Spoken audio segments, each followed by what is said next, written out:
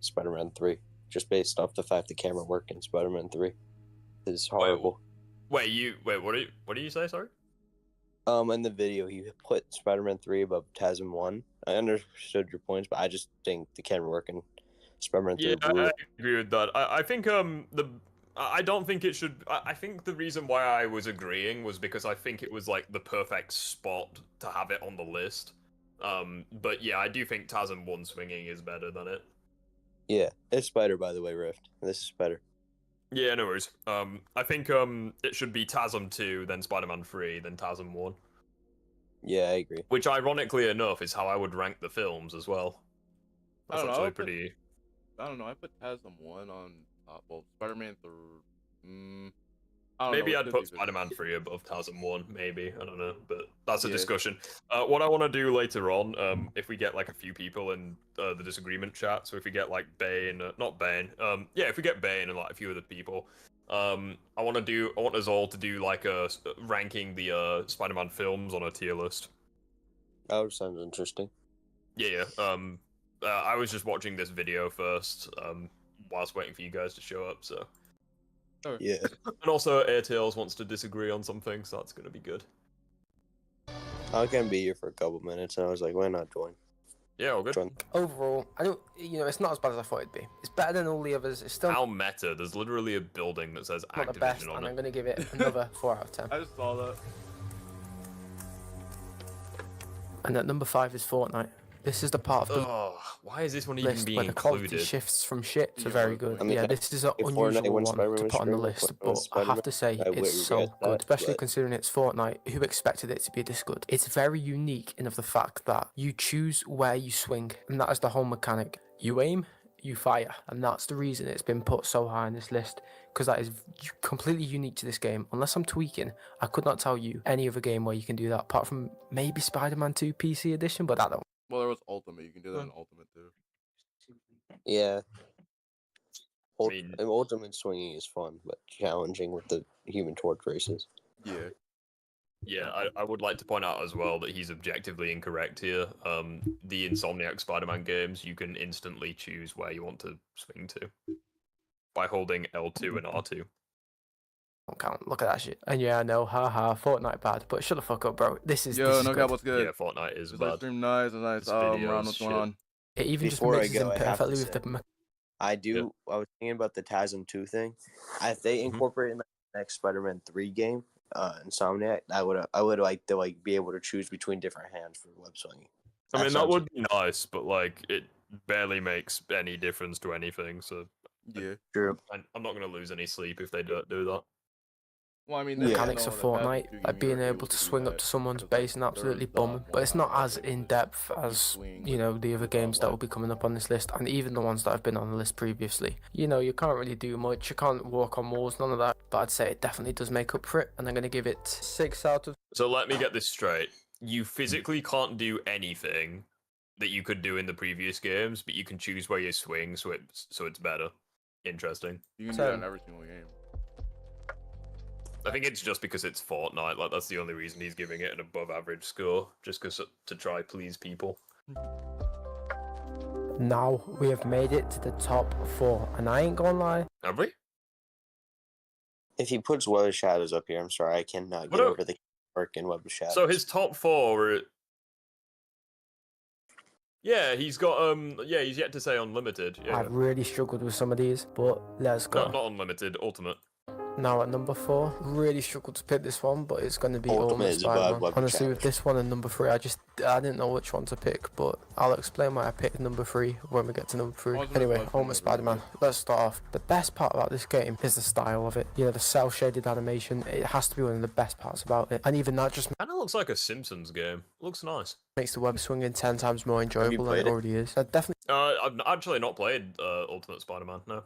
I They played said it. a can get, like, highlight about this game's web swinging is you can really feel the connection between you and the web. You have the most control over your web than any other Spider-Man game yet. This is due to the climbing function. This And I think really carries a the lot of web people swinging are in this saying game. that it's like Without the it, first time and that you we can ever try had this, this, like, without it, wave it would be venom in here, but- tedious. The boost does fuck all, and swinging was. normally is the slowest thing ever.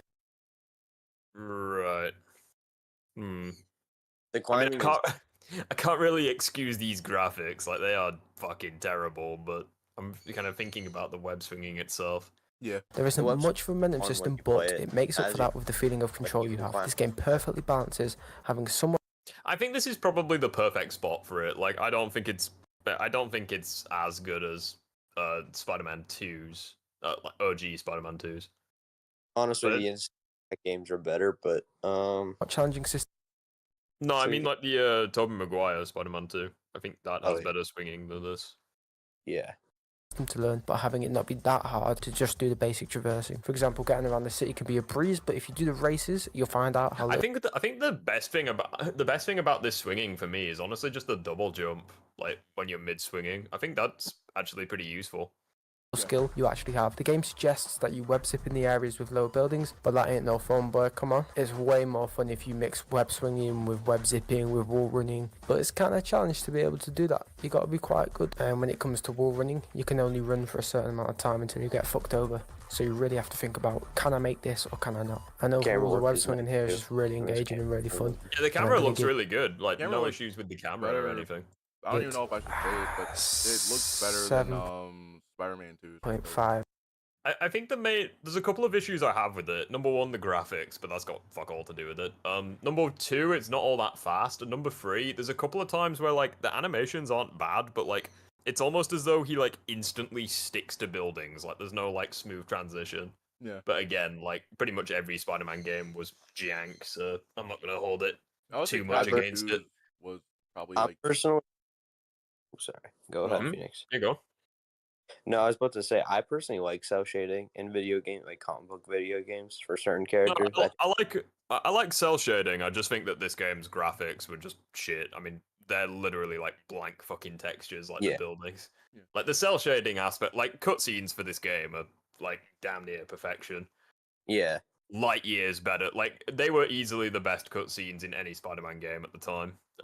But again, it's just the actual in-game graphics don't do this game justice. Out of 10. All right, so number 3. It What beats are we saying? TASM. I'm feeling TASM 1. He's already Spider-Man said TASM 1. PS4, and Spider-Man 2. Or He's Insomniac already said Spider-Man TASM 2. yeah, you're sarcasm. Boys, I'll be back later if I can. Yeah, So, yeah. JP, what's your disagreement, my guy? see you guys later. Yeah, take care. I think he's probably gonna say Web of Shadows next. Maybe. Oh, I don't JP's know. in here. Yeah. Do you have a disagreement, sir? Do you want to? And number 3 is Spider-Man 2. No, Oh. Bro, if he says Web of Shadows is the best swinging, Let me. I'm not ready. I'm not ready for that. Let me add him to the call. I am not ready for this. a lot of people have this as their number 1, but it's not completely flawless. Compared to all the other games, this game has the most physics-based web swinging. Along with that, it's also the most challenging one too. You get a sense that it really matters where you swing from, how close you are to buildings, and you have to constantly make judgments. And some people might find this too difficult, but they do have an easy swinging mode if you're a pussy. And it does deserve a lot of credit. See, like again, this swinging system, like based on the things that I look for in a swinging system, Never saw Spidey. it's got the speed, it's got the height, and it's got the complexity, but it doesn't have the smooth. It doesn't have the smooth like transitions. Doesn't have very good animations. And again, there are a couple of camera issues. So like that's kind of what I have against it. As well, due to the fact that it's the first Spider-Man game to bring in a fun and engaging open world swinging Never saw system. Spidey I mean, Gold. before this we had Spider-Man 2000s. It just came out of that and made one of the best web swinging systems yet. And then for some reason, the next couple of games they just decided to make it shit again. Chances are, if you're watching this, you probably know this is almost a lot of people's favorites. A lot of people do like it. And I was struggling to decide what's better, Spider-Man 2 or Ultimate Spider-Man, but I think maybe I think this game is better than Ultimate Spider-Man. I prefer Ultimate Spider-Man, but Oh, I I was about can't to say deny the fact Ultimate, that though. I think this web swinging is way better than Ultimates, to be honest, based on like the like just comparing the two side by side. Yeah. Spider-Man 2 My only is a reason why I much would say more Ultimate, engaged, though, like is you just can sit on it. because- Spider-Man 2 should get credit for being the first Spider-Man game with physics. Yeah, exactly, and that's why it's this high. But like, let's not be blinded by nostalgia. I think that the Insomniac swinging is way better. it for hours. I think this has better swinging than Web of Shadows, though. Like, I physically don't get why Web of Shadows swinging is so beloved. And find out new things, whereas Ultimate Spider-Man is pretty simple. It's like the Black Ops 1 zombies of the Spider-Man web swinging. Like, I just don't understand why it's so loved. There ain't that many bad things I can say about Spider-Man 2. This sort of system with like this web swinging system is pretty great. It's just aged not very well. Yeah. modern day graphics and modern day animation could be a lot better, but it is very good. It has a like again, there's a lot of jank. Like, say for example, you swing into a building, there's like fuck all you can do. It's not like you can just instantly zip to the top of it or anything. Yeah, reputation for a reason. Only really justification I have for putting it in third. Oh, is he gonna do Insomniac or he's gonna put Web of Shadows at number 1? I can't even. I'm bracing myself. First or second is I just prefer first and second, and this game deserves 8 out of 10. I'm not ready for it. Spider-Man 2 the game, so that means that it's gonna go. Okay, and at number 2. No. Go down to the disagreement and join. Yeah, have you given him permission to join it? I was trying to find him. I'm going through bugs with it. I'll make it so that you have permission to invite people. Okay. If I can. Hold on. I don't know if I can or not. It's JP money. Yeah, I'll get you in. Fuck it. Hold on. I wanna make like a disagreement day like specific thing, but right, there you go. I've invited you. I'm gonna enjoy tearing Web of Shadows a new one. Actually gonna put Marvel Spider-Man and Miles Morales. What the? See, like, I think... See, like, based on, like, my criteria for good web swinging, I think that, honestly, these games are, like, really good across the board, like, based on my criteria, but they're not, like, perfect at any one thing, if that makes sense. Because they play out the same way. There's different animations. Wait, what did you put Miles at? I think he's ranking the two, because they are pretty similar. Hey, JP. Can you fix the echo, please? Oh, the same thing. Everyone knows how good this is. Yeah. Yeah, let me try something. Hang on. It could just be because you've got the volume on the stream on, so like I can hear myself twice. What about now? Is it still there, or? It's fine. Yeah, it's fine. What is your disagreement, sir? Okay. So firstly, I only had one disagreement, but now it's kind of like two. I don't agree about the Neversoft Spider-Man thing. That it's bad, and when you say Neversoft, like which one? Well, I guess the first game. I haven't played Spider-Man 2 and Electro yet, so I'm mostly at the first game. Wait, are you on about like the PS1 Spider-Man game? Yeah. Okay, why do you think the swinging's good? No, not the swinging. No, not the swinging. No, I mean the game in general is still good. I don't mean the swinging. Well, it's like the swinging is kind of the topic that we're going over. So. Oh, there's a swing. Okay, I mean, well, in that regard, I mean, it's just whatever with the swinging. Then, would you agree that it's like the worst swinging? Well, yeah. I mean, my friend would probably say at the time that's worse swinging, but that's a time for another day. I'm pretty sure he put like Edge of Time and Shattered Dimensions like pretty low. I don't know why you put Shattered Dimensions that low though. It's probably just because objectively the other games have more mechanics and all that stuff than Shattered Dimension, like in Edge of Time. Like it has the basic swinging and a little bit of physics and momentum, but it's nothing like the open world games. Spider-Man 1 or 2 movie game has the same swinging. It's not exactly the same. It is slightly better, but yeah, it's not great by any means. And then my other disagreement was good job for the middle ground here. I do think Web of Shadows has great web swinging.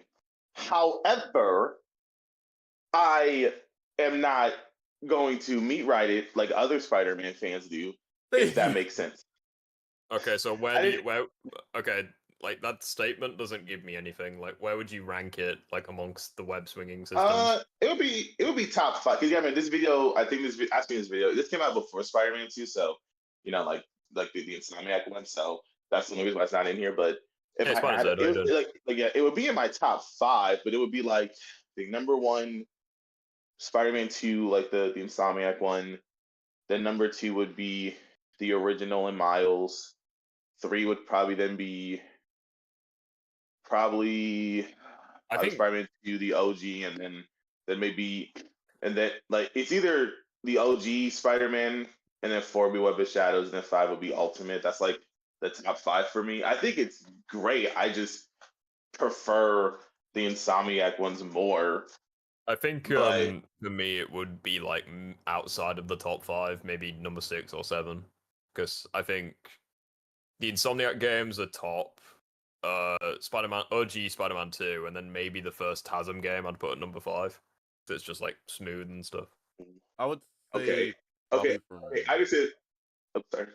I would say probably for me, probably Spider-Man 2, pretty much every single Insomniac Spider-Man game, then Ultimate, and then TASM 2, but I'm not sure. Okay. I'm kind of curious to why Web of Shadows is worse than the Tasmic, because the Tasmic objectively have less mechanics than Web of Shadows. But I- if you hear like if you heard in the video, there's like a criteria I have for web swinging. So like it would be like speed, height, animations, like smoothness, like complexity, that kind of thing. So it's like, yes, Web of Shadow. Like I don't even consider Web of Shadows. I can't speak. I don't even consider Web of Shadows swinging to be faster. Reason being is because you're not even swinging. Like, yes, you can reach insane speeds, but you're basically Nightcrawler. You're not even swinging. You're just like zipping forward, like teleporting short distances. So like, I don't even consider it swinging. So like, yes, the actual speed, complexity, and height is good, even though TASM probably has more height because the height in TASM 1 is fucking broken. Well, I Like mean, speed and complexity is like all it's got for it. Like the animations are shit. Like it's jerky, unnatural. The camera issues are abysmal. Like speed and complexity is all it's got going for it, well, I mean, which at the, isn't I mean, enough. I, Which isn't I mean, enough to justify it being great. I mean, I think the animations are from. I mean, I play a lot from it. From what I mean, pretty solid. They're not Insomniac level or whatever, but they're not horrible. They're not like I remember. I remember like, doing a lot of like complex moves and it seamlessly flowing very well with the animations. For the most part, there is still some jank. I'm not denying that, but it's not like overly jank. You're like, ah, I can't watch this. Like, it's I mean, animation being pretty solid. Plus, I mean, you said you gave Ultimate Spider-Man a pass. You said all the old Spider-Man games were janky, like in terms of animation. So I'm curious as to like what Well, does Ultimate I do gave right? hold on, no, I gave Ultimate Spider-Man a pass because it didn't have like abysmal camera issues and it was actually decent across the board. yo, Joe, Like there what's up? wasn't like Sorry. any one particular thing I disliked with like Ultimate Spider-Man swinging. It just didn't excel at anything like particularly. But like Web of Shadows has glaring issues that holds it back. That's the difference between the two. And also, Ultimate Spider-Man was on PS2, whereas Web of Shadows was on like PS3. So like, I also Well, kind of hold that against it because Well, yeah, like it's more impressive for well, these. I mean, It's well, I more mean, like, impressive for Ultimate Spider-Man and like Spider-Man 2 because they were on like inferior hardware. So I I mean, do you also think know? it's more impressive for that reason. I mean, do you know why Ultimate? No, do you know how Web of Shadows was made? Like, do you know the story behind that? I don't really know, and I don't really care because, as far as I'm concerned, that's irrelevant to the customer. Well, I mean, If they, no, if they like, release a shit well, I product, mean, they no, release a shit well, product. Like, there's well, no okay, getting around that. but Web of Shadows isn't even bad. Like aside from the story, yeah, I agree, the story is whatever, but the gameplay itself, I mean, is still That's like, solid. I'm sure we'll. I don't agree that it's better than Insomnia. I hate people that say that. Oh, Wolf of Shadows is better. It's like, oh, shut up. No, it's not. So, But like, I don't okay. agree that it's bad. Alright, so let's look at Web of Shadows swinging. Are you able to watch the stream? Okay. They go, yeah, I'm in the stream. well, there's like a couple of things about well, obviously with TASM 2's web swinging, I would say like this, like I would say like it's the first time that we. And how I'm you not can sure click. because like, Shit. was that the first Spider-Man game that ever gave us the slingshot? No, that was Spider-Man 2. Like the OG Toby one had slingshot. So let me just show you this. Okay, so I've not played the game myself, so I'm not an expert on this by any means. But the video is mastered the web swinging.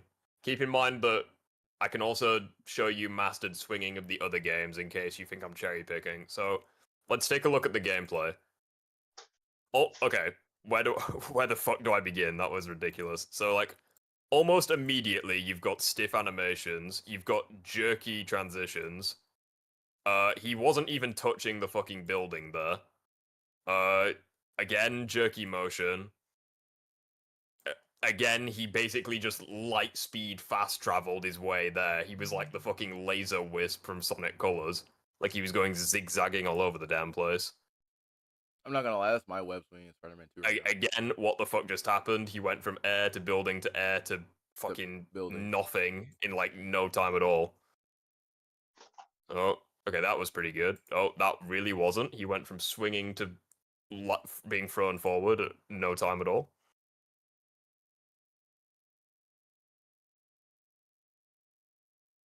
Like, what the fuck just happened there? He just bounced off the building like a tennis ball. Okay. Fuck just happened? No idea. I think that's just a free fall. Fuck just, like... like, the problem... It's like sensory overload. There's so much shit going on and none of it looks good. Well, there's also one more thing, too, about Web of Jesus Shadows Christ, I swinging. got jump scared by a kid. Well, there's also one more thing, too. If you go... Well, I would say, Rip, can you rewind to, like, back a couple of seconds? Like, probably like a couple minutes? Is that fine? Hold on. I'll put it back at the start, fuck it. No, it's fine right here. What did I miss? We're just debating a Web of Shadows swinging. Okay, so...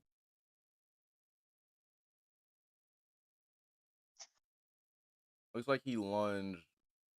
Free fell. Like, this one here I can't excuse. Like, what okay, the yeah, fuck? right Like, here, he free fell. Well, almost yeah, he also just, like, spasms as soon as he hits the building. Like, I don't know how you can defend this shit. Like, honestly, like, and you're gonna hate me for saying this, but I'm gonna say it. TASM 2 swinging and this look about as comparable in terms of, like, stability. Well, I mean, like, I'm genuinely scared that the game's gonna crash when I watch this shit. Well, I mean, the thing is, though, is that TASM 2's web swinging had the freaking skybox. So, like, you couldn't go past the skybox. You know what I mean? Well, yeah. And I would also I'd also like to point out as well, bear me a sec. Spider-Man, Web of Shadows. So, do you want to see, so, like, again, I'm not denying that Web of Shadows is extremely fucking fast in terms of swinging. Like, it's possibly the fastest traversal we've ever seen in a Spider-Man game. But let's not kid ourselves here. What you're about to witness is not web swinging. Like, it's short-range teleportation. I'm just going to let it speak for itself. So, starts it off, looking fairly normal. Fairly normal, and what the fuck is happening here? I think it's just webs. What? JP. Like, what is happening? He's going up and down like a freaking pendulum, but there's no, like... what the fuck is... I don't physically understand how you can get height if you don't swing down first. Like, that's not how physics works. That's web zip. You can do anything with web zip. I don't doubt that, but it doesn't look good. Like, what is happening? Like, this is just teleportation. This is not, like, swinging. What is happening? That's web zip for you. I'd also point out as well, if you actually play it with sound on it, it's freaking awful.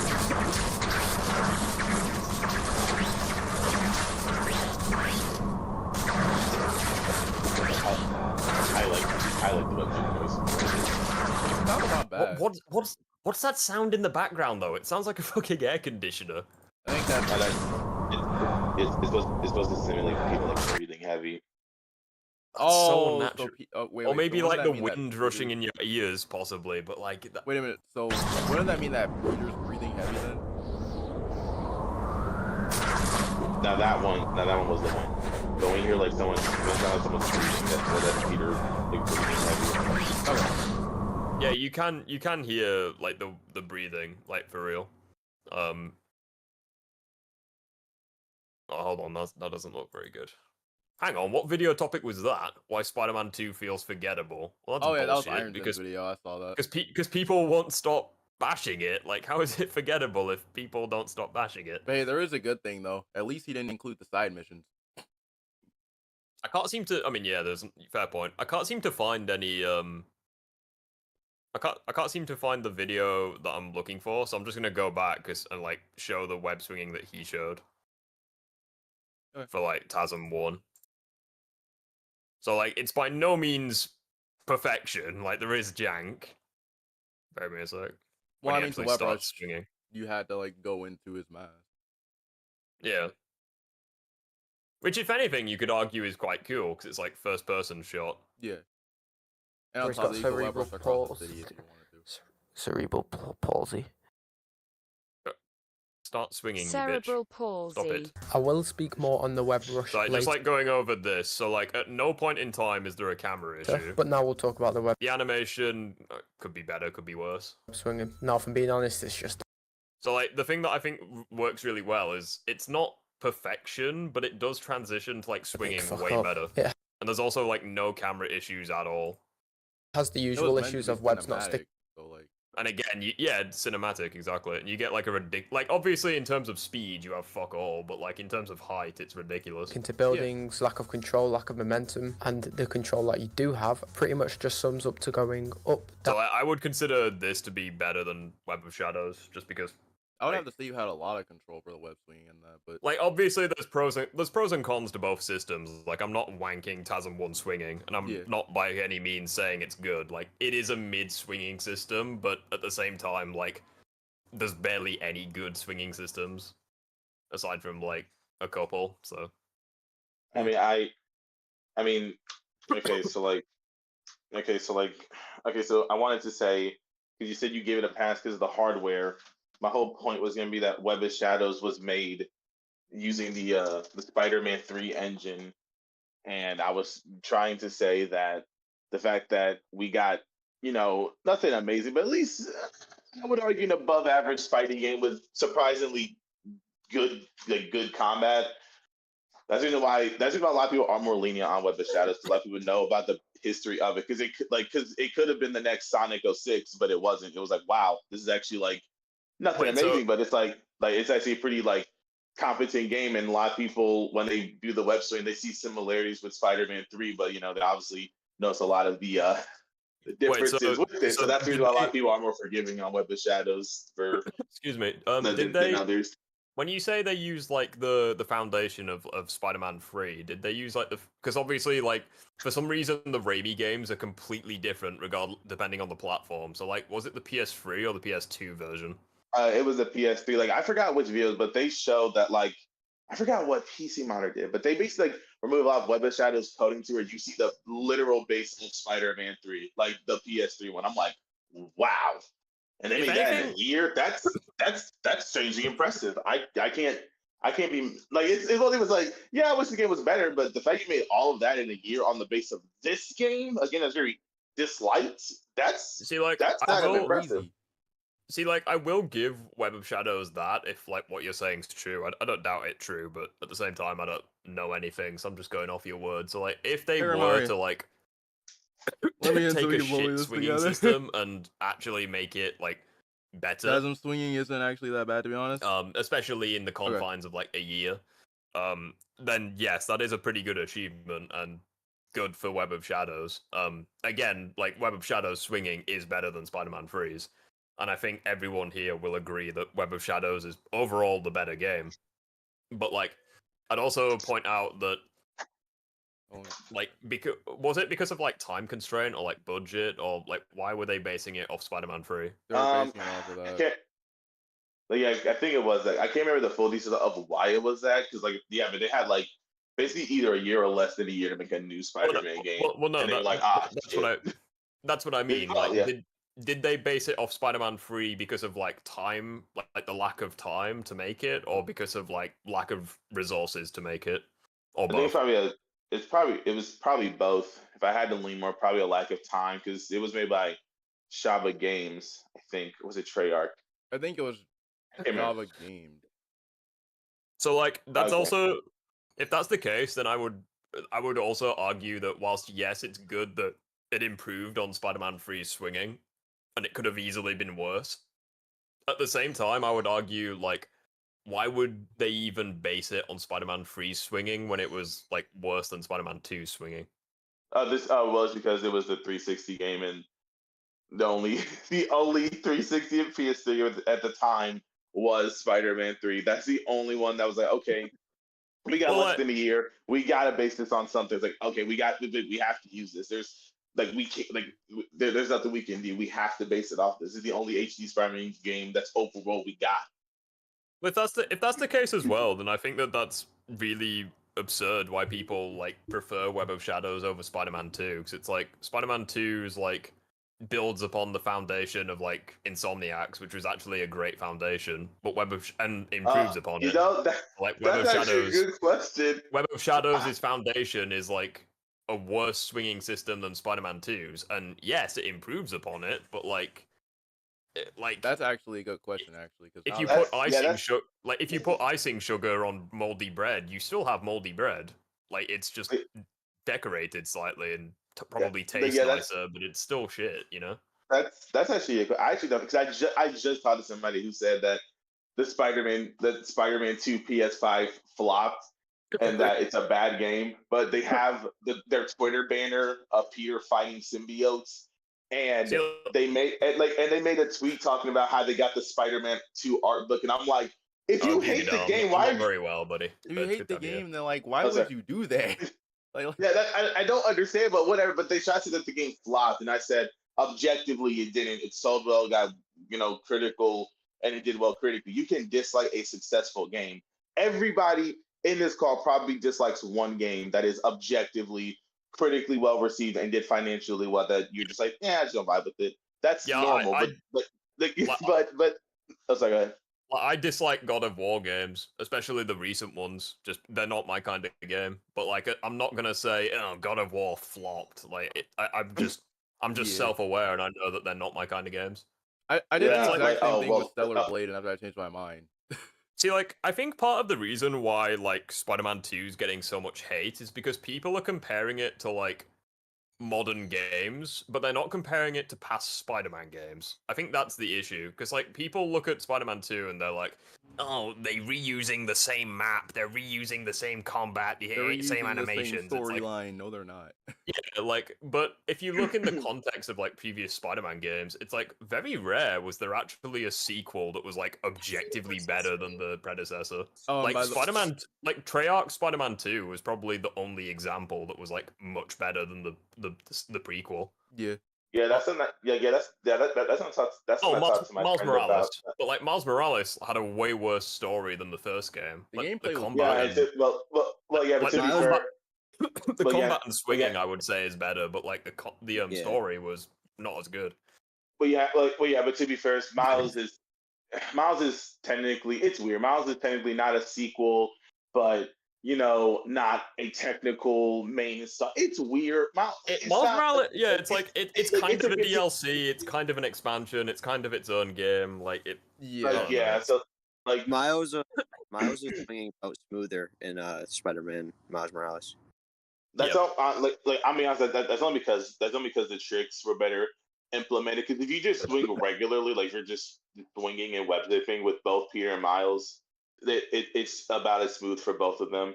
But when you start using tricks, it's better with Miles because I mean, Insomniac did. I forgot where, but somebody did something that Insomniac. It was basically the game was basically done, and then they said, "Oh crap, people want trick systems." Okay, we'll implement a few tricks. That's why they look very stiff. But then in Miles and Spider-Man 2, they're like It looks way way better more natural. implemented.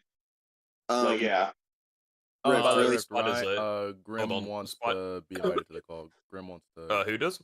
Grim. I'll get him in. Also in chat, Spider Z. I heard people complaining that the game was set in New York. What were they expecting? Yeah, I think Harmon Smith did that. You know, like the Nintendo fanboy I made a video on. People He don't was expect like, a Spider-Man game to be set in they're New York. reusing New York City. It's like, yeah, I mean, no if shit, it's play a Spider-Man. game, if you want to play a game that's not set in New York City, play Shattered Dimensions. You don't. Yeah, like I mean, yeah, technically play like speaking, Edge of Time or there's something Edge like of that. Time. Edge of Time is technically New York in the future. So like, Yeah. yeah. I saw to some people about that. Like only 2 of them said that.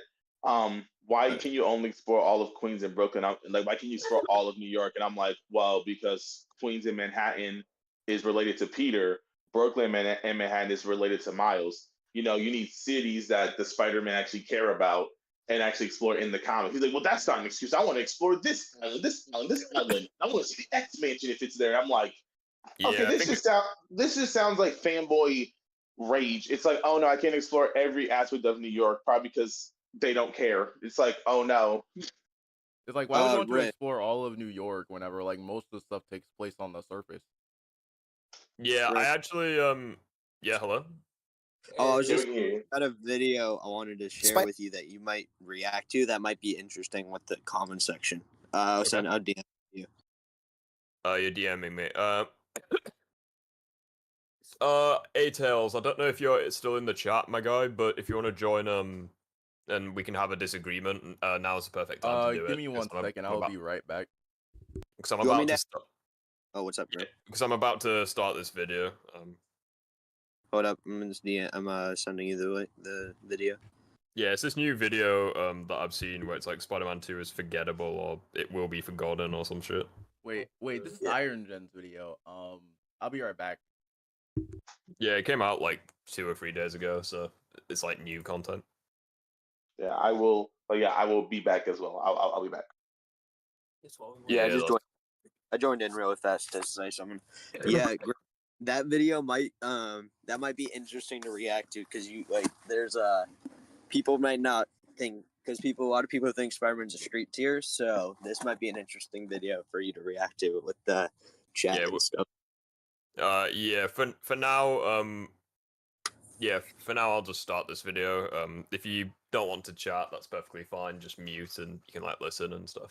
Spider-Man 2 was easily my most anticipated game of 2023, and upon my first playthrough, it did not disappoint. I immediately gave the game a 9.5 out of 10, citing the fact that I felt it was an improvement upon its predecessor in pretty much every way. The combat felt faster, the story pace. I will say, well, first of all, I'm going to point out, why are you making a video in 2024, yet it's only 720p? Like, I think that's...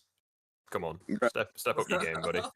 Bro, I don't want to be that. I don't want to be that guy, but seriously, like hold yourself to a standard. Citing the fact that I felt it was an improvement upon its year later.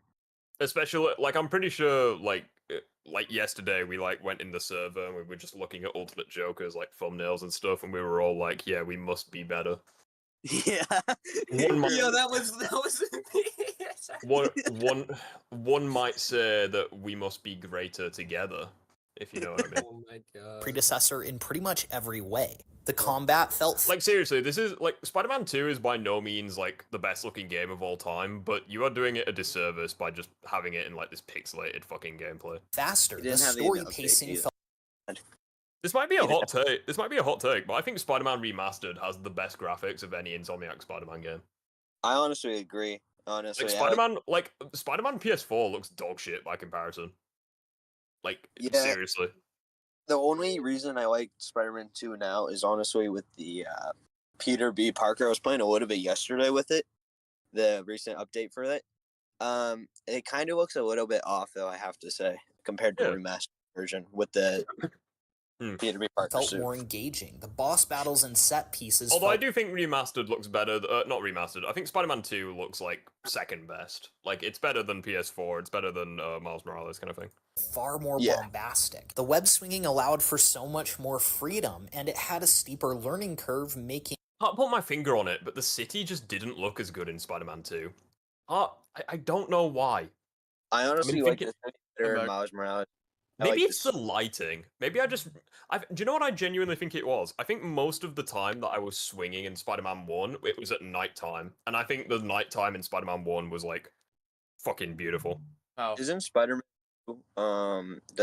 2 take place in summertime? Because I feel like the seasons have like an influence on the game. It could have like just to I'll just to jog you guys' memories. I think it takes place like right after, so like a year after. Oh, so it's. I will have to say. Look at that shit. Like that is fucking gorgeous. Yeah. I have to say, Miles Morales, in my opinion, has the best environment for the city because of the snow. I love snow. Yeah, it's actually the only time we got a Christmas Spider-Man game. That's actually pretty cool. Like, and also if you like look at the game, if you go to Miles Morales real fast, even though it's probably Thanksgiving and not Christmas. Let's be honest. But... Yeah, probably. But he walked the snow. You guys played The Last of Us, probably, right? Yeah. No, but I don't. You care know about when spoilers. you know when you go walking through the snow, like, and it kind of like deepens as you're like playing the games. Yeah. I just think it's a cool feature for Spider-Man Miles Morales. I thought that was interesting. I liked it as well. Yeah, I like that feature. I think Elden Ring had a similar system. A system where like you had like deep footprints. Ian Dean, sorry. Why does base Peter's durability? Wait, why does base Peter's durability doesn't scale to Sandman? The first game we saw him getting swatted by Sandman multiple times, and he got crushed in the.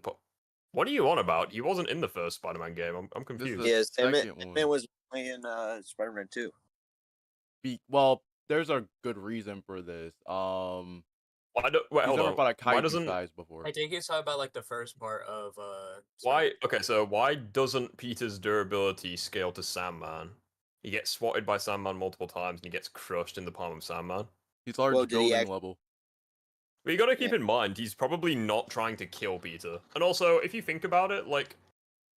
Well, Sandman wasn't in his right place in mind, if I remember from the side mission. Like, he was like, I know, lost his mind, so... Well, let's say for the sake of argument, like, his hand and, like, his fingers, like, the combined weight was, like, 100 tons. So, like, 100 tons is, like, crushing Peter. That's not that impressive. Like, Peter would be able to, like, him being crushed by fingers is not the same as being, like, swatted by, like, say, for example, his entire arm was, like, 1,000 tons. Like, that would hurt way more than just being crushed by 100-ton fingers. Do you see what I mean? And what shows that Peter's base scaling doesn't scale to that durability? Like, we all know Craven's, like, has the AP somewhere, I would say somewhere... Homelander can beat Spider-Man easily. Yeah. Join the call, buddy. Get yourself in. Get yourself in. Join the call. I love Homelander. I see this one from Jerry R saying that Homelander easily beats Spider-Man, bro. Bro, I think Insomniac could beat Homelander. Insomniac's one of the weakest Spider-Man. Don't at me. Rift, when you watch that comic video, people are gonna be like saying, "No, this is wrong. This is false." So, anyway, well, I know that I honestly should have this as my fucking background image. That'd be perfect. I should make this my screensaver. That is a good idea. Like, my current screensaver is fucking cursed. Well, it's just the default one. It changes every time. Like, my screensaver changes. Oops, sorry. Yeah, go on. I was saying, I think it was you. I watched your video. You said that you're in the bus right now, Jerry R. Damn. Yeah, go on. You watched my video. Go on. I was like the you were ranking the suits, and you said it was you that said Insomniac suit was the best one. Yeah, I think the Advanced 2.0 is like probably the best. Oh, Advanced is beautiful. I just wanted to. So I personally think the classic suit is the best, probably because that. But I was just wondering, if you had to do something to the Advanced suit, do you agree that they should add boots? What are we talking about? The second one, like the one in the second game? Yeah. Do you think they should? Absolutely, yeah. I think my one criticism with it is that there's too much blue in the legs. I think that they should have, like, do you remember what the Advanced 1.0 suit? I'll do like a visual demonstration. Like on the waist, there was like a red bit stripe that went down the outside of the thigh. I do wish that they kept that on the Advanced 2.0, and I do think that they had boots. Like, that's pretty much the only thing I would change. Yeah, that's what I mean, I love the Advanced suit. It's one of my favorites, but like I have to say I have always been a classic suit guy. Just like the design of it, it's so simple. I think the classic suit's good. It's just a bit overused and debatably a bit boring. Like, it's not a bad suit by any means. Like, it was just outside the top 5, I think, if memory serves, on my list. Yeah, it's a fantastic suit. I just prefer some of the others. Like I prefer Toby's suit. I think I prefer Andrew's, and I prefer the various symbiote suits. So I would say the only problem with Toby's suit, in my opinion, is sometimes in some lighting the silver was too much. That's it. I like it when it's a little darker lighting and the lines are black. But that's just See, like the issue as well that I have with like the classic black suit from the comics. I just think that's it's the same issue. I just think it's too overdone. Like I prefer symbiote surge. I prefer anti-venom. Symbiote Surge was really good. It like mixed to the classic suit, but it had that veins, which I thought was... I think Symbiote Surge is one of my favorite suits of all time. I think it looks fantastic. I don't know. I would really have to well say done. Superior is my favorite suit. I mean, we know that you're biased towards Superior Spider-Man, but it is a pretty good costume. But there's just ones I love more. Like the problem that I have with the suits in Spider-Man 2 is I think there was like 40 of them. Like 20 of them I like downright. I think there was like 5 of them I downright hated. 15 I was indifferent towards, and then 20 that I thought were like perfect. So it was really So it was really difficult for me to actually rank them. I was like, I don't dislike any of them. Like they're all great. I was pissed at Spider-Man 2 for not adding more suits and adding suits. I was so pissed at the game for that. I wanted, what was it, Mark IV suit from Spider-Man 1? The one with the blue spider. Oh, you wanted... Oh. His Parker Industries suit. Yeah, I think I know what you mean. You wanted that suit. Yeah, Chasm would be a cool suit. Last question for my dumbass. Why do people say that Miles is know... faster and more agile, even though there's multiple cutscenes that show he's moving faster? I think it's mainly like, well, again, it depends on which version of Peter you're comparing him to. Because like base Peter, I'm pretty sure the hunters do state that Miles is faster and more agile, and also you have Peter, not Peter. You have Miles keeping up with like Black Suit Peter. He keeps up with Venom. So like, I do think Miles is faster and more agile than base Peter, but like symbiote Peter probably has the edge. Well, and also we have I still think they feel to each other. Oscorp was kind of... I honestly have a theory, but Oscorp was altering the spider that Miles was bitten by in the lab, and due to the symbiote in that lab as well. What if they used part of the symbiote for Miles' suit or spider? What if they were altering? They could have done. They could have. It's an interesting theory. So like the thing as well is there's something that people say that really annoy me, and it's just gone from my head, which is fucking frustrating.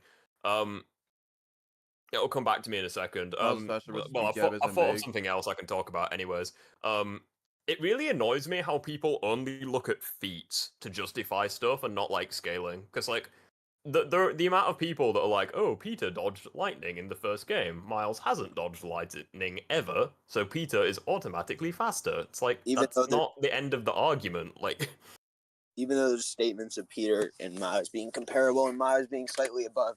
Also, let's go for the fact... I remembered what I was saying. Sorry. I'll just say it now before I forget. It's really annoying when you do versus battles, and like, say for example, Anti-Venom versus Miles. I'm pretty sure I gave like 15 points to Anti-Venom and 2 to Miles, but I still said it was like mid-diff. And people were like, bro, you've given so many points to him, yet it should be no diff, shouldn't it? Has it ever occurred to you that like, you have 2 characters, one's a 10 and one's a 10.1. It's like, yeah, the 10.1's stronger, but not by much. It doesn't make it a stomp. Like, I don't understand why people, like, have that mindset. Also, back to the Miles thing I was saying. Let's go off the fact, when people say he's not faster than lightning, what is Miles' main ability? Is shooting bioelectricity. Well, no, I don't think people say he's not faster than lightning. People say that he's never shown he can dodge lightning. But Peter has. Peter has dodged lightning. That confirms that Miles can dodge lightning or absorb it. That's kind of what people do. They like look at it's kind of like Danker. Like they look at feats, but they kind of ignore like scaling. Yeah. Well, the thing is with Miles, like he can either dodge lightning or he can absorb it. See y'all later. Yeah, take care, buddy. Base Peter can still react to Scorpion and Miles can get tagged by. I mean, yeah, but like Miles was caught off guard, and Peter has a lot of experience fighting Scorpion. So and Peter can also get tagged by Scorpion, like at the raft, for example. Difficult maneuvers, so much more satisfying when you got the hang of them. What's up, bro? Oh, wait, did someone new join? Oh, hey, safe. Hello. Excuse me. Yeah, what's the disagreement, dude? I mean, you have quite a few if memory serves, but where would you like to start?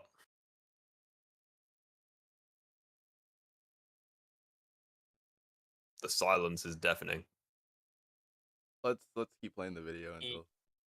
Alright, we'll see if he messages. The 10 versus 10.1, the 10 could win if they have better fight IQ, trying harder to win. Well, no, that's my point though. Like, my point with saying that is like, just because one character's stronger doesn't mean that they're like massively stronger. That's my point. But like, people just don't understand it. They're like, oh, you think Kraven's stronger than Peter? Like, and yeah, I do, but like, I don't think Kraven is like. I mean, that's probably a bad example, but like, you know what I mean? Like, you have like two characters, like Black Suit Peter and Miles. There we go, good example. Like, Black Suit's stronger, but he's not Miles stronger. You know, they are like comparable in some stats. Like, they may have like the slight advantage either way. There's some categories where there's a massive advantage either way, like Peter's experience, for example. But there's some categories where it's like slight either way, you know. And on top of that, another thing too is Peter blitz-based Electro, so it's basically confirmed that he can take lightning to the. It's basically confirmed that he can blitz-base through lightning. So obviously the symbiote picked up on that and knew that he could take Miles's bioelectricity. So. But something happened after the credits rolled on Spider-Man 2, especially after a week passed. I found that the game just wasn't sticking with me. And for me, this isn't really normal. Every Arkham game stuck with me long after the credits rolled, as did Insomniac's first two Spider-Man games, as do the BioShock games, as do Crystal Dynamics' Tomb Raider games. I'm someone who really likes to ponder what I've just played for weeks after I've completed a new game for the first time, but with Spider-Man 2, it instantly felt forgettable. At first I thought that maybe it was just the consequence of being a busy adult. I have a full-time job, I'm married, I have other familiar— Yeah, oh shit, what have I done? Have I broken the video? Just pause. What the fuck's happened? responsibility. Oh, he paused the game just as I paused the video. That was like, you can't write that shit. And so maybe I was the one in the wrong headspace to experience by the this way, game. ASAP, So I played it ASAP, what's the disagreement? Excuse me. Oh, I think he's muted. Hold on. I think he's getting this thing. Muted. If he messages in the chat, we'll get it sorted. Again. And once again, unless he prefers to message in the YouTube stream, which also works. It's just that we'll be a bit slower to respond to it. Was astounded by the attention to detail during the Sandman encounter. I had so much fun chasing Lizard as I was wearing. See, like, this is the issue that I have with the game. So, like, I was astounded by the attention to. So, like, Spider-Man 2 feels forgettable. How is it forgettable when this is the first fucking boss? Like, I don't. Well, we didn't expect to fight Sandman in the first like 5 minutes. Well, yeah, like, you literally fight like fucking mega kaiju here, like, and it's the first boss. Like, the first game you fight a fat twat in a suit. Like, in this game you fight like a giant. You fight Godzilla as the tutorial boss. It's like detailed during the Sandman. It's kind of like Sonic Frontiers, how like your first technical boss is like you're using Supersonic taking on like the Iron Giant. Yeah. It's like, and you're listening to like intense heavy rock metal music, and it's amazing. It's like, that's memorable, and it's like, this is memorable as well. Man encounter. I had so much fun chasing Lizard as I was wearing the symbiote. I really enjoyed. You weren't even trying to find a calculation for Lizard, so I have no idea what his calculation is. It's confusing. I love how he says he enjoys chasing Lizard with the symbiote, but he shows gameplay where he's chasing it as Miles. Lizard as video creation is hard. I was wearing. Can you gentlemen hear me? I really. Yes. Hello. Hello there, Rift. You don't sound at all like I thought you were gonna sound. Yeah, I get the impression a lot. Excuse me. What's up? Go on. In any case, I'm pretty sure just dying. Ignore me. Through our comments through YouTube and all that, but in all honesty, I'm just gonna if there's anything I can add to the conversation, I'm just gonna join. For example, the speed gap. Do you remember my statement of saying that Miles dodging Mysterio's projectiles, which are confirmed to be lasers, might put him at a higher tier? You have put a lot of comments on my videos, and most of them are I college know. essays. So forgive me Sorry for about not that. knowing which one. If are those beams confirmed to be like light speed, like lasers? They are confirmed to be lasers based on the descriptions. That is pretty impressive. It is just a gameplay mechanic, though. So we don't know if he actually dodged it via cutscenes or in lore. We only know that Mysterio is shooting them at him. Wait, then what does that mean that gameplay isn't canon then? This is the weirdest and calmest disagreement day we've had so far. Yeah, well, unlike Colin, we don't like get annoyed as much. It's probably less entertaining for you guys, but like we just don't take shit that seriously. Wait, wait. I really want the guy from the Pokemon streams to join disagreement days. Like, I'd have a field day debating that guy. Wait, Stats, but wouldn't that technically mean that gameplay's not canon then? If we don't actually know. All we know is that in lore, does he dodge them in like the gameplay though, or is it like in cutscenes? You should be able to dodge them. Like if Mysterio shoots you with them, you should be able to dodge them. Well, it's just does he dodge them in like cutscenes, or does he dodge them? We have no information. All we know is that Miles has to at least, he has to at least dodge some of these things. We don't know if he actually does in lore or in cutscenes because we don't see the boss fight play out that way. Also, so is the entire thing takes place off screen? Yes, and it's just gameplay between point A and point B. So that would mean those are the only things that can confirm Miles is, say, even faster than Peter, but that would be the only major thing. I mean, hasn't Peter fought Mysterio in the past? Yeah, but we have no idea like what it was like. So I'm assuming like if the lasers are like just as fast like in the past, you could say like they're comparable maybe, because like Peter would probably have had to dodge them as well, but yeah. Yeah, we have no information. I'm just pointing it out that that's like the major speed gap feat like in the entire verse if you were to count it. Well, I mean it depends because like Miles and Peter should be close to each other and should match up to each other in speed. Miles is faster, if only slightly, but Peter should be in the same ballpark. Yeah. I think Miles has better travel speed and like Peter's better at like reaction. I think that also might be due to his experience. Yeah. But then again though, in the Sandman fight, Miles automatically knew that Sandman is weak to heat. Although interestingly enough, this is something that I can't believe anyone hasn't talked about yet, or maybe they have, but I've not heard any like haters like Synthetic Man bring it up. Maybe like Miles or Peter, maybe one of their spider senses is better than the others. And like that can like compensate for like the speed difference. So like Miles could be faster, but he could have a worse spider sense. Yeah, that is true. That's what I think, because like if you remember like during the first Miles Morales game, or you guys know the useless backflip memes, right? Where he like does a backflip out of nowhere. Yeah, I like to think that's because his he's not used to having like Spidey sense, so like he thinks danger's coming at him, and it's not Peter, getting thrown at me, so I gotta help Peter. Well, there are certain moments though where he just does that just randomly, because like in the Venom fight, he knew that Venom was on his way because like before Venom showed up in Terry's and he was like, excuse me. I'm curious as to what you guys have to say on this. There's someone debating in the chat. We're debating if Peter is faster than Miles. He says Peter dodged the symbiote webs whilst Miles didn't. Venom was trying to get away and stole the meteor away. It wouldn't make sense for Venom to not tag Peter. Wait, which point in the game are you referring to? You referring to like when Miles were hooked up to Venom with the wings? Yeah, and I think the other one he's referring to is while Peter's in Connor's lab. Like where Anti-Venom tries blitzing Venom and gets swatted. It won't make sense for Venom not to tag Peter. Well, Venom was actually just trying to get the Rock, but he got power boosted by the Rock, as well as it's confirmed that when Venom went straight from Peter to went from Peter back to Harry, it got his strength too.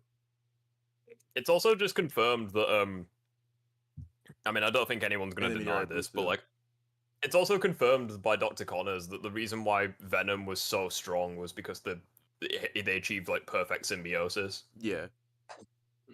Which also explains why Miles lasted against Peter as long as he did, was because like it implies that if the bond between the host and the symbiote is disrupted or like weakened, that also weakens the symbiote. Which explains why Miles did better against Peter in phase 2 and 3 than phase 1. Yeah. And that also honestly explains why at the end why Venom was after him, because like before that, Venom had no idea about Miles at all. Yeah, we also see as well, like in like the final battle, like when Harry resists the symbiote, like they start doing better against it. Like the symbiote's nowhere near as good at like regenerating itself. Yeah. But obviously, the game was work, so no one's gonna talk about that. So I saw a comic. It is what it is. I saw some comic that was tied into the game. It was stated that CP radio waves was interfering with Miles' spider sense. That's actually an interesting thing to think about. How is it would explain why a regular hunter was able to like inject him with like a sedative and like he just didn't react to it. I don't think that's the case, because like I just look at it as like Miles was caught off. Like he was caught off guard, because like after he saved, because he didn't think that hunter, he thought that hunter was just a normal person, so like he didn't think that he was a hunter, or that person was a hunter. So like that's what I mean, fair point. But I do think the spider sense would have still alerted him to like a regular human. Yeah. I mean, even Peter has some bad feats with the spider sense. For example, getting jumped by Lizard, like moments when Lizard was crawling to him. Like that's one of the major ones. What do you mean by a bad one? Like, are you on about like when like Lizard is stalking him? Like just like he pounces. You feet away where he's approaching Peter slowly, and then when he jumps and does the spider sense, then go off. Just to make it more interesting for people, I'll actually like have the game in the background just so we can watch like the cutscenes and stuff. You can join the stream so you can watch like the clips like live. Well, there's a lot of interesting stuff for this. I don't even know if you really want to count this.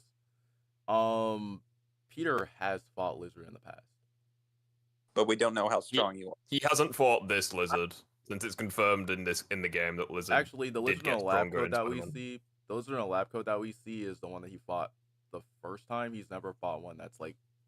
Oh, what the fuck is it? I can't. Near Kaiju because level look at the hunter. Yeah, he's never fought a lizard that's near Kaiju. It's also just shown, you know, like I think it's here where he gets stalked. You know, like the first like 10 minutes gameplay, like the PlayStation reveal where like they're chasing Lizard at the dock, like the hunters and stuff. Yeah. I'm pretty sure there's a line of dialogue from Miles, like when they meet up, where like him and Genki comment that like there's lizard skin just like coating the area, and it's implying that like Connors is shedding his skin and just growing stronger. That and at like an alarming pace. Yeah. That and the Dos Ex Craven game almost larger. Which actually makes sense, because when Connors like escapes, like when Peter's stabbed, like he's still like partially humanoid. He's just got a giant head and a giant tail. But then like the next time you see him, he's like full on like Godzilla. Yeah. That's another thing I wanted to mention, is that the only past recollection that Peter has with Connors is that Connors was going back from human to lizard in the past. That's why Connors built the lab to contain himself, to prevent himself from escaping.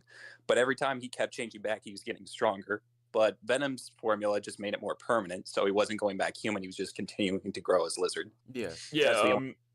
A-Safe, I think this is the oh, hold on, where's the sound? I think this is the bit you're referring to, right? Where like Lizard. Lizard's in the background. If sense was active, it probably would have warned him beforehand as it's freaking out. That's it. It's not active here though. It does activate. Hold on.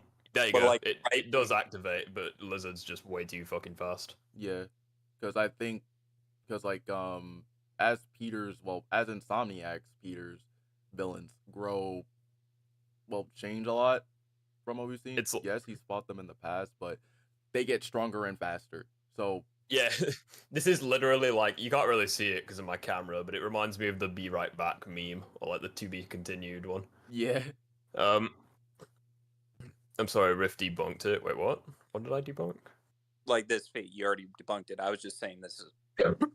Oh right, I thought it was referring to what like those two were debating, because like there's a debate going on in the stream. Because you've also got to keep in mind, this is something that really annoys me, and like I feel like people just didn't play the game. Like in the first 2 phases of the fight, Peter's not trying to harm Connors at all, but like in the 3rd phase, he's like actually like, right, Yeah. fuck it, I'm just gonna fuck you up. Yeah, because it's like he's starting to get sick and tired of him growing. Like here, possibly. Another thing Maybe. is Peter doesn't just outright, what is it? Like, we see that his tendrils can restrain Blizzard. He's just... So it's just like asking, why does he just do that to begin with? Pretty clear, he's just trying there you go. Yeah. Sorry, I don't mean to interrupt you. That was just a line of dialogue that I was trying to find. Peter said that he will hurt him. Yeah, this line of dialogue like, here. He will. Fine. If I have to hurt you, I will. Yeah, so he like actually starts hurting Connors in the 3rd phase. I'm wondering, I'm curious. Do you think that Connors feels any of that? After he I feel like it was instantly super effective when he's like, "No wonder your family left you." Like, Jesus, calm down, dude. Like, I'm talking about like after he got knocked out. Did he feel any of that, or like? We don't actually know. For all we know is that Connor in the beginning was partially conscious, but as time went on, he just kept fading away. I mean, Lizard has one hell of a healing factor, so I would say no. Yeah. I mean, he was able to regrow his like entire tail in like seconds, so I really don't think he would feel it. But someone said, "Don't you think anti-venom feels unearned?" I guess they're talking about something. I don't think it feels like it was given to him by Miles and Lee. I would disagree because they had no idea it would create anti-venom. Yeah. Like the entire reason why they did it was because he was like being assimilated by the symbiote that was left in his system after he tore off the black suit. Like their entire like goal was just to neutralize it so Peter would be back at like base strength. But they had no idea it would create anti-venom. And you can even see in the cutscene, I'm going to play the cutscene because it's one of my favorite scenes in the entire fucking game, and I will watch it at any excuse I have. If you look at like Lee's and Miles's reaction, like they're genuinely shocked when they see anti-venom. This is easily one of my favorite cutscenes in the entire game. Even Peter is a little bit confused. Like, look, they're both like, what the fuck? And Peter's just looking at his hands like, go. I've got this. So when you think about it, he was given Lee's power, which, like anyway, even without the symbiote, he'd be amped. Yeah. Yeah, which is why I find it amusing when people are like, "Oh, Peter was nerfed." It's like, yeah, do you really think PS4 Peter is above anti-venom? Well, I mean, I think no one disagrees. Venom's the strongest. Just that people want to argue that, hey, Peter on his own can still contend with these threats, just not to the same level as anti-venom. See, it would be different if it was Berserker anti-venom. Then that's a different story. Yeah, that's a different story. No one's denying anti-venom's the strongest. Yeah. Yeah, I think anti-venom. Yeah, pretty much. I think one of the topics that we were debating like immediately before the stream. Thank you guys for the support on that short, by the way. Like it started as a joke, like where I'm just like, right, I'm gonna go through every single scene in Spider-Man 2 and prove he wasn't nerfed, but unironically they're blowing up. So like, it started as a joke, but you guys actually really like it, so I'm gonna keep doing it. But the Craven one I figured was gonna be controversial, and yes, there are a couple of people not happy with it. So like, I think one of the it's a good time to actually have this debate because it's one that I sparked when I did the Craven versus Peter. Mm-hmm. Craven versus Peter, if it was like actually like if Peter like I don't know how to describe it, like not holding back. Similar situation to when symbiote Peter fought Craven, how do you think Peter would hold up against him? I think he will hold up against him pretty well. I mean, I'm still in the camp where I think Venom would body him, but that's just me. I think he would hold up to him. Wait, are we talking like bloodlusted base Peter? Yeah, we're talking about like if they're actually trying to kill each other. Oh yeah, definitely. So here's the thing. I know that we've had disagreements on this before, but we need to consider all factors, not just being the idea that Craven had prepped the entire time and was, the whole point of Craven coming to New York. And to be honest, if Craven was coming to New York, he knew Avengers were there. He probably did research on all the superheroes and villains there. If he wanted the Avengers, that was probably the best place to do it. I'm just saying. Well, I do think I do think Craven would indeed beat Base Peter. Like even with Bloodlusted, it doesn't really matter. And this is kind of a hot topic, so I figured we'd actually spend a bit of time talking about it. I think the main reason that I disagree with that notion is just from the idea that you think that, oh, Base Peter, if he was going all out, would have done like worse than Black Suit Peter holding back. The biggest issue is that Black Suit Peter, like from what we can tell in the game, is holding back even all the power he has with the symbiote. Mm-hmm. Plus, you have to consider that he is stronger than he was at base. And at base, you can argue he can kill regular humans with ease, including maybe even a super like Vulture. Well, yeah, I don't think anyone's going to deny that, like, if Peter stopped holding back, he could easily kill regular humans. Or even Sinister Six members. We're not going to... Well, it's just like you're Probably telling me like that... cripples of the Sinister Six. Or Scorpion's jaw, like... Yeah, Scorpion, maybe. I mean, he'd fuck up, like, Vulture and Electro, but, like, he'd still have issues dealing with, like, maybe, like, Rhino and Orc and Rhino stuff. is the one argue that he has to try his hardest on, but even then, Peter doesn't really try to rely on brute force to beat Rhino, but in any case, I digress. It's mainly come down to the fact that we don't know how Craven would, say, perform against Rhino. Like, for example, if Craven confirmed to kill Rhino, what if he said that Rhino was indeed stronger than him? Like, what would that say? But Craven still beat him. He didn't say that, though. Well, I mean, Rhino is dead. But Rhino is confirmed to be dead. Context, we don't know any context. Point is, well, it's like we can kind of not guess. That's not the right word, but we can kind of put like 2 and 2 together based on like the audio logs. So, like for example, Electro.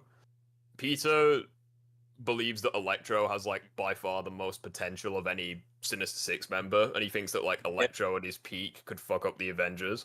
And it's like Craven was like almost insulted when he fought Electro. He was like, "This guy's a pussy. Like he's arrogant. He's a dick. Like he's not worthy prey," kind of thing.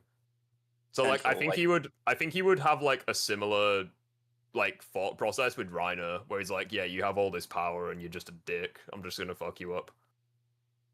Wasn't his like most? Yeah, but there that Shocker, someone who may not even be that strong in comparison. He was, I would say, not the least disappointed I, but like, hey, this person. Yeah, he actually respected Shocker. Yeah, I was about to point out. I was gonna say like Shocker stood no chance, but like he still got respect. I think it was mainly just because I think it was not necessarily due to power levels. I think it was more so due to like the characters themselves. So like Shocker's not a bad guy. He's like scared. He's trying to escape, this kind of thing, which Craven even acknowledges. So like, it's not like Electro where he's like, "Yeah, I'm top dog. Fuck you gonna do to me?" Like Shocker like actually tries to escape and stuff. Here's the thing, even with the hunt, like Craven respects either power or the ability to willingness to kill. If you don't have the power, he won't respect you no matter how determined you are to kill him. Yeah. Hence the hunter at the beginning of the film or at the beginning of the game. What was I saying? Well, no, he doesn't respect the hunter because the hunter was incompetent. But that's my point. It's he was like, "I've been in your shadow for like the last 2 hours and you sense nothing." So like, yeah, like the power aspect, I guess power, competence, you can kind of say they're comparable, but not really. In any case, it's just a matter of, oh, he respected Shocker, but it wouldn't be because Shocker's incompetent or weak. Like he said that, and he was he was just not enough. But he was like, he could have been something though. Well, yeah, that's kind of my point as well. Like Electro is not Electro. Shocker is like by no means the strongest Sinister Six member, and like Peter himself is like, yeah, he's a fucking idiot. Like he's not good at fighting by any means. But I think the difference with Shocker is like the like mentality behind it, because Electro is like arrogant. Scorpion also like arrogant, that kind of thing. But like Harmon has like different mentality. Like he doesn't believe he's the strongest guy around. He's not trying to kill you. Well, kind of. I mean, he will kill you if he's backed into a corner, but like he doesn't seek conflict, kind of thing. Yeah. Which is why I think he got more respect from Craven, because because like Craven hated Electro. He was like, yeah, you think you're strong. Literally like Soldier Boy, like buddy, you think you look strong. You're just a cheap knockoff kind of thing. So that's why I think he got respect. It's not because he's strong or even a good fighter. It's just because he didn't even try to, prove himself or anything. Another thing too is Chakra was trying he just basically not a lot. Craven said that he was just trying to survive. So yeah, like he wasn't fighting to kill. He was just fighting to survive, which I think that's like, let's say this. Craven was definitely hunting Sandman. I'm just thinking, how would a fight between them go down? Probably if you give Craven prep, you would probably win, but like probably a lot of water and some heat. But that's to say a lot of electricity. Craven tried to bridges the gap between him and whoever he's fighting to like both give himself and his opponent a fair chance. He doesn't just do it one-sided ways, like either for himself or his opponent. Like he doesn't make them stronger without compensating on how to fight them equally. Yeah. So like as well, I think part of the like coming back to like the whole base Peter side of things, I think Craven's mentality is also something that we need to take into account. So like for example, I actually done this with great depth, but Craven has, I would say, 4 to 5 mindsets. It's either you're weak and not willing to kill, which he doesn't even bother with you. You're either willing to kill him or you're just not capable of it, which he just doesn't. He disrespects you and doesn't care for you because you're like, you think you can beat me. Then his other mindset is you can beat me, but you're just not willing to go in for the kill. At that point, he just sees you more as a nuisance opposed to his goals. And then there's someone who and then it's only when you're super, super strong does he even consider you to push you over the edge, because he's like, oh, you were so strong that if I push you a little bit, you will kill me. And then there's the person who goes all out and then, kills. I mean, which is pretty much what happened. He tried to do that with Peter when he had the wait, hold on.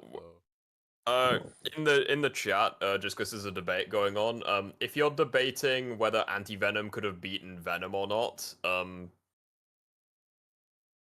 I think he could have if he really, really wanted to, but it would still be high diff. And I mean, he obviously has the means to put down Venom because of like the hacks, but there's a host in there. I still think Venom would win that, but it wouldn't be like a stomp by any means, because like Venom was also holding back against Anti-Venom like the entire time. I mean, we also need to consider, because I read the art book. The art book said that the reason Anti-Venom even exists is because they wanted to show Venom at his most powerful via the Venom meteorite, and got inspiration for the King in Black story arc. See, and people don't understand that. Peter was Ant. So that is a good point, because like even I knew that he was boosted by the meteorite, but I do think that Venom. I do think that Venom would beat Anti-Venom, but it wouldn't be a stomp by any means. Oh, of course not. No one's saying it's going to be a stomp. Would be like high diff either way, probably. And on top of that, there was an evolved Venom as well. I would say Venom, but non-Ant-Venom gets beaten by Anti-Venom. Yeah. Yeah, no, we're not debating about that. We're debating if Peter could have got the Anti-Venom in another way, like if he could have made it in a lab. I don't think he could have, because number one, there was a lot of shit going on in the story. Like, he wouldn't have found the time to do so. And also, Peter knows fuck all about symbiotes. Like, it's not like the anti-Ox suit, where, like, he studied the technology for ages, like, he worked with Otto to, like, engineer the arms. Like, for him, the symbiote was new.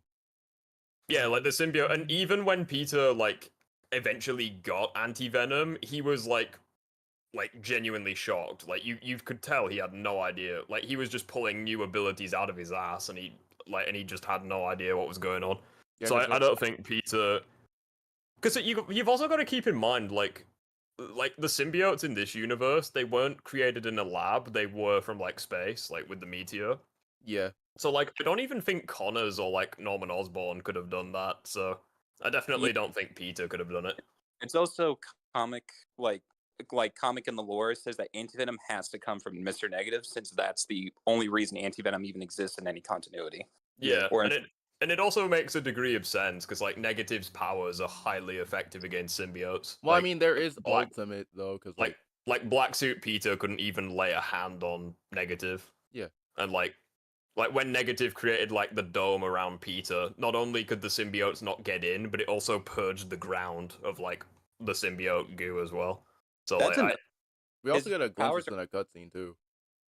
yeah, so like it actually makes sense narratively why he got the power from Negative. Well, I think one way or another he would have got anti-venom from Negative, but maybe like context could have been different. I don't know. But just coming back to it, fuck, where were we? Like, there's like so many things going on. We're responding to people talking about anti-venom versus venom, but then Craven versus Base Peter again. Yeah, Craven, but so like the thing with Base Peter as well is I think the issue for him is like first of all we have no idea like the upper limits of his strength, like so it is like just speculation for Base Peter, but also when Craven went against Symbiote Peter, not only did Craven have prep time because he had like the bell and stuff, and Peter still won the initial fight, but he was also holding back. But then Craven like turned the tables on him in that scene. Peter had to like fully stop holding back to like strangle him, just overwhelm him, fuck him up, that kind of thing. I would attribute that more to taking more control over Peter.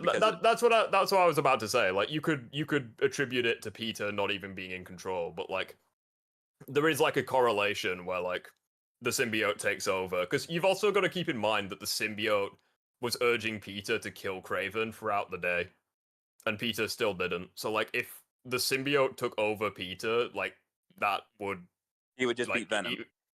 I like what no, but the point I'm making is the symbiote itself wanted to kill Craven. So like if it took over Peter's body, there would be nothing stopping it from going all out and to kill the bastard. I actually disagree with that, just because we've seen what happens when the symbiote takes control of Peter when he's not even conscious. Like Peter's not even killing regular hunters while unconscious, so the symbiote is still affected by I really like what he said here. Well, you could argue as well though, like when the symbiote like takes over Peter, like when MJ tases him, for example, like if Peter was in control, there's no way that the symbiote would even try to attack MJ, let alone like chase her. And there are theories that like Peter was subconsciously restraining the symbiote to a degree, but I still think that's ridiculous. Like, well, I would have to say he was. Unless that was the case. That's what people are getting at. Is like you wouldn't have the symbiote say, "MJ, run." Peter was the one that said it, and then the symbiote took over. It's. I mean, I would have to say that Peter said it, but the symbiote just went and just. No. Sorry. Maybe I did a shit job at explaining. So like Peter was in control when he said like MJ run, but then after that was just the suit. Yeah. Because like Peter wouldn't have attacked. Because you've also got to keep in mind Peter doesn't remember a thing from that evening. Yeah, like, all he remembers is he was sleeping. It was like a weird dream. Like it might have happened, but it felt too like it wasn't lucid. He didn't even know that. From Peter's perspective, he was just I just remember feeling tired. Like that's the only thing he remembered from that evening. Like in the why don't you pop some more pills and tell us what you're really feeling? I mean, in that cutscene, that's all he remembers was feeling tired. Like he has no recollection of the events at all. And it's more like MJ and Harry remember it. Just of the events until the symbiote was weakened enough, even though he was fully conscious. Yeah, but like that's what I mean though. Like Peter, like the suit can indeed like take over to an extent. And Craven even says to his face, he's like, "Yeah, you've been holding back this entire time." Well, the thing is, though, is like Craven wasn't really interested in Peter. He was interested in Venom the whole time. Well, the main thing is that Craven got his ass beat by Agent Venom, who was definitely not holding back, and Craven didn't have any prep, so he didn't know how to properly counter Venom. Agent Venom. And then when he saw Black Suit Peter eventually beat all his hunters, he's like, this person might be stronger than me if I were to push him, which is why he's so invested in Black Suit Peter, because he saw what Harry can do. Now it's bonded to Peter. He's like, this is the one.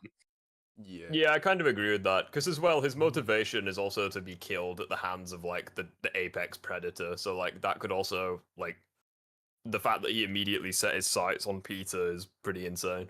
And I don't think Craven even knows that Harry was Venom at that point, because like the hunters say that is it him.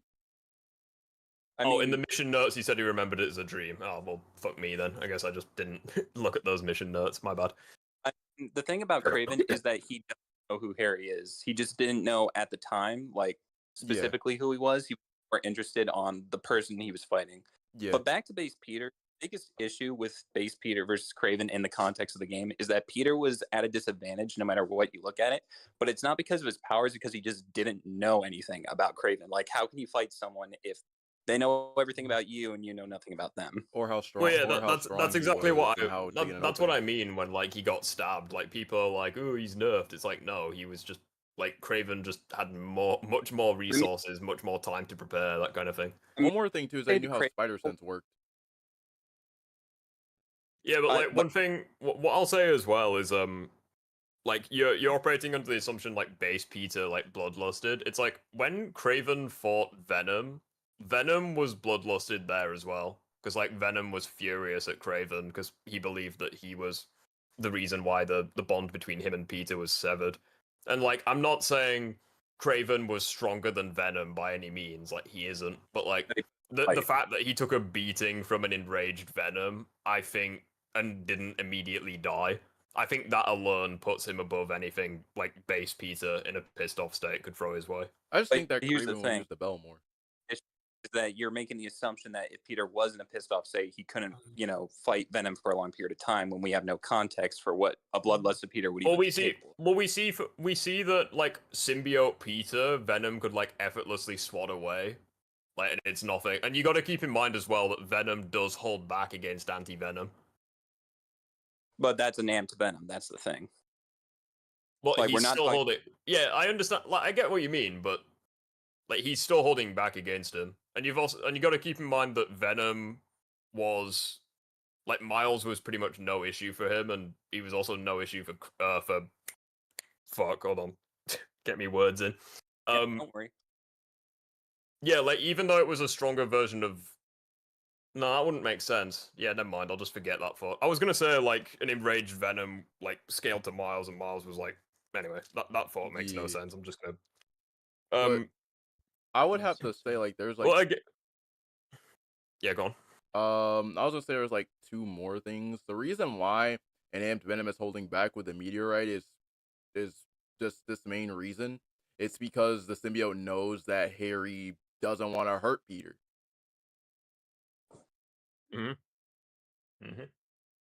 But the symbiote will do it if Peter if Peter kept on refusing. Yeah, if push came to shove, he will do it. Yeah, like Harry outright says, it will kill them and then it will kill you. Yeah. I would point out as well, off the top of my head, I think I may have to check one of Crysis's videos, because I think he has the screenshots, but it's also stated by the developers of the game that Craven is like superior to any villain from the PS4 game. So and there were yeah, it's from the website. I've actually read it. So it basically says that Craven is stronger, smarter, and more capable than any other villain that was seen before.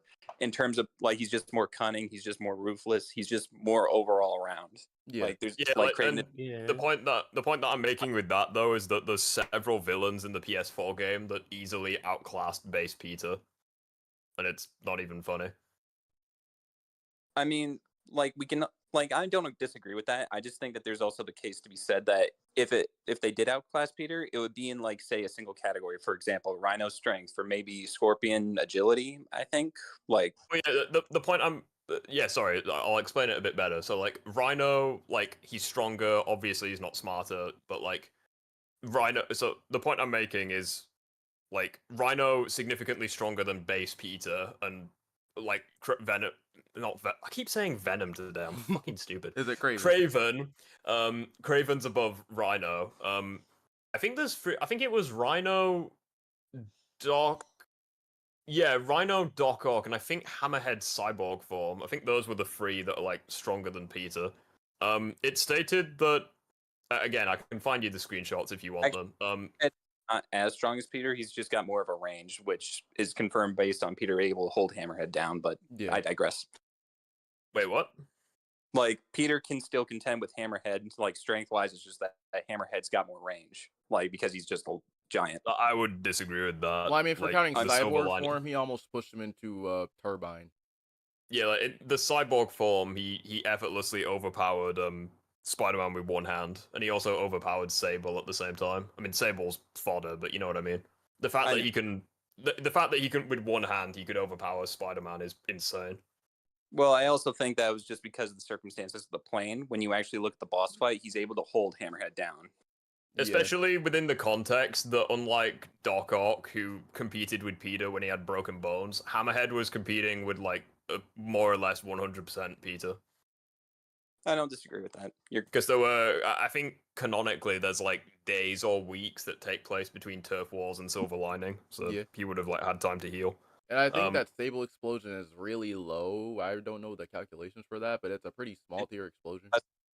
I'd also point out that regards to the final battle at the end, not only did they have basically the entire DLC to research Hammerhead and like learn like ways to beat him, they also had prep time in the final battle, and even then it still wasn't enough to beat him. They had to like last resort kamikaze the plane into him. Just to so like even it's kind of debatable because Hammerhead being taken out the way he did, like based on calculations, isn't that big. Well, no, well, you've also got to keep in mind that like they spent the entire fight softening his forehead by aiming the military super weapon directly into his face, in addition to like a beating from Spider-Man. Mm-hmm. You could also argue that like the only reason they won that fight was because of the armor short-circuiting. Like they didn't like damage the armor much. It was more so like the actual. They didn't. I don't want to get into like technicalities, but like. But it was the point I'm making is not only did Peter need Sable and like her resources to pull out a victory, but also like that fight didn't look like it was in the bag by any means, even though they had like days to prepare.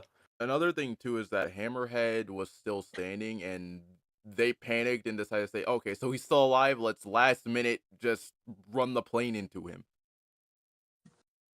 I guess the last one as well, Doc Ock. Doc Ock is stated to easily outclass base Spider-Man. Like it's stated that Spider-Man needs anti-Ock to stand any chance against Doc Ock.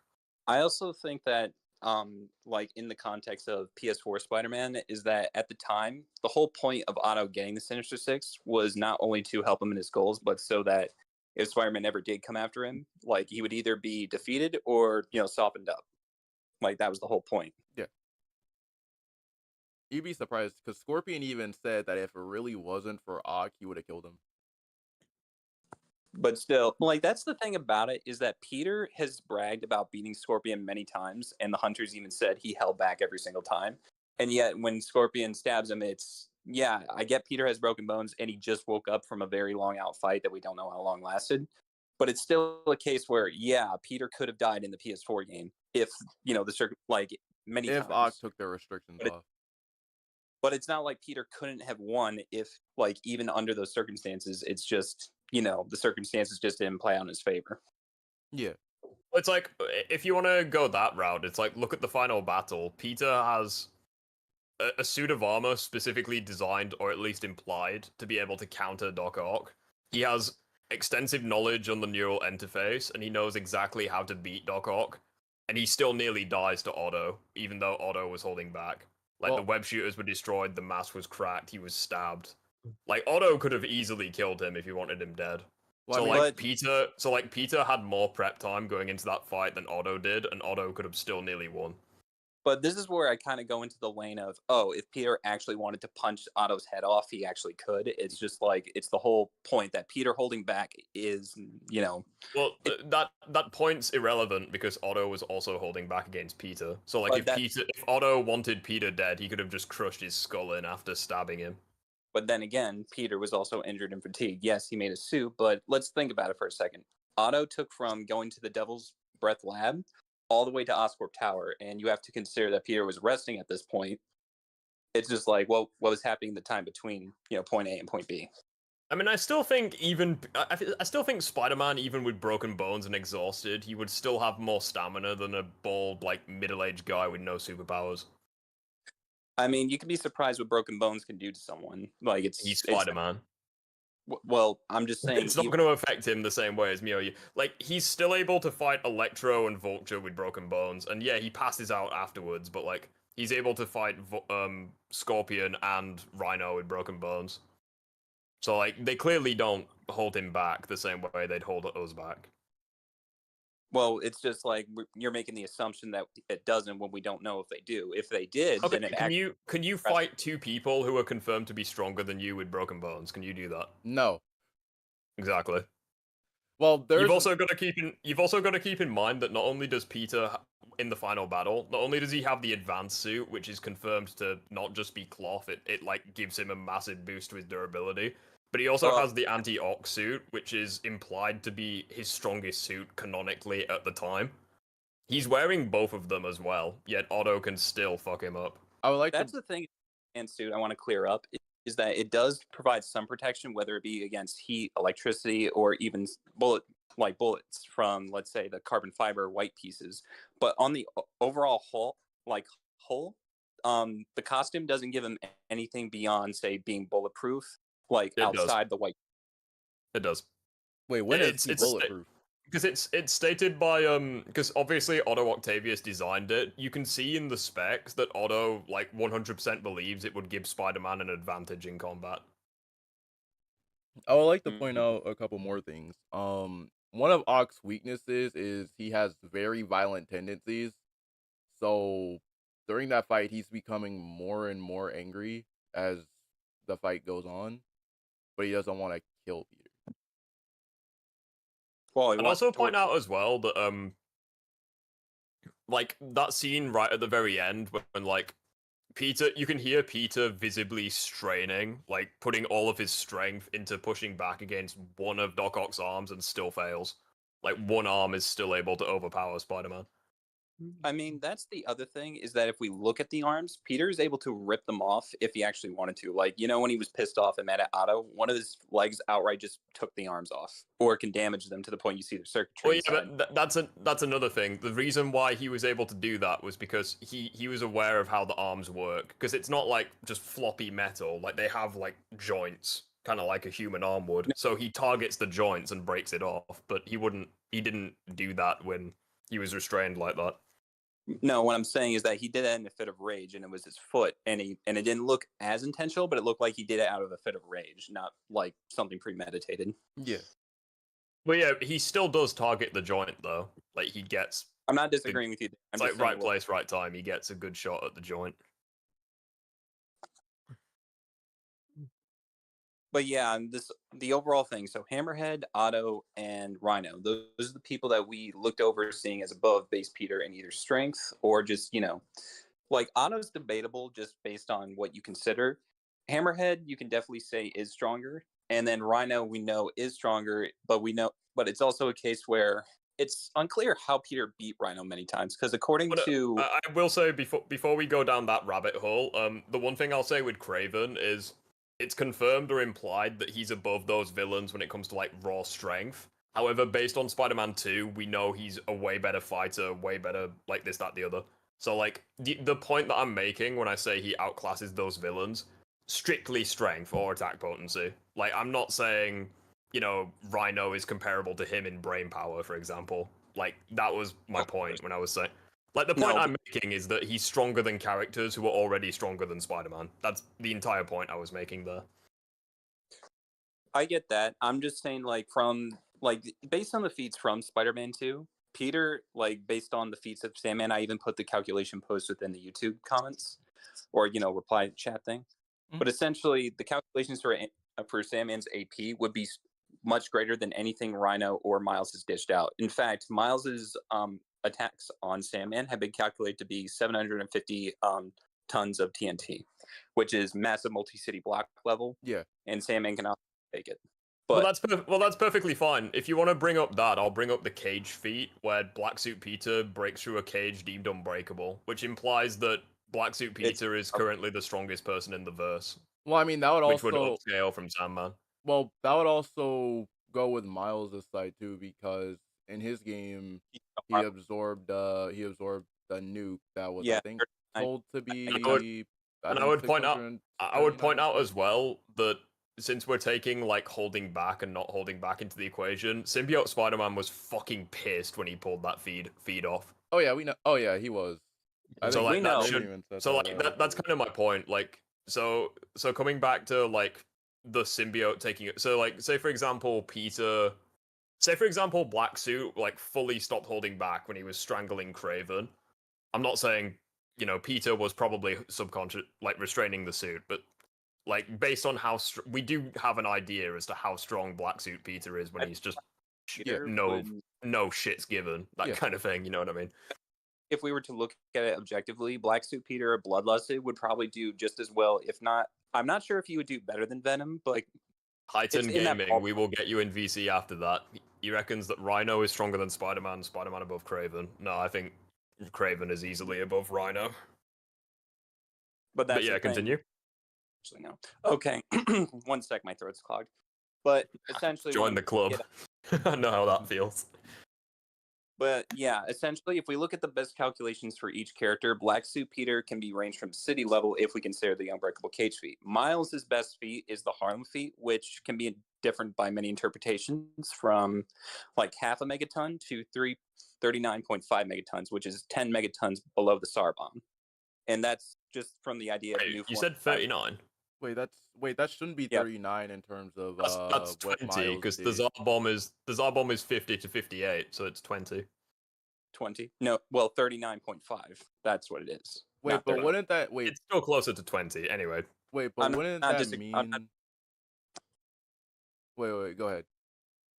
So my point being is the Harlem feat would be around 39.5 megatons of TNT if we incorporate the idea that new form does power Harlem for 500 years. Yeah, but that would be large town. That would be, I think, large. Yeah, what I'm trying to get at, Miles would actually be stronger in the second game, given his evolved Venom Blasts are confirmed to be not only just more powerful, but more volatile and, AP than his previous ones. Yeah, meaning that the energy producing is stronger than the ones he did before.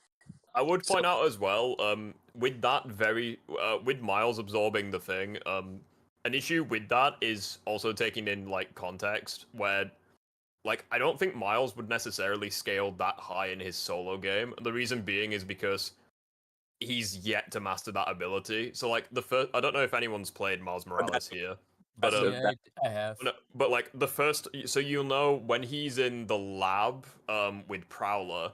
The first time that he actually tries absorbing electricity or energy, he nearly passes out from doing it. Yeah, like it's too much for him. And then in the final battle, I think he would scale to that level if he did it with relative ease, but like it nearly kills him. Like no, you have to consider this.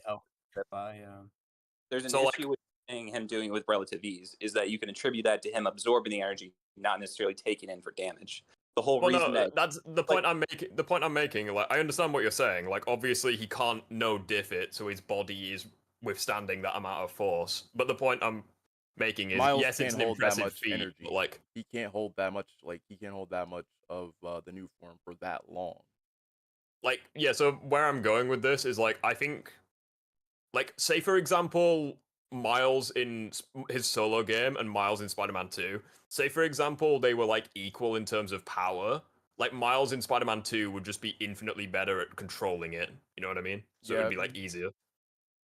But that would mean that in the Sandman fight, seeing as that... Go ahead. Like, obviously... yeah. Oh, no, sorry, I was just gonna say, isn't that why like the color changes in Spider-Man 2 when he does like his electricity attacks now, because he has like better control over it? I think that's I think that's when he comes into contact with with negative. I think that's when his lightning changes from gold from like orange to blue. I might have been tripping on that one. Actually, that might just in the comics it's based off of his emotions. That's how he usually gets.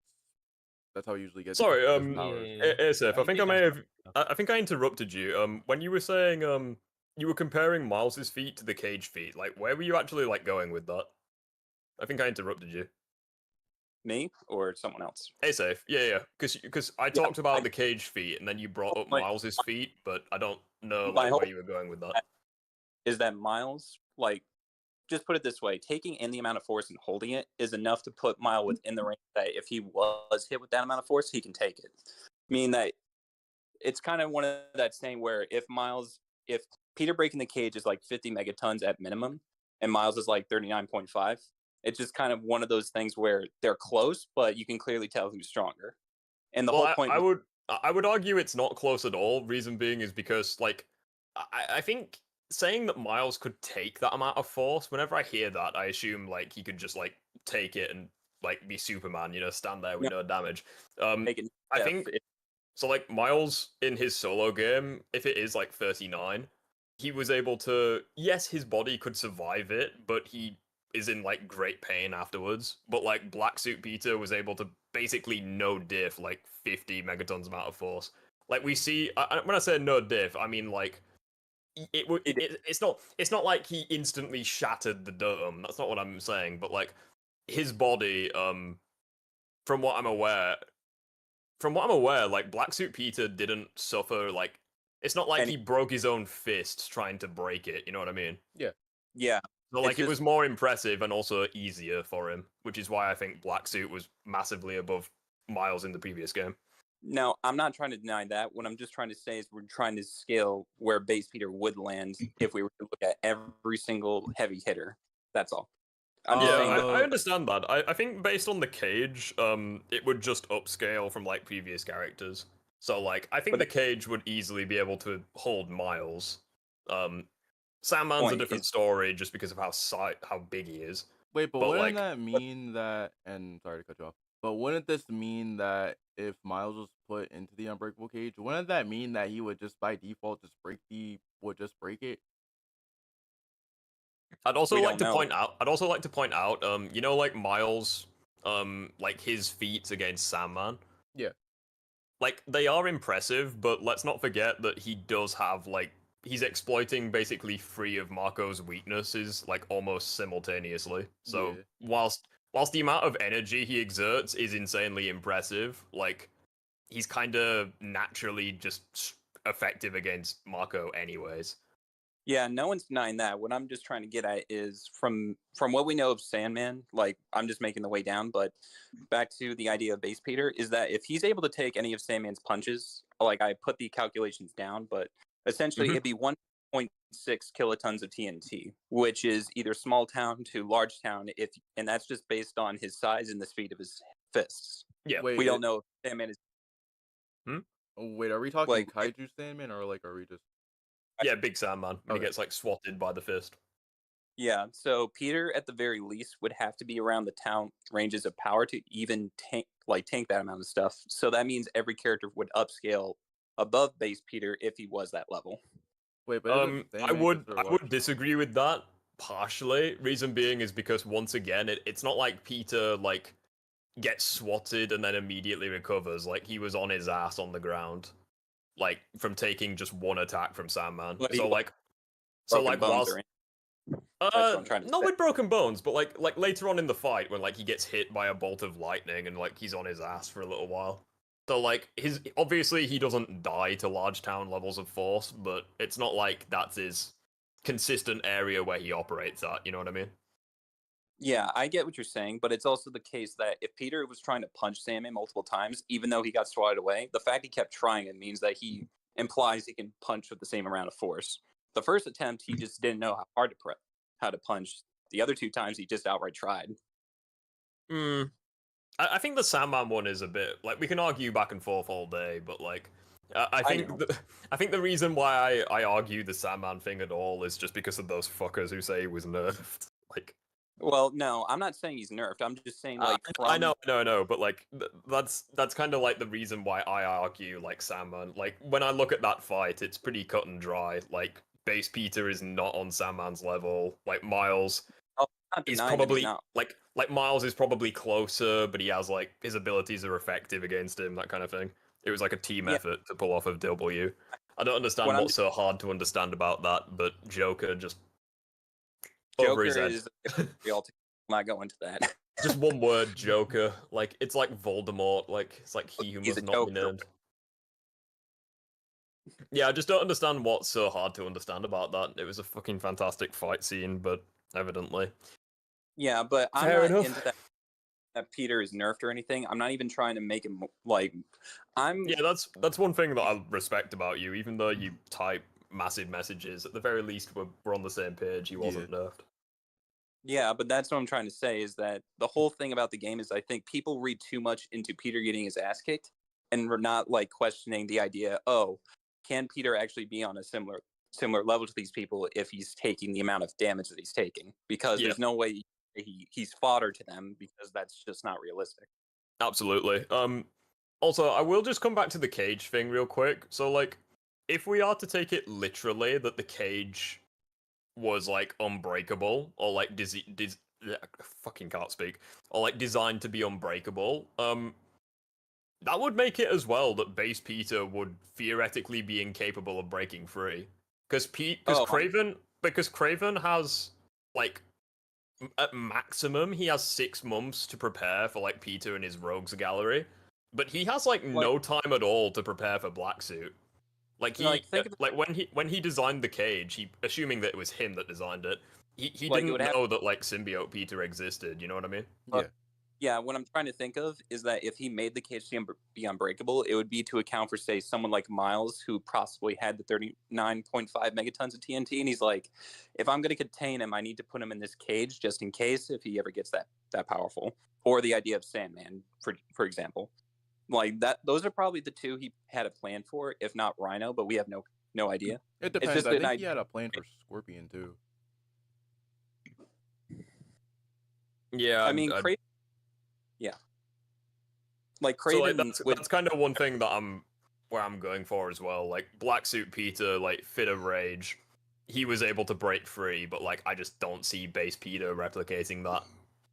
That's what I'm trying to say. We're trying to like that's the biggest thing about Craven in general. We're assuming that Peter in Black Suit is like really trying to like beat Craven. Even, you know, how do I describe it?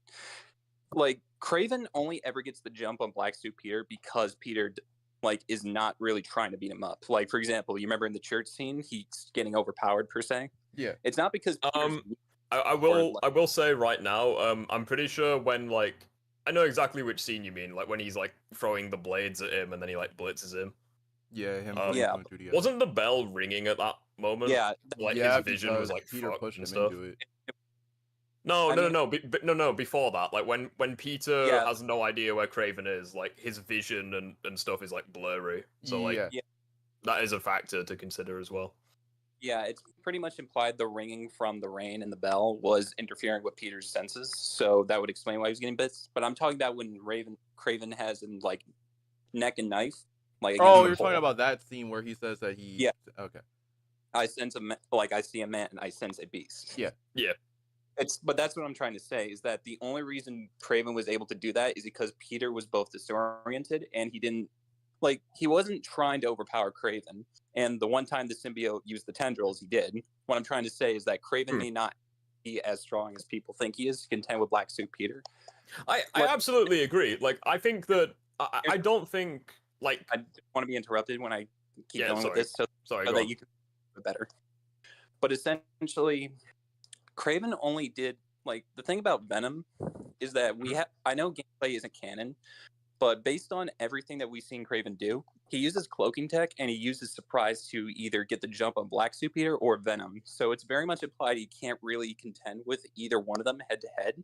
He's using tactics, strategy, and other means to like fight them beyond just fists. It's just one of those things where, yeah, he may be on a similar tier to like fight them, but he's not outright like really equal to either of them. It's just a case where even if they held back, they beat Craven. Like Craven's not in their ballpark. Okay. So Peter breaking the cage wouldn't really apply to Craven in the same sense that base Peter would have be applied when I don't know what I'm saying. I get what you mean. Yeah, I get what you mean. So like if anything, you could just coming back to Peter versus Craven for a second, like you could actually spin that the other way, like when pointing out how strong Peter is. So keep in mind, base Peter is completely capable of defeating Craven. Get in VC, buddy. Yeah, so it's actually a good point that you bring up. So we know how strong Craven is. Like what I will say right now, I totally agree. Like Black Suit Peter is stronger than Craven. Lizard stronger. There are some characters that are stronger than Craven. I mean, but I'm just gonna add this and then you can keep talking. But it's just the idea that even though Craven is somewhat said to be like just overall better, I think that's the point of Craven. He's not particularly strong in any one field. Like, I don't think he's as fast or as strong as, let's say, other Sinister Six members, but he's overall rounded. I disagree with that. Like, it's not that because he outstats them in every statistic, it's that he's well-rounded in every statistic. I mean, that's fair enough. Yeah, like, what I will say is, like, I definitely don't think Craven is, like top tier of the verse. Like, he's close, but, like, I do think, like, Lizard would fuck him up. Like, same with Symbiote Peter, Anti-Venom, that kind of thing. But, I'll come back to Black Suit versus, Venom. I keep calling him Venom. Craven. Yeah, the actual boss fight. So you could use that to actually like scale Symbiote Peter and like how impressive he is, because we know like how strong Craven is, and we get like examples of it. Because you got to keep in mind, base Peter, even though he does hold back, he does consistently have issues with taking on Scorpion. Like in his past, like in the character bios. And I do agree, like, Craven does have, like, prep time, you know, he has this, that, the other against, like, Sinister Six members. But we do see that it's not all prep time, like, he does just straight up have insane strength, because he just casually overpowers Scorpion and just ragdolls him like it's nothing. So, like, I will say that, like, yeah, I understand, I'll just finish what I'm saying. So, like, in terms of like, I understand what you mean in, like, he's not as strong as, like, Symbiote Peter, but he's no slouch by any means. And you've also got to keep in mind, Craven was straight up, he had prep time going against Black Suit. Like, he had the bell, he had this, that, the other. And Black Suit still beat him while holding back. So, like, that is insanely impressive for Black Suit Peter specifically. Like, it's a really good feat for him. So, like, I just don't think that base Peter would be able to replicate that. Like, because Craven was straight up exploiting... Like, Craven was straight up exploiting, like, Symbiote Peter's weakness. I know gameplay is not canon, but, like, he did it in cutscenes, so I'm assuming it's canon. Like, he was straight up exploiting his weaknesses, yet Black Suit still won, which is insanely impressive, but I just don't think base Peter would be able to replicate that. Because even though he's not weak to sound, he doesn't have the insane healing factor. Statistically, he is weaker than Symbiote Peter. And also, I think that's also one, like, a key reason why I think Craven would win. Like, I think Symbiote Peter does get, like, in his fights against Lizard and Craven especially, the healing factor and improved stamina, I think, does make a huge difference. Where, like, he can just heal broken limbs in seconds, but obviously base Peter can't do that. And I think that is a significant factor that would play a role in the fight as well. Wait, so what? I'll let you, What are we talking I'll let you about? carry on. Oh, we're still on base Peter versus Craven. Now, here's the thing about it, is I'm not necessarily disagreeing with your reasoning at all. I'm just thinking you're missing out the factors that we haven't considered what, let's say, Craven with no prep time or base, like, goes against Scorpion. Like, Scorpion outright stabbed Craven, but imagine if he had no antidote, and he was suffering from hallucinations, and Scorpion was fighting him and toying. Did he even use an antidote, or was he just that strong? Yes, he did. He used the rarest flowers, so it's stated to be stronger than usual. Because Peter like, even said he tried the antidote, or like the antidote Craven had. Like, Craven outright studied Scorpion, even looked up his records of how Scorpion was made, just to create an antidote, so that when he fought Scorpion, he wouldn't be as affected by the poison. Yeah. So, regards to the poison, the poison specifically isn't what I'm like referring to when I'm mentioning Craven versus him. So Scorpion gets the drop on him, yet Craven's still able to react.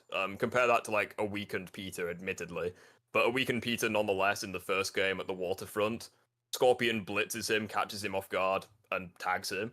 And even at the raft, when he doesn't have broken bones, Scorpion's still able to catch him off guard and blitz him. So like that's an area where Craven is comparable to base Peter. Granted, he's holding back, not counting for the thing, but like it's so easy for Craven. Like that's what I mean. Like he just effortlessly overpowers him, and he's just straight up disappointed. What I'm just trying to say is that I looked at all the villains and all the ones he's prepped for. If you actually look at it, for Electro, he uses like gloves to fight him. He uses other means to fight Vulture and the others. What I'm trying to say is that Craven only got good because he made the fight more even in the sense that the advantages the other villains had would pose like almost no effect. In the same vein that if he were to face Black Suit Peter without the bell, Peter would have an easier time beating Craven. Oh, totally. That's my whole point, is that you're saying that Craven is, let's say, better, but under the than Sinister Six members, under the basis he doesn't if he didn't have prep, it would be a lot harder, and he wouldn't be. Yeah, the point.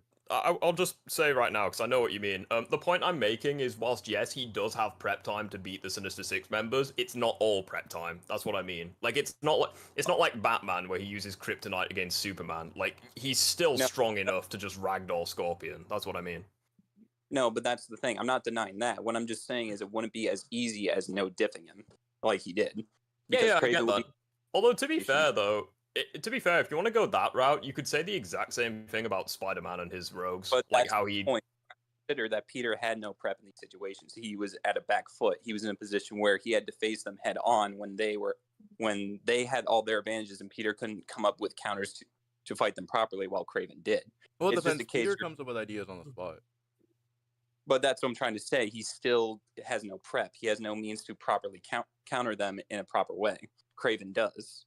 And Craven is the one who comes up with the antidote. He's the one that gets the shock, the electricity proof gloves. He's the one that he's basically prepping for every villain so that it's more of an even fight. Yeah. It's anything with Black Peter. He's not just gonna fight him. The whole point of Craven is that he wants to die to someone who can beat him on an even playing field. Meaning he's fighting these villains and the intention of fighting them on an even playing field. I don't know about the even playing field. I think he just wants to be killed by the strongest predator, doesn't he? Yeah, but if that were the case, he wouldn't be prepping for them. He wants to go all out. He wants to do what he can at his best to be killed at his best. Well, yeah, but I don't think he wants to make it like a completely even fight, because if that was the case, he wouldn't use the bell against Black Suit Peter. Well, but him using the bell for Black Suit was to just try to make Peter mad even more.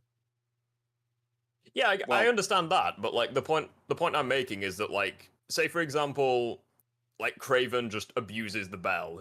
Say for example, he just abuses it completely. That could he doesn't know how the bell's going to affect Peter, so he could have just made the symbiote purge from his system, and then he would. From Craven's knowledge, it only makes him whimper in pain. He doesn't know if it kills him or if it separates the bond. That's exactly no. That's exactly what I mean. Craven has no idea how it affects Peter. So if he was to abuse the bell and he's like, "Come on, give in, kill me, damn it!" He could just accidentally either kill the symbiote. He could force it to remove itself from Peter's system. He doesn't know how it's going to affect him. That's what I mean. Which is part of the reason. Which is part of the thing that I'm making. He's had so much time to prepare for Electro, Scorpion, Peter, Miles. He's had barely any time to prepare for the symbiote characters. That's what I mean. Because up until a day or two ago, he didn't know they existed. But here's what I'm trying to say, is that if it was a matter of, I'm not going to use their weakness to beat them, then why didn't he just go into, let's say, the Scorpion fight without poison? Why didn't he go into the Electro fight without gloves? If Craven wanted to die to the most beast of a person, he wouldn't care whether or not he used the weaknesses. He just wants to die to someone superior to him. It wouldn't matter what because according to you, if he wants to be killed by Black Suit Peter, at his best, then he wouldn't use the bell. It's just a case where you have to consider that. Well, no, I understand what you mean. He's using, from Craven's perspective, he's using the bell to provoke Peter to giving into his rage. But Craven doesn't know, or at the very least, I'm assuming that he doesn't know that it could be fatal to symbiotes. He's using it to. It's really annoying because I know exactly what you're trying to say. I'm just crap at explaining it. I know he's trying to provoke Peter into killing him, but he doesn't know how the sound waves are going to affect the suit. That's what I mean. But what I'm trying to say is there's no reason for him to not think that either. He knows. Why would he need to think that? He's barely studied symbiotes. Well, it depends. But here's the had a few days of watching Peter. He even has his hunters seeing that, hey, he's affected by sound. You remember in the Emily May Foundation, just being affected by the sound position where his hunter Craven would know that. He would know it's so detrimental that he can probably kill Peter helpless on the ground if he really wanted to, if he kept ringing sound. Craven should know that. There's no reason for him to not know that. But the thing is, though, is that hunter scene at EMF happens before. I know all stuff and scaling. Seems like you don't know some stuff. That's an interesting statement, Joint VC, buddy. The thing is, like, that happens before, so Craven... What I'm assuming is that Craven knew already that was weak to sound because it was on Harry prior to Peter. I'm just gonna go for a piss. I'm busting. I'll be like right back. Yeah, I'm really sorry. Your time. But don't worry about it. What I'm assuming is Craven knew that the symbiote was weak to sound prior, whenever it was with Harry. Well, we don't know if he did or didn't, because I'm not talking about the sound. I'm talking about, like, when you're referring to Agent Venom being affected, no hunter was around to see that. In EMF, when EMF, Peter was in the EMF, the hunters had him, even a Talon drone with cameras that link back to the network would, like, link back to Craven. Yeah. Craven would definitely know what the case would be. My whole issue is that you're going into the assumption that Craven, like, is, you know, comparable to Black Suit Peter, even in a holding back state when using weaknesses, when the whole point is Craven is using every advantage he can to be at his best so he can fight the person at their best, even to make it a more even playing field. Because again, he wants to fight it equal. That's his whole thing. Okay, so with him using... Like, base Peter... what's up, Sam Raimi? Hey. What? Keep going, say it. But yeah, the whole reason he doesn't consider base Peter is for the simple reason he knows Peter won't kill, and he knows Peter doesn't go all out. He sees him more as a hindrance to his goals, preventing his hunts, preventing him from finding the most worthy prey. For Craven's perspective, the only reason that he wasn't interested in either Spider-Man is for that reason. Like, it's even the case to be made if Miles, like some stupid people say, is on Black Suit Peter's level, then Craven would find Miles' family, and he would make Miles want to kill him, regardless of anything. Like, imagine if he had his mother hostage and he said, kill me or I kill her, or my hunters will kill her at this X amount of time. Like, it's that kind of mindset where if Craven really did care about either Spider-Man's strength, knowing what they would do, then Craven would force. Okay, so with that, I feel so with that, I see where we're going with that. But the only reason why Miles and Negative were fighting in Craven's arena was because he wanted to see, he was interested way more, and this is what I think. He was, and this is just truly what I got from that fight. Craven was way more interested to see how well Miles would be willing to go. Yeah. And he wanted to know if he was willing to kill Lee, because Craven got a sense of whenever he was capturing Lee, he saw that Miles really wanted to kill him. But here's my point exactly, is that he should know that Peter or Miles wouldn't be willing to kill. Like, it's that kind of mindset that really bothers me, is the idea that, oh, if Peter and Miles were on the same playing field, Craven would have done the same thing to Miles that he did to Peter, which is force him to be bloodlusted via means of his weakness, enraging him, or getting loved ones. In fact, that's the whole reason Peter's there, is because Miles is captured. Point is, if it's just a case where Craven wants his prey, per se, or the person to kill him, to be at their best, but at the same time, he wants to make sure he's at his best to beat them. He doesn't want to just no-diff, these villains like it's nothing. Because like you said, Rift, it's not all prep time, but it is some to make it more of a fight. Yeah.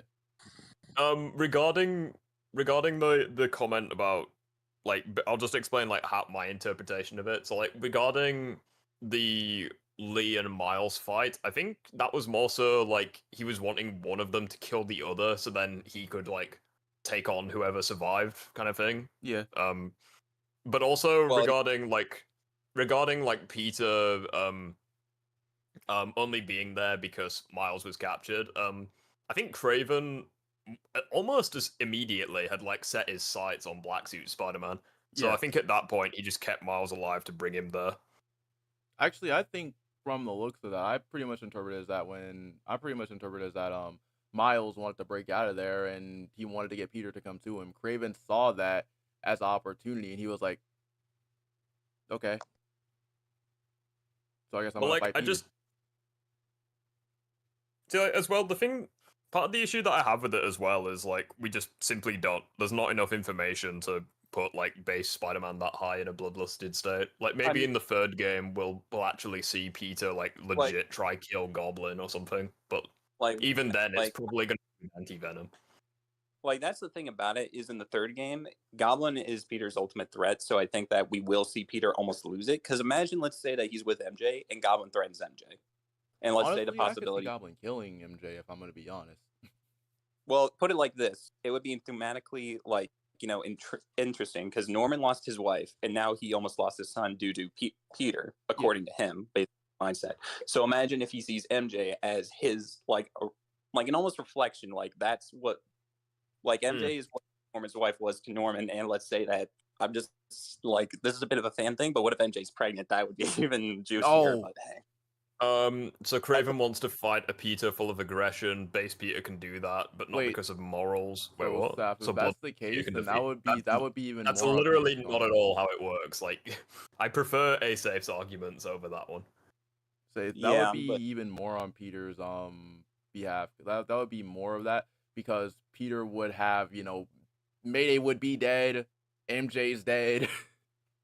Well, I guess the point I'm going with I guess where I'm going with this is I think base Peter like not holding back is weaker than symbiote Peter holding back. I think that's kind of where I'm going with this. And this is where I kind of like somewhat not necessarily because of the hacks, because obviously that's a huge advantage, but I do think in terms of physicals, like he's still stronger. No, but here's the thing, Rift. I'm not necessarily disagreeing with you, but it's also the fact that we have to consider that if Peter, holding back as a symbiote, like it's kind of like a mindset of, oh, if Peter really wanted to, could he like say, I don't know how to say it, but it's kind of one of those mindsets where Peter, we don't have any feats of Peter not holding back that would surpass him like in a holding back state in the black suit. Until we get that, we have nothing. What I'm just saying, it's not impossible for him to do that if they go down that route. I'm just saying, because you've also got to keep in mind just how much of an amp the symbiotes actually are. So, like, for example, take Harry Osborn with, like, I think we can all agree that, like, Agent Venom is probably the weakest that the Venom symbiote has ever been. It's like, even in that form, he could still, like, a crippled human with no combat experience that we know of could, like, automatically scrap with Craven, you know? It's but like... That's talk about. And as well with MJ and, like, Scream.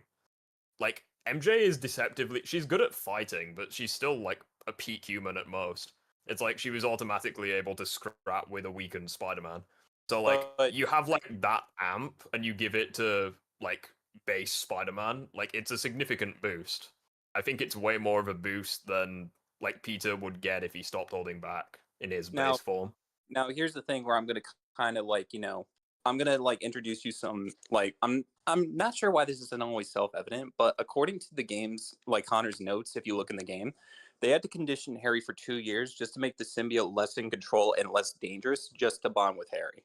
It took 2 years to condition the Venom symbiote. So, in a way, the symbiote was weak. Well, it was an alien at that point because, like, it had, like, no host. Wait, yeah, it didn't have a host.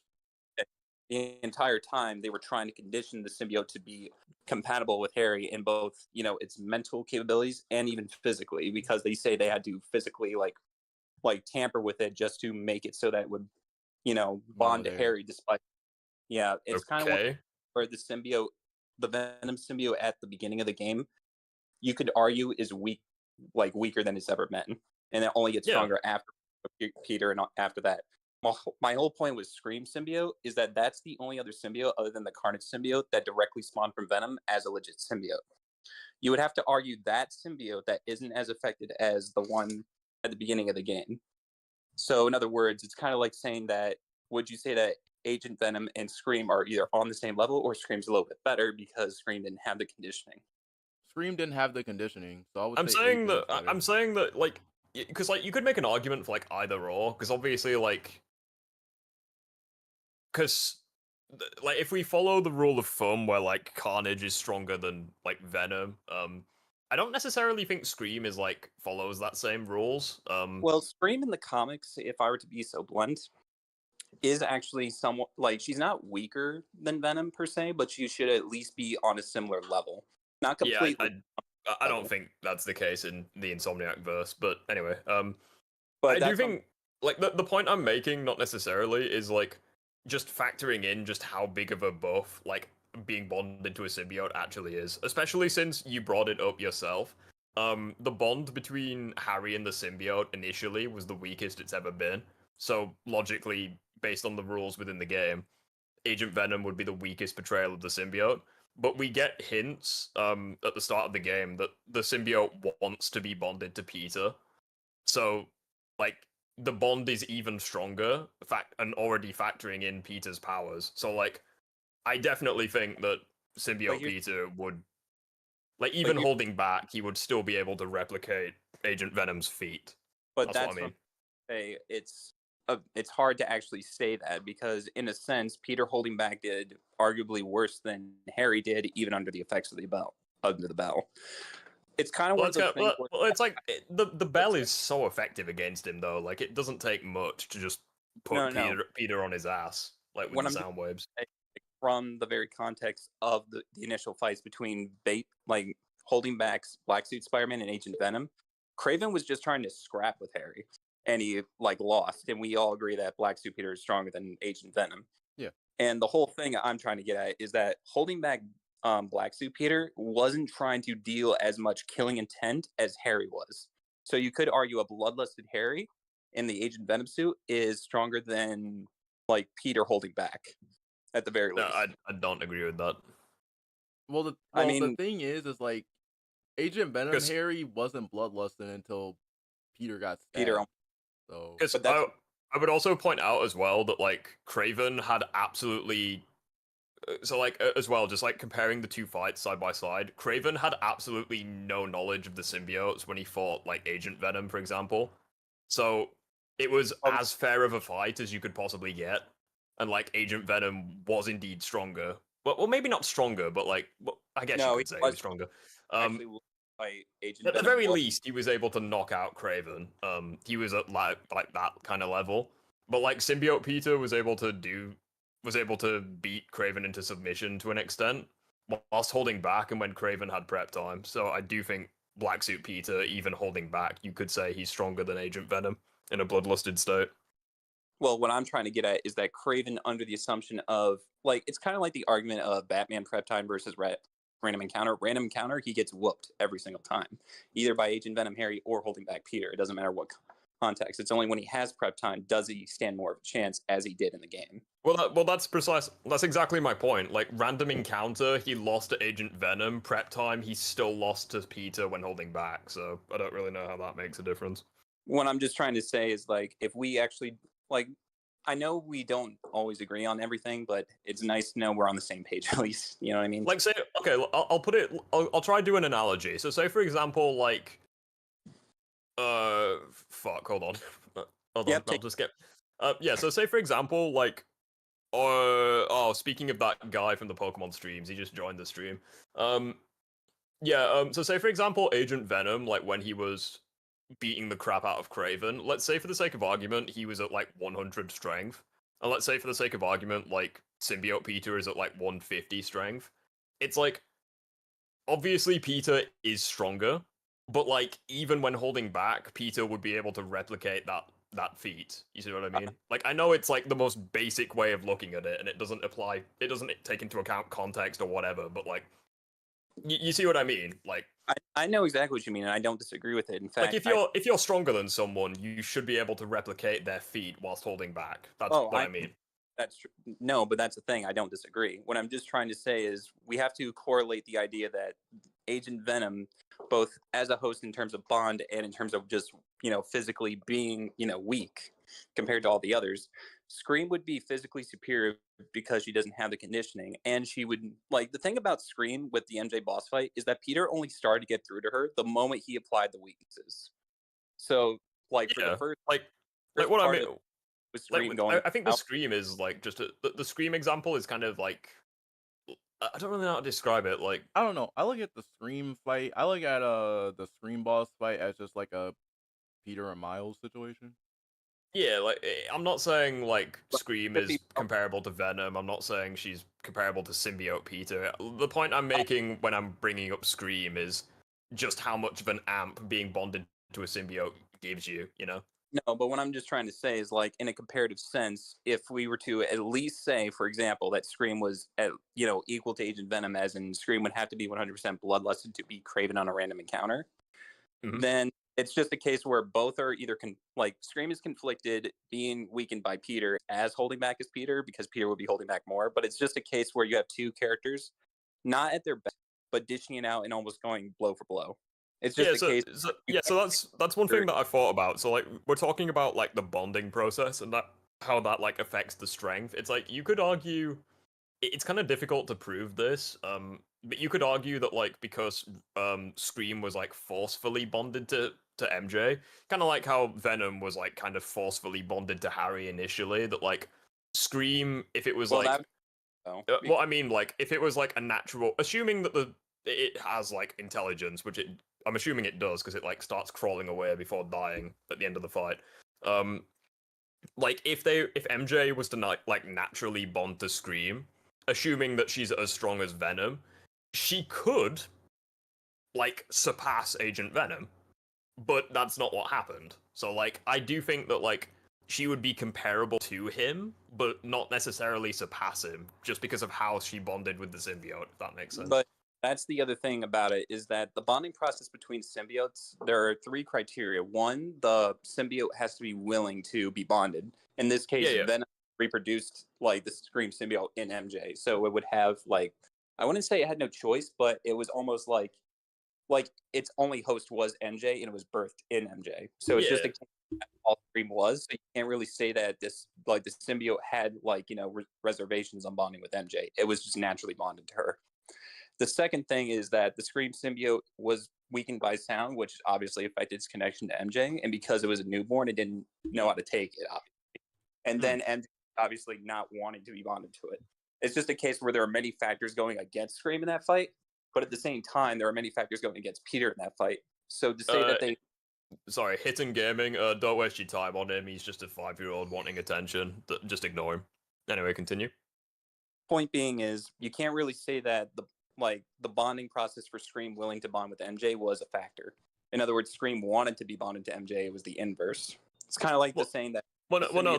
I agree with you in that sense, but like what I mean is like, so like when Venom was bonded to Harry initially, it was kind of like forced to do so. Like it resisted at first, but like through a long ass process, it eventually did it. But like the point I'm making is like, no, but Riff, can I say this one thing and then you can continue? Go for it. Symbiote didn't want to be bonded to Harry initially, and when Harry didn't want to be bonded to Venom, the control over the symbiote had control more over the host as Venom than it did as Agent Venom, because when the symbiote was bonded to Harry at the time, it didn't want to be with him, whereas now it does want to be with him and has more control over him, and thus strong for in terms of a perfect symbiosis. Yeah, which is why Venom is fucking broken. My whole point is that unless you have definitive proof the Scream symbiote did not want to be bonded to MJ, you can't say it's because the symbiote is in fact weaker in terms of the bonding process. Because I was gonna explain a bit better. So like, say for example, like like how the black suit symbiote wants to be bonded to Peter. Like we see that throughout the game. Yeah, it's like that's kind of a reason why black suit Peter is as strong as he is. Not even factoring in that he's already superhuman. But like with MJ, there's kind of, I don't want to say it was like a forced bonding, but you could say like the symbiote just bonded to her because it had no choice. It's either it bonds with her or it just dies. Well, so like, because you've also got to keep in mind that like the symbiote, the bond with MJ is not as strong because she's like, she doesn't even like when the symbiote is relatively in control of her. It's going up against a very weak Peter Parker, who's also holding back significantly. And he's also very fatigued. Yeah, so like even when the symbiote is with Scream is like at its theoretical strongest, like at the start of the fight, it still doesn't knock Peter out by any means. So like, I think Scream, like you could say like the bonding process, but it's just would indeed be weaker. Like this, unless you want to try arguing that like that Peter is comparable to Craven, which I don't think anyone is gonna argue that. But well, here's what I'm trying to say is that if we were to argue that a fully bloodlusted wanting to be bonded Scream MJ were to fight a completely bloodlusted Agent Venom Harry, who would actually win that fight? Scream's not conditioned, so that's my point. Is that the bond between Harry, like that's the thing. The host wanting to be with the symbiote doesn't make the symbiote stronger. It's the symbiote wanting to be bonded to the host that makes it stronger. And the host has that's what I mean. Like with Scream, for example, like the symbiote might not have wanted to be bonded to her. Like it might have just done it for survival because it had like no choice. Like all we know is that Venom like that's the thing about it. If Venom was to implant a symbiote within MJ, why wouldn't it implant one that would want to be with her? Can he do that? What? I literally don't know. Like, can he do that? Wait, what? Like, can Venom, like, if he really wanted to, he can spawn any symbiote. The fact is, the drones are spawned just to, like, heal the world, per se. He specifically made MJ Scream because it's a symbiote he wants to be bonded to her. So why would he choose one that's weaker, like the drones, for example? It's that type of logic where it's like, you wouldn't say Venom would give her like a drone symbiote. He wants to give her one that will stay with her and want to be with her. Well, that is a good point. But the thing is, though, it's for the fact that the reason why Venom turned MJ into Scream was because the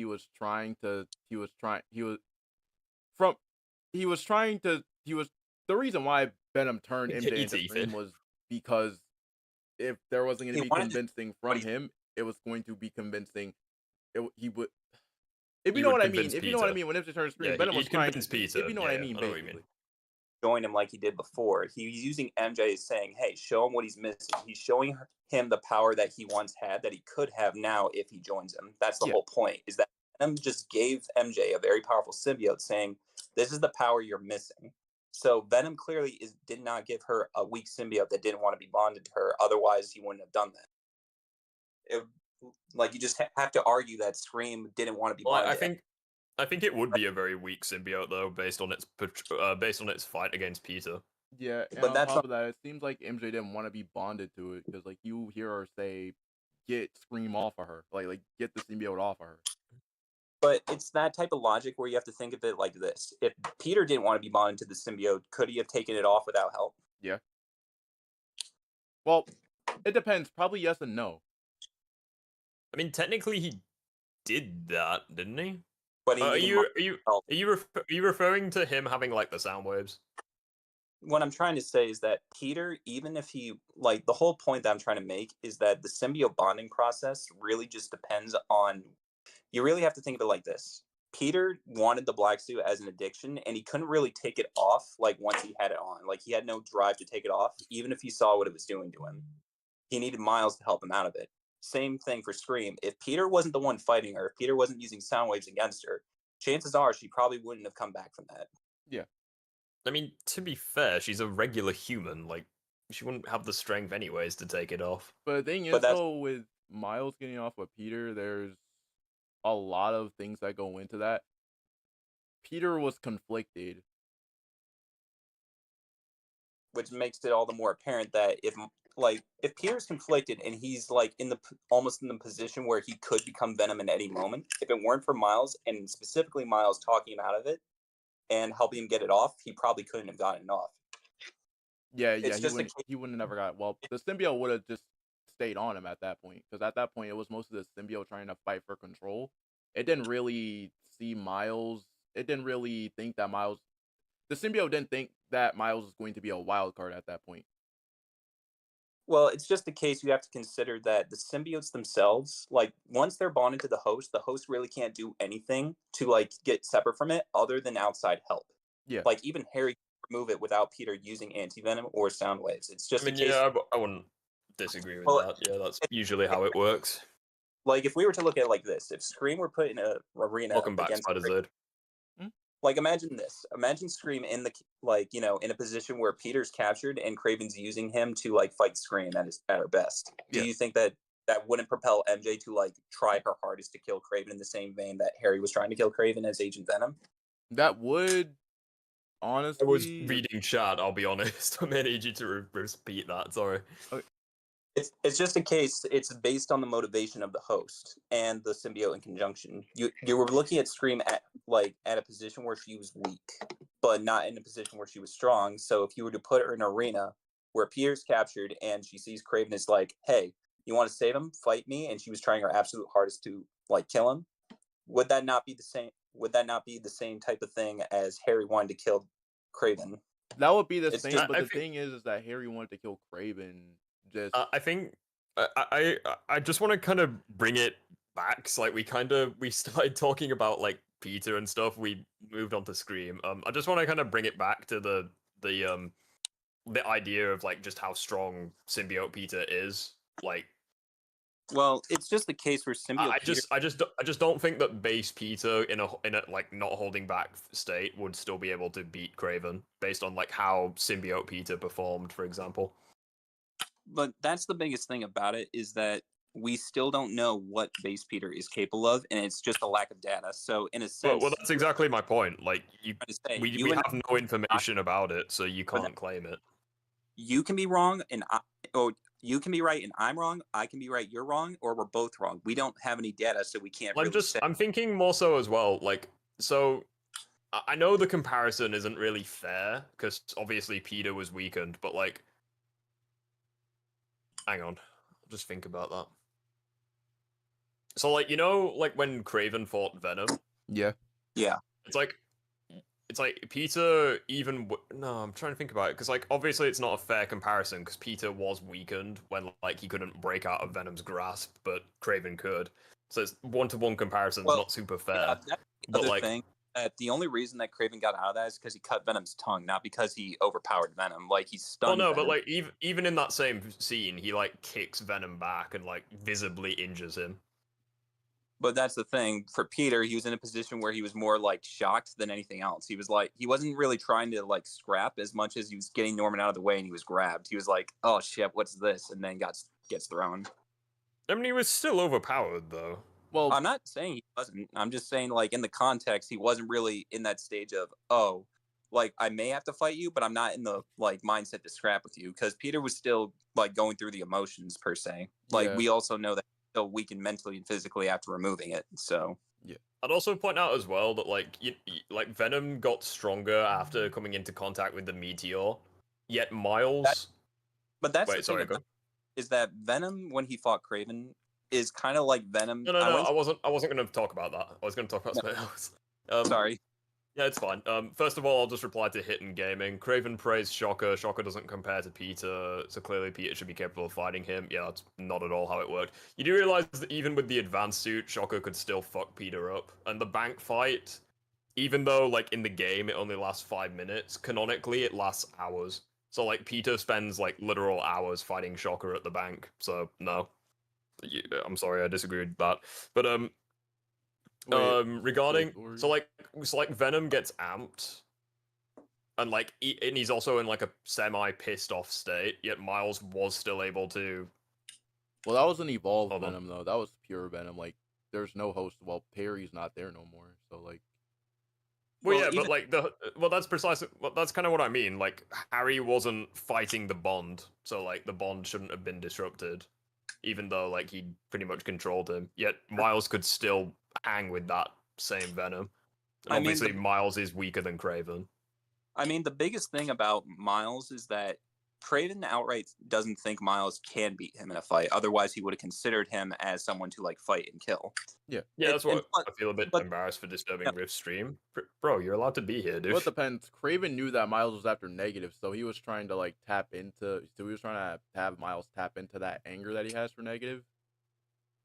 I get that, but what I'm just trying to say is that if we know Miles is weaker than Craven and that Miles put up a fight against Venom, then it's just a case where we're seeing a weaker character tangle with just, like, the same character a stronger character tangled with.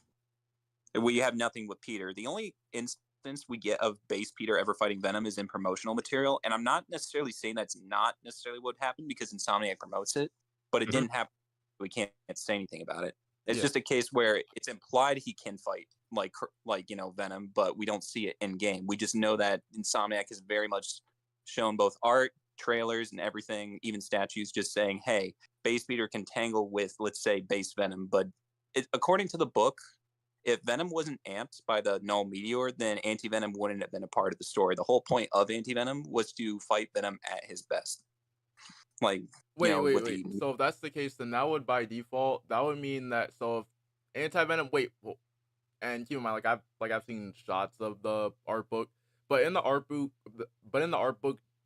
if Anti-Venom wasn't even a thing before that, wouldn't that technically have meant that base Peter would have been able to scrap with Venom before the meteorite was even a thing? Well, that's what the implication is. The biggest thing about it is, the main reason that I think it's a case is because we're just looking at it from the after perspective. Because according to Insomniac, regardless of the intent, it would have taken both Miles and Peter to beat Venom anyway. So Peter's still not he could scrap, but he wouldn't be as good as a 1v1 fight. It just wouldn't work. Yeah, I get what you mean. Shocker did fuck up Peter, but he was just fine after that fight, so I think he can fight Kraven. How does that equate to anything? So Shocker can fuck up Peter, and Peter needs, multiple hours to beat Shocker. Well, to be fair, we don't know how long it took Kraven Shocker. I mean, I don't think Kraven... I mean, he's able to... Shocker. His fight against Shocker was, no time... Not Shocker. His fight against... I keep fucking up everyone's names today. Excuse me. Oh, excuse me. His fight against Scorpion lasted no time at all. And if we're to assume that he had prep time with Scorpion like he did with the others, I feel like similar rules would apply. Yeah. And for Shocker, especially since Scorpion is debatably top tier for Sinister Six members. He's above Vulture. He's above Electro. He's debatably above Shocker as well. I would say he's above Otto in a sense, but that's just... I disagree with that, but I understand. I don't know. I would say that he's above Electro. At the very least, he's superhuman and he has hacks, which Otto doesn't really have. Yeah. So I agree. I see where you're coming from, but I do think Otto would fuck him up if he had to. Just in case we have more disagreements, because I don't want to not with me, but just in general for the stream, I just want to end it here. We simply just don't have enough data on base Peter to make an accurate guess of what he would be right now. Based on what we know, he is weaker than Kraven, but it's not like that can't change. Yeah. Yeah. That's pretty much how it usually goes. Just because right now he's what's that? Yeah, come in. I've got a drink downstairs. Yeah. Just because he can't fight Kraven now, he could very well be capable of doing it in the third game. Say for example, Green Goblin is better than Kraven, for example. Well, no, say for example, Green Goblin throws a moon at him and he catches it. Yeah, that's fucking insanely strong, and he would upscale way past Kraven and he'd one shot. But I just think I'm just not a huge fan of using speculation as an argument in general, because you could if you start using speculation, it's where does it stop? You know what I mean? So for the third game, I don't know, Peter Parker's just suddenly gonna statue light speed attacks. He's gonna develop teleportation technology. We don't know. Once you start speculating, you open Pandora's box, and it's where does it end? You know. The fairness you can say is that based on Insomniac's track record, they just make it so that whether it's promotional material or just hyping up characters, they make it so that Peter can say fight Venom in the promotional material, but we don't see that in game. That doesn't mean it's not possible. It's just there's nothing to go on in game. That's not.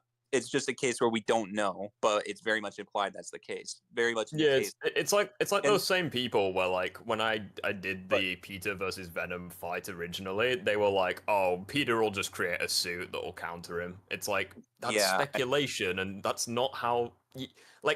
it's as though they're trying. It's like they're trying to play a sport, but they're just changing the rules to suit them. It's like that's not how it works. Unless unless I specifically say, right, Peter versus Craven, morals off. They both have like $1 billion, and they both have 1 week to prepare. It's like no, like it just really winds me up when people do that. They're just like, oh yeah, Peter will create a suit that'll counter him. It is a problem. I'm just saying that there's still room for growth. That's it. And another way to look at it, totally. Based on what Insomniac is planning with Silk, Miles, and Peter, the threats of the third game would have to at least rival or be better than the game to require 3 Sparta people to even be around. Like we have Otto coming up, we have Goblin, we have no idea about Carnage, but if he's a factor, that will be a problem. It's just a case where there's so much potential for the stakes to get higher, and if they are introducing Silk, the threats would have to be more than Peter and Miles can handle on their own. Yeah, because it's like depending on your perspective, you could argue like because some people view Anti-Venom as like a symbiote, other people view it as like what? They say it's a crutch. That's what I'm hearing. Yeah, like some people view it as like. Hello? Cells aren't going to be going out with me bye. Have fun.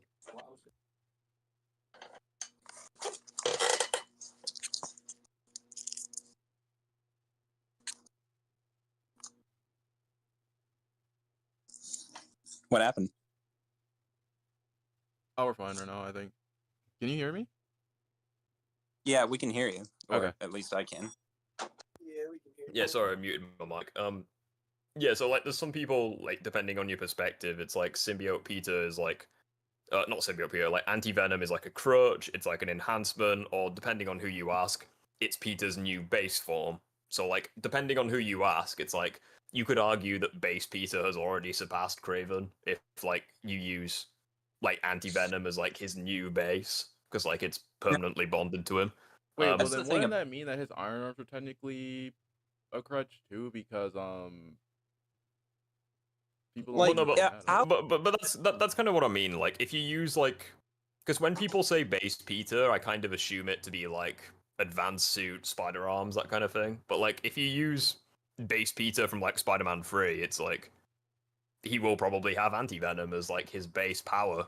He might just ditch the advanced suit altogether and just rely on Anti-Venom and just research that and make technology that corresponds with the symbiote. So like I think it just depends on perspective. But yeah, when people say like base, I think it's like advanced suit, arms, that kind of thing.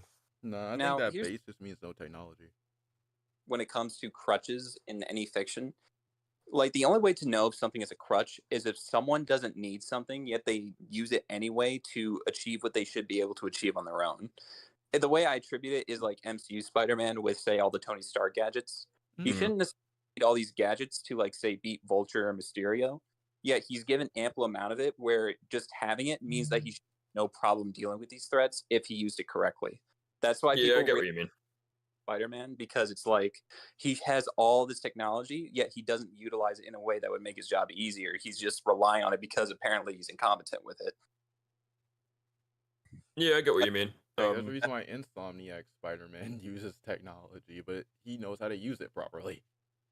Yeah, but that's my point, is that a crutch is only a crutch when you like require something to do the basics of your job when you should be able to do the basics yourself. That's the whole point of a crutch. I think as well, like with Insomniac, like the difference between him and like MCU, for example, is like number one, he engineers the shit himself. Like he's specifically creating stuff to help him. It's not like Iron Man where he's just like, okay, we're just gonna give you a suit that allows you to breathe in space. It's like, when am I ever gonna need that? Aside from when he did need it in Infinity War, but anyway. But also with yeah, like I understand what you mean, like, because the thing as well with his gadgets, I don't, are his gadgets, like, I'm assuming his gadgets are canon, or at least some of them are, because he gives, like, the spider tracers to MJ, but I just think, yeah, it's just a fucking weird system that people go off of, but I don't know, I think that's all superior stuff, that's the reason why that's in there, because, Og has a really good mind, and Peter has a really good mind, so it's like they took that and swapped it. I don't necessarily think it's like a crutch though, just because I think he's just engineering tech to make his job easier. Because like as he's taking on like bigger and better threats, he just has to create better tech, kind of thing. Like the way I attribute it is when we look at Otto, let's say giving Peter the advanced suit designs, it's not that Otto makes the suit himself for Peter, because that would be a red flag. Peter makes the suit, and everything else he makes up to that point is just to make his job easier, but it's not like he can't do his job without it. I mean, I guess, but like with some of them, I disagree. So, like, say for example, with the web formula, obviously, if he didn't like improve that, like Sinister Six members would just no diff his webbing. So, like, I do think to an extent, like he does need to make upgrades. I mean, the best way to look at it is if we use a Batman analogy, for example. Batman with standard equipment can, like, say, do the basics of his job. If you take away his utility belt, it makes him less effective, but it's not like he can't get through some things. But when he's against a threat like Superman, he has to make something to even the something. Yeah, it's not like you can at base. Like at base, yeah, continue. I was gonna say I do kind of agree. Like I know where you're coming from, but I think using Batman is a pretty pretty bad example, just because like most of his rogues are just humans. Well, I'm just using it for the tech analogy and the fact he does face superhumans. I'd also point out as well that Batman is like consistently, at least, he's way smarter than Spider-Man and also way better at fighting. So I think that also kind of plays a role. Well, when it comes to intelligence, there really is no seniority, especially with Batman, who has time and money, where Peter doesn't have time or money. It's just a case where one has all the can do it in their free time, the other one can't. I think as well they're just smarter with different areas. So like Batman's like a detective, for example, and like Spider-Man's like a science whiz. Yeah. So I think they just use their intelligence. Like say for example their IQ is even. They just have like different areas of speciality. Yeah. Kind of like Bruce Banner and Iron Man. Like, I mean, Iron Man's smarter, but they have like different areas of like expertise. Well, that's the thing about intelligence in Marvel is that even Reed Richards says that Dr. Doom is smarter than him in the sense that he can understand magic. Reed can't. Tony Stark is the better engineer, multitasker. Bruce Banner has the more complex mind. It just goes in a circle where they're all relative and like the difference is marginal, but who's smarter comes down to what they focus on. Reed just happens to focus on almost everything. That's why. That's what I mean. But like comparing Batman to Spider-Man, it's like the areas where Batman specializes in, like, are more effective for like dealing with it. Excuse me. Like more effective for like dealing with his rogues. So like he can, because of his like detective skills, he can always be like 2 steps ahead, kind of thing. Of like, I don't know, Clayface, for example. But with Spider-Man, it's not quite the same. They just have different areas where they excel. That's pretty much it. So like I feel like Batman would be able to like, obviously Batman would be able to create like a suit of armor where he could counter like Clayface or what have you. I mean, he does it all the time. He makes like armors and stuff. But like he doesn't necessarily need to, because he's just that intelligent. He's a master strategist, that kind of thing. And as you said, he's a billionaire. Like he has access to fucking anything. Like that he's he uses his own technology from his own company. Yeah, as well. Like Spider-Man and Batman are just 2 different characters. Actually, that's a really good question. Sense of an amp versus a crutch, as in both use technology, but just because Spider-Man uses it doesn't, like, people's mindset is, oh, Spider-Man uses it, it's a crutch. Batman uses it, but it's not a crutch. That's my whole point. I think a better comparison would be like Batman and Iron Man, maybe. Because like obviously Tony makes like ridiculous suits, but he doesn't really use like the top tier ones as crutches. Yeah, that would be a better one. Yeah. But like for example, you don't see him walking around in like the fucking Phoenix Buster. Like you see him using like, I don't know, the Model Prime or like the Extremis armor or something. Yeah, well I mean he's walking around with a nanotech armor. He was walking around with the nanotech.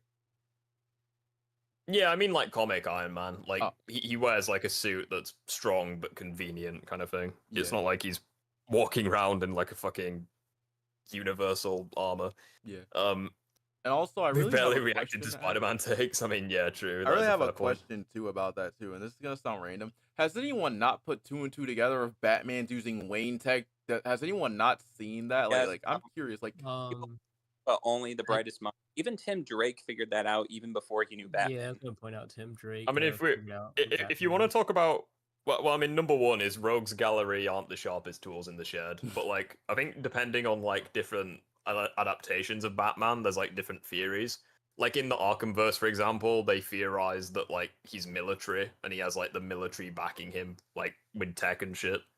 But I don't know how it is in the comics. I just think most of his rogues are like too thick to work it out. I'm pretty sure, like someone like Deathstroke or Ra's al Ghul, like they probably worked it out long ago. I mean, Rich trained Batman, but like someone like maybe not the Penguin. Like I don't know. I'm trying to think of a good they example. would figure it out by now, because like Wayne Tech has a Batmobile that costs millions of dollars with lethal. Well, even though I really. I think like some of his rogues, like Joker, just don't even want to know who Batman is. Well, I always think government. What if the government wanted to figure it out? Couldn't they just knock on Wayne's doorstep saying, "Hey, we noticed you're a bad boy out there, like in Dark Knight, They could have noticed that too, because like I'm starting to think that nobody hasn't noticed that yet. like they even say, "Hey, we have a warrant. We're going to search your building for any materials that can relate to Batman." Batman's gonna fight the warrant, bro. But yet every single time he's looking at the clock in his house, and he's just like, I'm hoping that they don't go towards this specific spot. Like the thing I always saw about Batman, that he makes his tech look low grade, but it's actually high grade, and that whenever he's Bruce Wayne, he makes it so unlikely for anyone to suspect it's him. Just like making him a drunk, spoiled billionaire who's still grasping up after his parents' death, using his trauma as like an excuse to say that he is the way he is as Bruce Wayne. Yeah, I think that's just another example of like Batman, like his intelligence, and also just him having the resources to do shit like that. Because like you don't see Bruce Wayne walking around with like batarangs, for example. Yeah, like that's the main. People think Batman's low tech, or that the tech he has is advanced, just not to the level of Wayne tech. Yeah. I just think that they would have put 2 and 2 together by now, because like, I mean, people can obviously actually think about it. It's just in Gotham City, no one's really going to care about a man dressed as a bat saving a city. Yeah, that's almost burning. Because I think Nightwing figured it out. But that's only because Nightwing was adopted, and that's how he figured it out. Because yeah, he spent like a lot of time Drake with like is Bruce actually Wayne and... one of the smarter ones who figured it out by himself, because he saw that Nightwing was able to do like this trick that only a few people could do, and then he saw like he saw what's his name? He saw Dick Grayson's able to do it. Yeah, and then he put 2 and 2 together since he was like, okay, so you're Nightwing, so that means that you're. I also this is his last video on Can Batman Beat Spider-Man's Villains. If Crisis was less, say, grandiose on hyping up Batman and just saying that Batman can come up with the technology because he has the time and resources versus, he can do it because he can react to this person, or you can see superhumans. Which video was this? It was his recent one. Wait, which was his recent one? Yeah, because Crisis is kind of, I wouldn't say that he's always biased, but you can definitely tell he does grandiose, like his favorite characters, opposed to ones that he's not as infatuated in. The thing is like for his, the thing is for that, sadly though, this is the one thing that I will say. I wanted him to use Arkham Batman for this. He used I forgot. Did he use New 52 for this one, or did he use the main run? For what? Everyone, down to when assessing Superman Punch realities apart, it's safe to say that Wolverine versus Raiden can cut down to most. Yeah, Wolverine versus Raiden is a matchup I hate. Reason being is because it was like the most infamous one for me, like back in the day. Like that was like the matchup that I just debated people on. Like I've always believed Wolverine's like bullies, but there's a lot of Raiden fans back in the day that I debated on that. Who gives each fighter a fair chance, as in you look at all the interpretations, and then, like, for example, you don't lowball Wolverine, you don't highball Raiden, you just look at them and their most fair interpretations, and I just think it's a mismatch. So, like, and again, like, I would never think of putting the two against each other in a fight, like, but again, like, Screw Attack, they consistently fuck up with things like that, so it's kind of one of those where it's like. And also, whenever I look at like Wolverine or whenever I look at like Screw Attack matchups in general, I usually go by the rules that they establish. So like say for example, I mean the Wolverine one was bullshit because they used like adamantium skeleton but bone claws, which physically isn't possible. So like they used like a random version of Wolverine. But they did give him access to like most of the shit he's done in like his base form over like 60 years or 50 years because it's 70s. And then with Raiden, they gave him all the shit he's done in the games, but they gave him the Muramasa blade, which is the one that he didn't even use. He just got it at the end of Revengeance. Master Chief, like they don't incorporate all the lore. They do whatever they want. Like they come up. That's exactly my point. Like Screw Attack are really bad at putting fights together because they like randomly composite characters, but they don't do it in a way that's fair. Like say for example, Superman, they use like post-crisis, New 52, pre-crisis, all of that, and just lump it all into one character. So it's like, yeah, obviously he's gonna bully Goku because you've made it ridiculously one-sided. Like the ones that I really liked from Screw Attack is Sauron versus Lich King and Homelander versus Omni-Man. Those are the only two I like. Like the thing that I will constantly give Screw Attack is that their production quality is really good, but like the actual animations are fantastic. It's just that the information they go off of is usually wrong. To the point where like even when they get like the outcomes correct, it doesn't feel satisfying because like the reasoning is shit. Yeah, it's like even if you tell us the accurate winner, how you get there, it's like a cool thing. Show your work. Right answer. Yeah. Yeah, so like with Omni-Man versus Homelander, it's like I'm pretty sure everyone and their nan knows that Omni-Man would win. But then when you hear their reasoning, they're like, "Oh, he can destroy entire continents." It's like, really? Well, it depends on which Homelander you're going Is that off like of. Is that it? Like is that like the limit of his strength? Like the guy who's fucking leveled entire planets? Like what do you mean? The cosmology of a verse, like let's say Warhammer and Lord of the Rings, they even get that wrong, and they don't even incorporate every single feat. I've read the books for Lord of the Rings, and I've played World of Warcraft, and I know the reasoning they gave was shit, but I agree with the outcome. Yeah, it's like even so that's kind of what I mean. It's like they put two characters against each other who should not be against each other at all. Yeah. They like massively misrepresent both verses, and even if they get the outcome right, it doesn't feel earned. Because people are going to watch Screw Attack, and unlike us, they're not going to question the validity. They're just going to assume that, oh, this is how most people see it. Oh no, that was. Does anyone want to play? That was me and Does anyone want to play Smash Ultimate? Nah, we're just chilling. I want to play Smash, bro. So, like, for example, Wolverine and Raiden, like, I think Wolverine stomps, but like, it's just ridiculous. Like, why would you put those two against each other?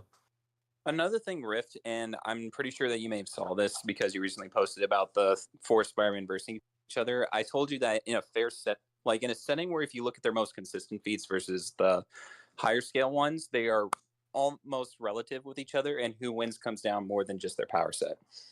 What's your take? Well, the 4, so the 3 live action and Insomniac. Yeah, because I'm not Insomniac stan by any means. I'm just the person that's like people really downplay him and upplay other Spider-Men. Because I grew up Fire. But that's what I'm trying to say. Because I grew up with Tobey Spider-Man. I watched all his movies, played all his games. I even liked Andrew and the TASM movies when it first came out, but I realized why they were bad. I even played TASM 1, the game, before the movie came out. Mob, I'm not feeling any better. Sorry, I'm probably gonna have to take this weekend off and just chill. I would have to say. And keep in mind, I'm not even going to be a bias towards this. In some it's like, yeah. So like, what I would say is, it's actually pretty annoying for me because it's like, people have the mindset of, because like people just like have these mindsets, like these premonitions, prepositions, or you know what I mean? Yeah. Where they're like, oh, you're an Insomniac fanboy, oh, this, that, the other. It's like, even though I think that Insomniac gets cooked by the other 3, I constantly find myself having to defend him. Like, it's one of those really weird, like, people assume I'm an Insomniac fanboy. It's like, no, I think he loses to quite a few Spider-Men, but like, I just keep having to defend him because morons exist, and they're like, oh, Fridge, Miles, Black, oh, MJ, woke. It's like... Because here's the thing, I'll tell you this from It's like I have to defend a character that I don't even think is that strong. Like, it's just absurd. In the boat like opposite, where I feel like he's kind of wrecked on too much, and people downplay him too much and upplay other characters who shouldn't really be upplayed. Like, for example, the live action Spider-Man, I don't agree with the scaling like they scale to Phase 1 Hulk or Thor, because you have to concede, like, you have to come up with the notion that Thor and Thor 1 are Hulk, like in Incredible Hulk or in, Avengers, would do worse, if not, equally as good as the other Spider-Men, like in their respective. I would agree with you in that sense. I mean, obviously, like the scaling is there, even though it's a bit of a stretch. But that's what I'm trying to say. The stretch leaves reasonable doubt. Yeah. So, like, what I'm saying is that, like, the scaling is possible, even if it's very unlikely. But, like, my stance on the matter is, like, even if you compare, like, the Spider-Man to, like, Phase 1 Iron Man, which I think is more fair, it would still be too much for Insomniac Spider-Man. But that's where I disagree in the sentence, because Phase 1 Iron Man, because if we're only incorporating his first 7 suits since, Iron Man 1 to Avengers, the thing about Iron Man and his suit is very misconstrued. The arc reactor is the thing that gives Iron Man, like, say, the city status, but the issue is that some of his weapons and tools are only specifically designed for that. For example, his laser can take in that amount of energy and use it, but Iron Man can't, like, turn it on every single fight because it says that it drains a lot of power. That's why that's exactly my point. Whenever I agree with you in that sense, but like whenever I don't wank the suit and I'm like, oh, city level laser is just one attack he has. The point that I make, if anything, I downplay the suit, because whenever I use the city level lasers, I interpret that as like that's the maximum theoretical output of the suit. Like that is his most powerful attack. It's a one-time thing. Like he can exert more energy because obviously the laser doesn't fully drain the suit, but like that is his most powerful theoretical attack. Like that's my mindset. Wait, but I don't disagree. I do have a question though. I just want to say this, and you guys can speak. I'm just under the mindset that you can't use that as a crutch for him to say that he wins most of the time. Because think of it like this: even Phase 2 Iron Man, or Phase 3, whoever you want to say, when he fought Captain America in his Mark 43 suit, I'm pretty sure 46. It's 43. 46. Point being is Captain America is calculated at best around large building level, with his vibranium shield just providing a good defense against anything like, larger than that. And Iron Man can go toe to toe with Iron Man, beat him and outlast him. It's to the point where Iron Man literally can lose to Captain America in a sense. Okay, so I agree with what you're saying. I'll address it because there is a few misconceptions with the Civil War thing.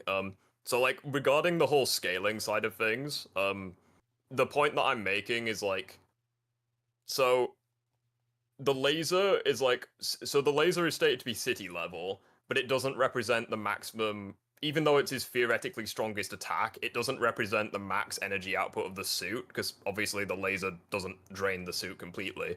The reason why I'm pointing that out is because that same suit in the first Avengers, it could withstand a lightning blast from Thor, and even though Jarvis says it was 400%, on the heads-up display, it actually is 475%, which when calculated, assuming that we use like the city level laser as like the max output of the suit, the suit would still be withstanding like a mountain level attack.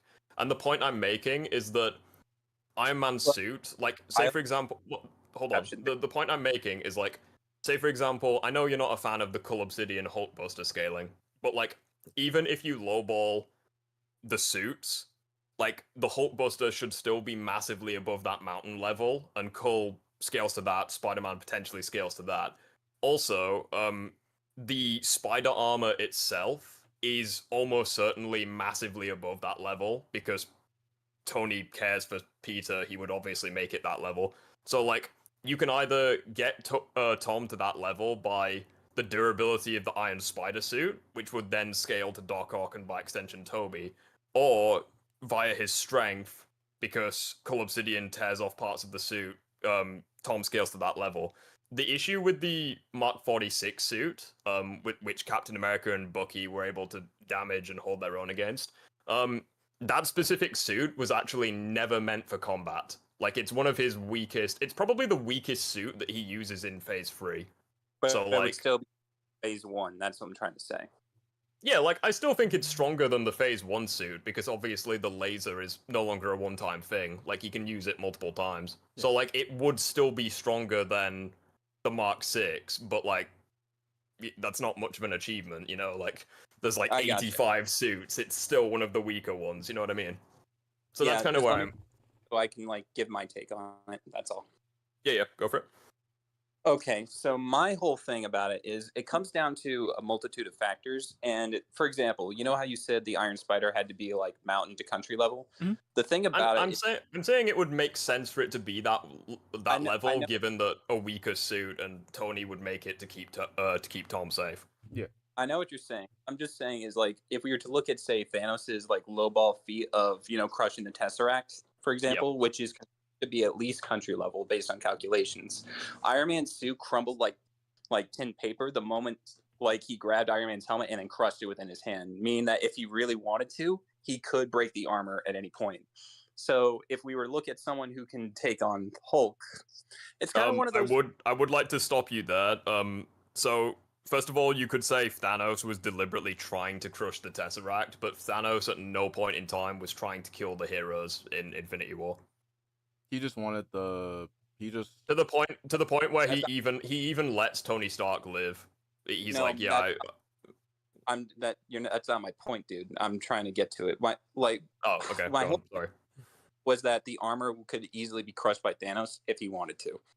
Like you said, he wasn't trying, but you saw like based on him just grabbing Iron Man's helmet and crushing it within his hand, like the suit that meaning that every holdback feature that Thanos had really wouldn't contribute the suit being at that level. But if you were to let me stop right there because I'm trying to convey my thoughts. I will before you continue. I will say so. Say for example, he's crushing the Tesseract, and that's country level. Is that correct? Yes, that's calculated to at least low country level. So let's lowball the shit out of Tony's suit, the Mark 50, and say it's mountain level. Like a country level character would still be able to tear it apart like it's nothing. Like, that doesn't contradict the scaling. No, I'm not, I get that. So let me recap everything just in case. The Call thing, you said, at least mountain level and everything. And I know Call does catch an attack from Bruce Banner, but I've looked at I've been in martial arts, so I kind of, get it, but it's essentially, Banner was only overpowered in the sense he threw a poorly telegraphed, punch and had a bad stance. He didn't know what he was doing, and Cole only damaged the Hulkbuster when he aimed for the joints. He didn't necessarily damage it or completely cripple the Hulkbuster. It's kind of one of those things where you remember how I once said that Ant-Man being able to kill Cole with one stomp kind of disproves this idea he's at that level. Yeah. Because Ant-Man replicated the same Hulk feat that one-shotting a Leviathan. It's kind of that where if Cole was truly on that level, he would have survived his encounter with the Hulkbuster just exploding from a mini explosion or being stopped by Ant-Man. Okay, so I will stop you there. So the issue with the scaling is if you want to say that Ant-Man scales to phase 1 Hulk, that's totally fine because I'm not using the Hulk scaling anyways. I'm the point I'm making is that even if you lowball the live action Spider-Man to phase 1 Iron Man level, it's still too much for Insomniac. So as far as I'm concerned, the Ant-Man thing is irrelevant to the point I'm making. It's a good point, and it debunks the whole he scales to Thor Hulk level, but that's not the point I'm arguing. I got you. But also I would point out as well that the pilot for the suit actually does make a big difference, because there are some morons on the internet who are like, oh, the suit was weakened because Bruce Banner was in it. The suit, that's not true. It's fucking stupid. I don't understand how people argue that. But anyway, the point I'm making is that the suit, in terms of power, speed, durability, that stays the same, but Banner was shit at using it. So if Stark was in the suit, he could very well have beaten Cull Obsidian. He fought the Hulk. He could do it. But the point I'm making is that he's still tearing apart the suit. Banner himself is shit at using it, and that's likely why Cull Obsidian did as well as he did. But regardless, he's still strong enough to tear apart parts of the suit. Yeah. And also on top of that, another thing too is Hulk got knocked out by Thanos, and it was just Bruce. So he went to go. Because I remember one of the things. I think it was you, or it could have been someone else, where they said like, with concept art for Infinity War, like Hulk would have broken through the suit and just fucked up Cull Obsidian. But like, a deleted scene. I think that was mentioned, but I don't know if it was me or not. But essentially, what happened was when Hulk broke out of the suit, he essentially one-shot Cull. He was on the ground, and then he put the glove on him, and he died the same way he did in the movie. Yeah, I just think that's a terrible counter argument, but again, it's not really relevant to the point I'm making, so it is what it is. Yeah, but I'm not necessarily disagreeing with your reasoning. More of the idea that, hey, even if, let's say, the Mark 46 being, let's say, not a combative suit per se, and it's still being better than, let's say, any Marks before it, the issue still stands that even if it's stronger, like, than the Mark 6, which you said would be too much than anything that, you know, Spider-Man would reasonably scale to, the fact that Captain America did any sense at all, like, that's the biggest thing about it, is that Iron Man in Civil War, regardless of how you look at it, still got effed up by Captain America and Bucky. And yes, it was a hard fight. Yes, both all struggled, but you have no notion of Tony holding back at all. Well, yeah, he wasn't. Or at the very least, he wasn't holding back against Bucky. Like, he could have held back against Cap, but... Well, no, it's confirmed in the script he was almost not holding back at all on Cap. I mean, fair enough. Really? Like, If anything, that's insanely impressive for Cap, then. But here's the thing, Cap in a real based on consistency can only be like large building level to maybe city block at pushing it, and that's just accounting for all his feats in conjunction without Mjolnir. I do think that is a bit unlikely. Hold on, Riff. Someone in your chat said Insomniac Peter still lost against Venom, but he still put up a good fight against Venom. I disagree. And Insomniac Venom pretty much tore apart that symbiote dragon in the Venomverse comic without any trouble. Doesn't count. Doesn't. Well, first of all, Insomniac. And even if they were, it would just be a massive upscale where, like, it's that thing where if the comics are... Well, hang on. I understand what you mean, but, like, number one, you have to assume that the comics is canon, and number two, you could just say it's an outlier, since he never does anything on that level in the games. But also in the comic, universe from 616. Thing with the... it's safe, go on. But here's the thing I'm trying to say, like, it's that type of thinking where, oh, if it happened in the comics, but it's an outlier, yet Spider-Man stopping Cull's attacks or, like, scaling a little bit to... You know, Iron Man is not an outlier, despite the fact every other feat doesn't showcase that level. Well, I would like to point out as well, so if you want consistency, that's totally fine. So, like, you know every single character in Infinity War who has Iron Man level tech? They get a boost from that. You want, sorry? Don't they get a boost from having Iron Man tech? No. Well, I guess, but the point I'm making is that every character in Infinity War who has Iron Man tech, so... Tony, Bruce, Rhodey, and Spider-Man, all of them take hits from Cull, and none of them die. And pretty much all of those suits would scale above the Mark 6. So if you want consistency... Peter's also fought against Cull twice, in an Endgame and Infinity War. But again, we're all assuming that Cull is on the same level. Yeah. Well, he tears apart an Iron Man suit that's specifically made to fight the Hulk. So okay, so let's just go off the fact. So, sorry, Griff, you go. And I would also point out as well, you seem to be like the city level Cap scaling. I do really disagree with. Just because pretty much every big bad in the MCU, Cap has gone up against. Like, I'm not saying he directly scales to them, but he has like fought them. Like, he's held his own against Loki. He's fought Ultron. He's fought Corvus Glaive in a 1v1. The same guy who could take on like a weakened Vision. Like, he's by no means weak. And he could also, like, phase Thanos with his punches. Both in Endgame and Infinity War. So I don't think the city block scaling is accurate for Cap. I'm just saying that based on calculations, that's what they add up to, not necessarily that the characters he scales to have calcs at that level. Yeah, like, if you want to say his feats, like, the stuff he's done on his own put him at that level, that's possibly correct. But, like, in terms of scaling, I think it's way better. I also want to say for Peter, he casually caught. He casually sorry, Cull Obsidian. Sorry, I'm just saying hello to someone in chat. Sorry, my bad. Was it Cull Obsidian's blade that he caught? No, he caught his hammer, and the hammer was he casually. Oh yeah, he did catch. Wait. Yeah, he did. Yeah, he did. Yeah, catch but it, Cole I Cole think was it's confirmed that he was. so not only that, but also let's talk about the end of Homecoming, right? You can pull off all those feats from before, but at the end of Homecoming, Peter unlocked his true strength once he lifted the ceiling off himself when Vulture hit it down on him. Add to I Peter, believe that was confirmed in the script. that Peter didn't know how strong he was, so his great feats after that are because he was able to lift that and push himself. That's how he became stronger throughout the movies.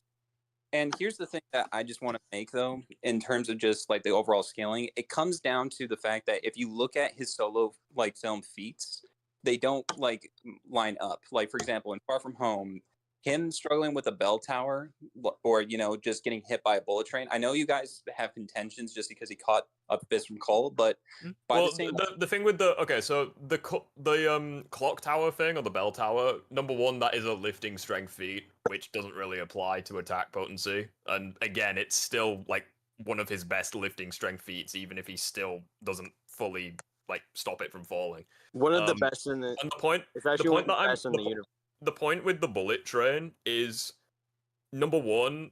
Well, the point I'm making is it's kind of like when people say Insomniac was nerfed, even though he wasn't at like his base power. It's like Tom, number one, he had the stealth suit, which is nowhere near as durable as his as the Tony Stark suits and like the ones that he makes.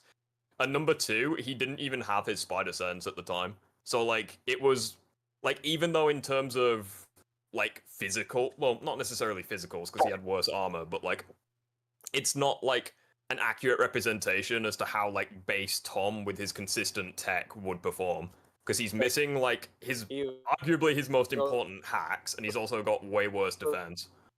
No, and he still survives it. No, but can I say something though? It's just the case. Not talking about Tom as in like, oh, he can't like he can take the force. What I'm trying to say is, when it comes to the Call scheme, Call would have to hit less than that to do any Let him damage. finish. Sorry, A-Safe, go on. But it's just a case where you have to consider that even though Peter didn't have spider sense, the Stark suit that Tony first gives him in like Civil War doesn't provide any armor protection. It only gives him tech. So really, he's not really amped by the Stark suit beyond having more tech. Well, I would point out as well, like, this is the same motherfucker who in the final battle, like, when he actually has the spider sense, he can dodge, like, dozens of bullets from multiple directions. So, like, if he was at his base stats, he wouldn't have got hit by the train at all. That's what I mean. But Riff, what I'm saying was, the outside of the spider sense, he was at his base stats. There was nothing in the film besides not having a spider sense that indicated he was weaker than he was in, say, Endgame or Infinity War. Well, that's totally fine. If he was at his consistent level, he wouldn't have got hit by the train at all.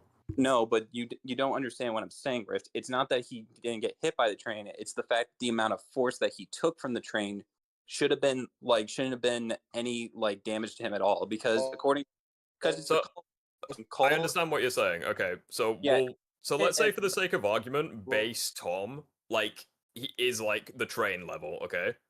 We'll say for argument, base Tom is that strong, or that weak, I guess, well, at that level. So it wouldn't really matter, and the reason being is because, number one, he does have access to the Iron Spider suit, which you can, like, the Cull Obsidian scaling to an extent also applies to the Iron Spider.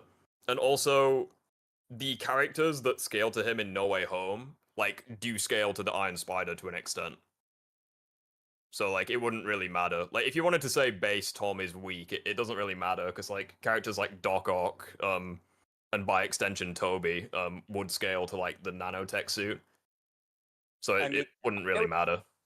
Peter was like, I'm not like arguing with your reasoning. All I'm just saying is, like, from a physics standpoint, Tom, like, it's just that Tom taking a Call Obsidian tech, assuming it's even on the same level as even Hulk or Thor from early MCU films, and then not being able to take the train kind of debunks the idea that Call hits that hard. That's the only thing that I was saying. As for the nanotech argument that you bring up, it's actually a pretty compelling argument, I'm not going to lie. It's that, we've seen strong characters break the armor, but we never see...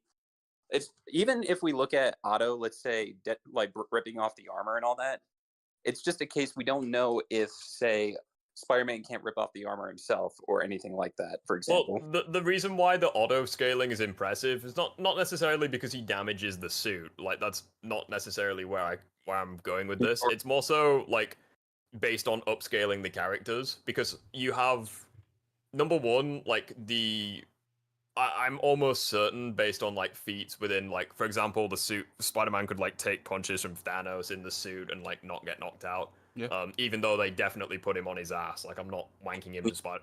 But like the point I'm making is that like the Iron Spider suit is almost certainly more durable than like earlier Iron Man suits, and Doc Ock, who was a weakened Doc Ock, he was weakened and fatigued. He was able to hold his own against an enraged Iron Spider. And yes, he was sidetracked because he was trying to save the college person. Toby in Spider-Man 2 was also trying to save like MJ and like Aunt May. Hey, Rift, I'll stop you right there. I agree with every word you said because I agree with Crisis's like, analysis of Toby being over Tom. I agree with that. Well, yeah, but the point I'm making is that like a weakened Doc Ock scales to Iron Spider, and Iron Spider scales above Insomniac. Like that's what I'm getting at. I'm just saying, like, from like the idea that the Iron Spider is, say, how should I put this? The thing about it is the Tony Stark armors, what I'm just trying to say, are not country level, even if it's Mark 50. Since that's fine. Even if you have like issues with the country level stuff, all I have to do is put them above city level for them to be above Insomniac. And I'm not necessarily disagreeing with that, believe it or not. It's just the case where we don't actually know how, like, the only force that I think we've seen Iron Man tank, like the most blunt force that could be calculated, is Sokovia's explosion, which is at least town level. That is really no.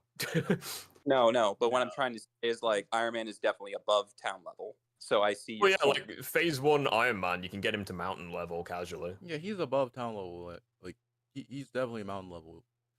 Because like Phase 1 Iron Man, like the laser alone is like city level, and the suit could withstand a lightning blast from Thor, with that lightning blast emitting like 475% of the suit's total energy output, or like energy like storage.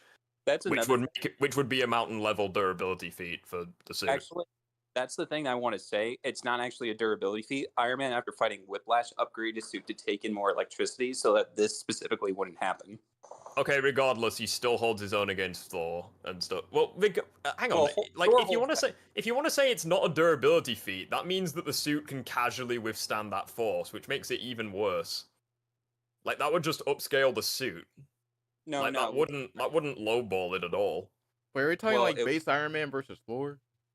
Like, we're saying like so the Mark 6 against Whiplash, it was like easily able to be taken apart by the lightning. Yeah. But then in the first Avengers, it was able to like withstand that level of like that energy output. So like even though it's specifically made I'll try to put it into words. Like even though it's more resistant to lightning, it's still resisting that energy output. Yeah. Like Miles, I get it. Like Miles, for example. Like in the first game, he nearly dies to absorbing all that energy, but like it's still he's still withstanding that energy, you know? It's like still a durability feat, even if he's like specifically made to like perform that like showing. No, I was just mentioning that that's the reason that it works so well. Like it absorbed it. I'm not I wasn't just trying to say anything else other than that. And yeah, and if anything, the fact that suit could hold its own against Thor at all is insanely impressive, because it's stated by Josh Whedon that not only was Thor nerfed in the first Avengers, which is confirmed, but also Thor was massively holding back against Iron Man and could have killed him at any point in the fight. So the fact that Iron Man alone stands any chance against Thor in the slightest is still pretty impressive. And he's able to take his lightning. Put up much of a fight as much as he was just coming out with every advantage. Like Thor hit him with lightning, he hits him back with the same amount of energy. Like Thor was about to hit him with his hammer, he uses his thrusters to get under him. It's just a case where Iron Man just kept getting away from Thor until he got more pissed off. Yeah, like obviously I'm not saying that the Mark 6 is on Thor's level by any means, but like the fact that it was able to take a couple of hits from Thor at all, especially the lightning bolts, is really impressive. And to be honest, your argument's really compelling. Especially since once again, so let's say for the sake of argument, so Thor in the first Avengers, he's nerfed, he's holding back against Iron Man, he can kill him at any point. The suit still withstands that force. Hulk in the first Avengers goes against that same Thor. Well, Thor and Hulk, something I want to mention. I'll let you continue after this. The idea that Thor ever hit Hulk or Tony with a country level attack is beyond me. No, that's not what I mean. Sorry. Sorry, yeah. I'll let you finish. But the only time he ever does that is in Thor 1 when he's on Jotunheim, like literally not giving a fuck and just destroying the planet. And yes, just the thing where even though Thor struggles against people like Hulk, it's only in a physical sense. Not how is Iron Spider above Insomniac Spider-Man? Because he outscales him, or at the very least, I think he does. If you want to debate the topic, join VC. You should say is the Iron Spider just provides more durability for Spider-Man to reasonably break. Because unless you say that Spider-Man can, unless it's symbiote Spider-Man, that's the only way I could see him breaking the armor. Yeah, I would. Well, no, the point I'm making is that, like, even if you use, like, anti-venom, it still doesn't matter. Like, it's still not enough. Yeah. Like, at best, anti-venom would delay the inevitable because of his busted healing factor. Well, then again, you have to think, though, there is the possibility that since anti-venom is a symbiote, he could probably abuse that and just to get into his armor, so there's a chance that he could. Yeah, so the point that I was making regarding, like, the Hulk and Thor thing, so you have, like... So, Hulk in the first Avengers, he goes against that same Thor. Iron Man, with like the Hulk Buster, was able to fight that same Hulk, but the suit gets significantly stronger because I don't think anyone's going to argue the Hulk Buster is above the Mark 6. So that would upscale. That's what I mean. So that would upscale significantly past anything the Mark 6 is capable of. And obviously obviously Cull Obsidian scales to a stronger Hulk Buster. Another thing I want to mention, though, is that Iron Man's materials to, like, make the suit don't actually change, but Iron Man changes the way that they form on the suit and how much of it there is, which is why it's so impressive. Okay, if you want to go that route, it's literally not possible for Iron Man's suit to exist, so I don't think the materials I'm just saying, that he uses, like, I don't think that's a good argument at all. All we know is that it's weaker than... I'm just going to go for a piss again, I'll be right back. Yep, don't worry. Okay, so... yeah, continue. So, Ace, I wanted to ask you a question.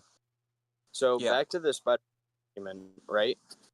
Yeah. We see Spider able to casually catch Cull Obsidian's hammer, like in the first movie, in the Infinity War. Then we also see him casually be able to pull back Cull Obsidian. Now, I don't know if this is correct. You guys know more about MCU scaling than I do. But in Far From Home, isn't the robot stated to be, like, their concussive blast be stated to do stuff? Like, cause a small earthquake or something? I thought. It's been a minute since I've seen Far From Home. So, if anybody can find that, that would be useful. Well, it's also just the case... Because that would... Yeah, continue. I was also going to say, just based off Toby, right? Toby in Spider-Man 2 was able to list something off him that was getting pulled in by the gravitational pull of the sun, as stated in the book, I believe. Now, here's the thing about that Toby feat. I want to get a little bit out of the water. The issue is that in terms of an actual star, it wouldn't just be magnetic; it would be gravitational, which doesn't really make sense. The magnetism from the sun is actually weaker than the gravitational pull. So the idea that people attribute the gravitational pull with the magnetic attraction is not the same thing. That's something I want to get out. But even then, we also have the Sandman scaling, where Sandman was a skyscraper. And said to be mountain. But that's the thing about it. By the same principle, if we said that Sandman from the Insomverse, who is bigger and shown to create storms on a similar level, just based off someone saying it, he's only large town though. That's the issue. But that's the thing. You're telling me from a book that says, "Oh, Spider-Man 3 Sandman is at that level," yet Insomniac Sandman has better feats, but has no statement at that level. Like, that's the thing about writer statements I don't get. Even with the laser in the comic per se. We don't even know if the comics are canon. If they are, my bad. But even then, it's just a case where you have to dig deep down to find statements to even put a character at a certain level. Yeah. It's the same problem with saying that, oh, Mark from Invincible beats Superman just because the creator said so. No. It's that type of issue where, yes, I agree some statements are valid, but only if they are applicable and narrative based, where it's outright stated to be a fact, rather than, are we talking about like the comic for like the city level lasers? Yeah, it's like from an Iron Man statement where Tony boasts its power output in one like panel. That's the only place. I do think it's. I agree with you in a sense, but like I do think it's possible because like in the first Avengers, for example, there's an MCU tie-in comic that specifically it's kind of like a prequel to the film where like Thor's having a conversation with Odin and he's like, yeah, with the Bifrost gone, I can transport you to Midgard, but it'll like come at a cost of your life energy. And then in the film they actually reference that like when Loki says it. So like I do think hold on. So like I do think that the comics could indeed be canon, or at the very least some of them. But I think with the suit being that strong, I don't think it's too far-fetched. Number one, because his suits, like, they defy reality just by existing. But also, in Iron Man 2, he creates a new element. Like, is it Palladium? Or is that the one that he already had? I think it's But anyway, the point is, he creates a new element, which, again, we know literally nothing about. So it could be that strong. Now, I'm not disagreeing with that. I'm just saying especially since vibranium has existed in this universe like 70 years prior to him creating that suit. So like there are fucking strong things in the MCU. So I do think it's possible. Now, but I don't think it wasn't really necessarily what was being said. It's just that the idea that in the films themselves, or the idea that you have to look for these buried statements rather than being potent within the film itself. It's just kind of that thing, like I said before. I do think it would kind of be a bit unnecessary, like if Iron Man was to just randomly say, "Oh, I'm going to hit you with my city level laser," you know, it's not exactly like good dialogue. No, we were talking about Toby's Spider-Man with the star with the okay. So I've just been talking about something completely fucking different. Okay. There's more details I can go into. I thought we were still talking about the Mark 6. Sorry, my bad. There's more details that I could go in on Insomniac Salmon, but also Doc Ock literally stated multiple times he had the power of the sun. Like that was multiple times in the movie. He said he had the power of the sun. Now here's the thing. I've actually looked into the science behind Doc Ock's star. The biggest thing about it is that it's supposed to be a contained one, a miniature one that. Like Otto was supposed to, like, he built the device around it to prevent it from having any gravitational pull. It's the magnetic fluctuation that really got out. That's what he didn't account for. Okay, if anything, I don't agree with that, because like if it was magnetic, then it would only affect like metal. But which like it does. Well, no, like it affects metal in like the fucking like the film, but like in the novelization, like. It's stated that anything in New York that isn't nailed down will be pulled into the sun. Which as well, you can kind of say for example in the final battle, you can see that it's not just metal. It's also like the water's being affected, the wind is being affected. Like there's a shit ton of things being like affected by it. Yeah, and plus the building was in water, so like it wasn't nailed down. Peter, they would be pulled in, like without them being nailed to the ground that close. That's the thing. Peter has crawling abilities. Well, you gotta keep in mind as well, the sun never, obviously, like, parts of it breach the containment field, but the sun itself never breaches the containment field. So, like, if the sun, like, expanded big enough and breached the field, everything could just get pulled in, like that. Like, there's only, like, parts of it that breach the field. So, like, it's not like the sun is, like, it's hard to explain. Like I feel like it's like not expanding. If the containment field wasn't there, I think the Earth would go bye-bye. Like that's what I mean. Rick, have you guys? Is this after? Are you guys started debating these power scaling topics? after you watched the? We started. Fuck, what did we even start on? It was like Peter versus Craven, and now we've just evolved. And now we're doing. Now it's just gone on to MCU scaling, and now it's on to like Spider-Man 2. So we've just gone everywhere today. Rift, I kind of want to. So the video I sent you. So this now, I know a lot of people have statements of Peter being building level. Which Peter? I've seen a lot of people in your. You're cutting out, by the way. Your Mexican Wi-Fi's acting up, bud. Just be careful with those. I'm in the middle of the forest. Oh, my bad. It's all good. They say comic book, Peter. I'm in the middle of the forest that I'm talking to you through. So, people have said Insomnia. I've seen some people say in your chat, Insomnia Peter will beat Comic Peter. So I'm curious what they're gonna react to once you guys review that video. Yeah, I definitely don't think that's true. Even if you look at Spider-Geddon and stuff like that, it's still not true. No, I agree. I say something. I agree with you. I'm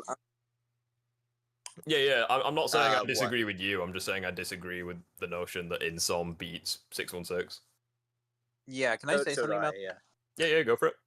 When it comes to the comic book scaling, Insom is not on 616 level like 1-to-1, but he has to be somewhat like I commented about this, but essentially it's one of those things where Insom has to be somewhat relative, if not just a little below 616, to even let's say dodge the same attacks, take the same attacks that he does in say the unlimited run, because they both dodge lasers in that run and they both get hit by the same attacks that they're both down by. Even Insom helps. Well, no, but it's like I'm pretty sure that Spider-Man and the Flash can both dodge light speed attacks, but they're nowhere near the same speed. Yeah. Yeah. Do you mind watching that video? So like you can. The one thing that I will say, just like proving how Insom and 616 is like night and day in terms of their power.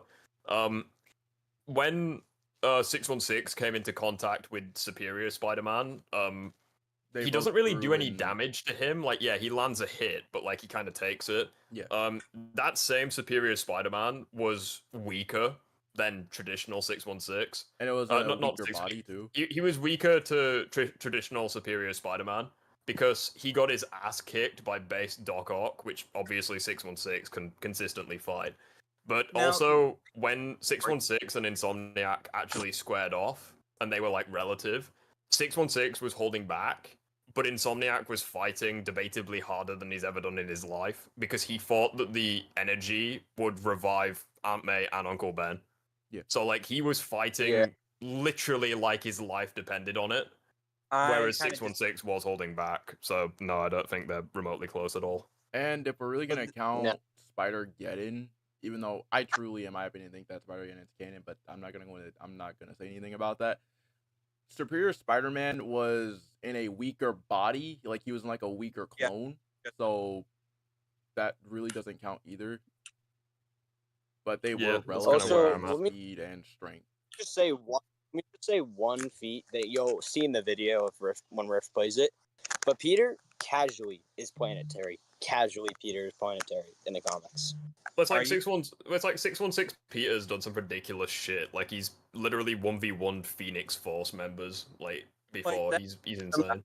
Comics that I don't necessarily like in the sense, because think of it like this: if Peter was always at that level, even if holding back and suppressed with his willpower, it's like there's just stupid shit. Like for example, I've read the comic run with him and Zeb Wells, and he's beaten up by Hammerhead, chained by steel chains, and he's not even getting up to fight. That's why I hate that. There is reasoning for that. I agree with what you mean, but all I'll say is like you could say the exact same with like literally every character in fiction. Like they have days where they have low showings and days where they have high showings. So like my issue is that I truly hate the Zeb Wells run.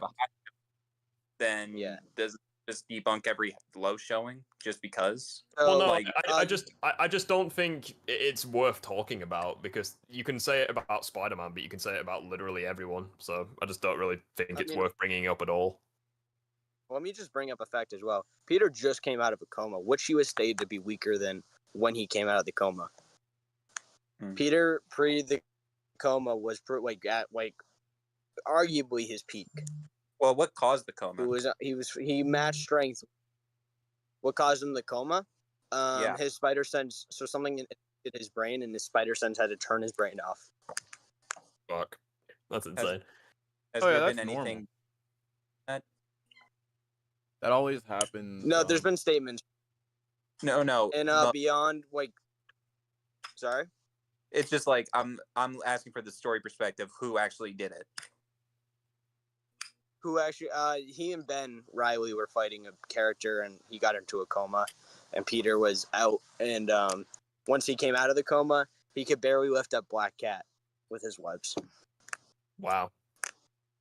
Well, there is a lot of. So there's a reason. Sorry, go. There's a lot of things behind that, but hypothetically, like, was this due to? I'm not sure if I say this, but was it due to there was way too much people in danger? No idea. No, it was just Black Cat. Black Cat was just falling, and he just had to catch. It was weak. It was like weakened, really weakened. Oh, so that's the reason. That's just part of block.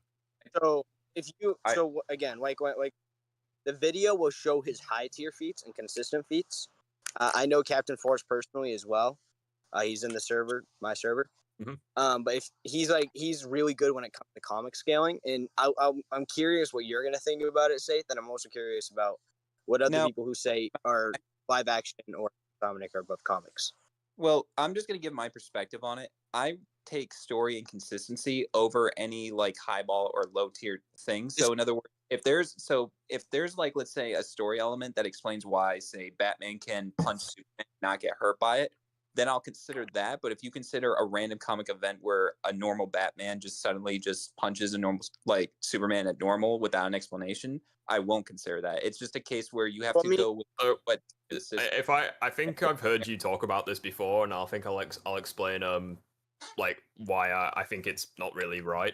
So the issue that I have with consistency is that it doesn't take into account like context. So say for example, like, I'm trying to think of a good character. So say for example, like Optimus Prime, he holds back like all the fucking time, but like, so, and then you try using that and say like say for example, he holds back and he's like, I don't know, country level, and you saying he's consistently country level, but he has like 2 fights where like he's like pissed off and he like swaps hands with like planetary characters. I wouldn't say, if I'm using him in a debate setting, I wouldn't say he's country level. I'd say like if he's trying to fuck you up, he's planetary.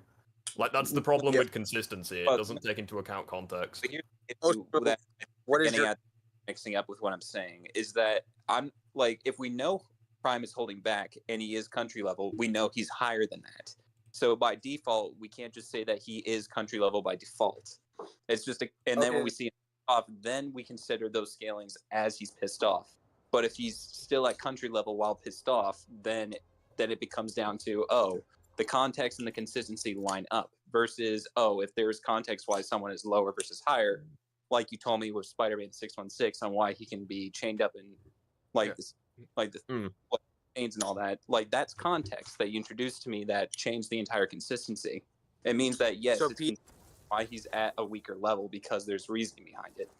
But it's like as well, it's like when we're coming back to like Tom Holland Spider-Man and stuff, it's like if you like it's kind of like I don't really understand why we were having that discussion then, because it's like if you're using like for example him when he's trying to fuck you up, obviously you wouldn't be using like consistent showings because he very rarely does try fuck people up. But as well, I think the issue with like consistency as well is it just doesn't really like take into account like what happens in fights. So like to use like Transformers again as an example, like say for example like out of context, like Optimus wins in a fight against Megatron, it's like you would say, oh, he's above Megatron.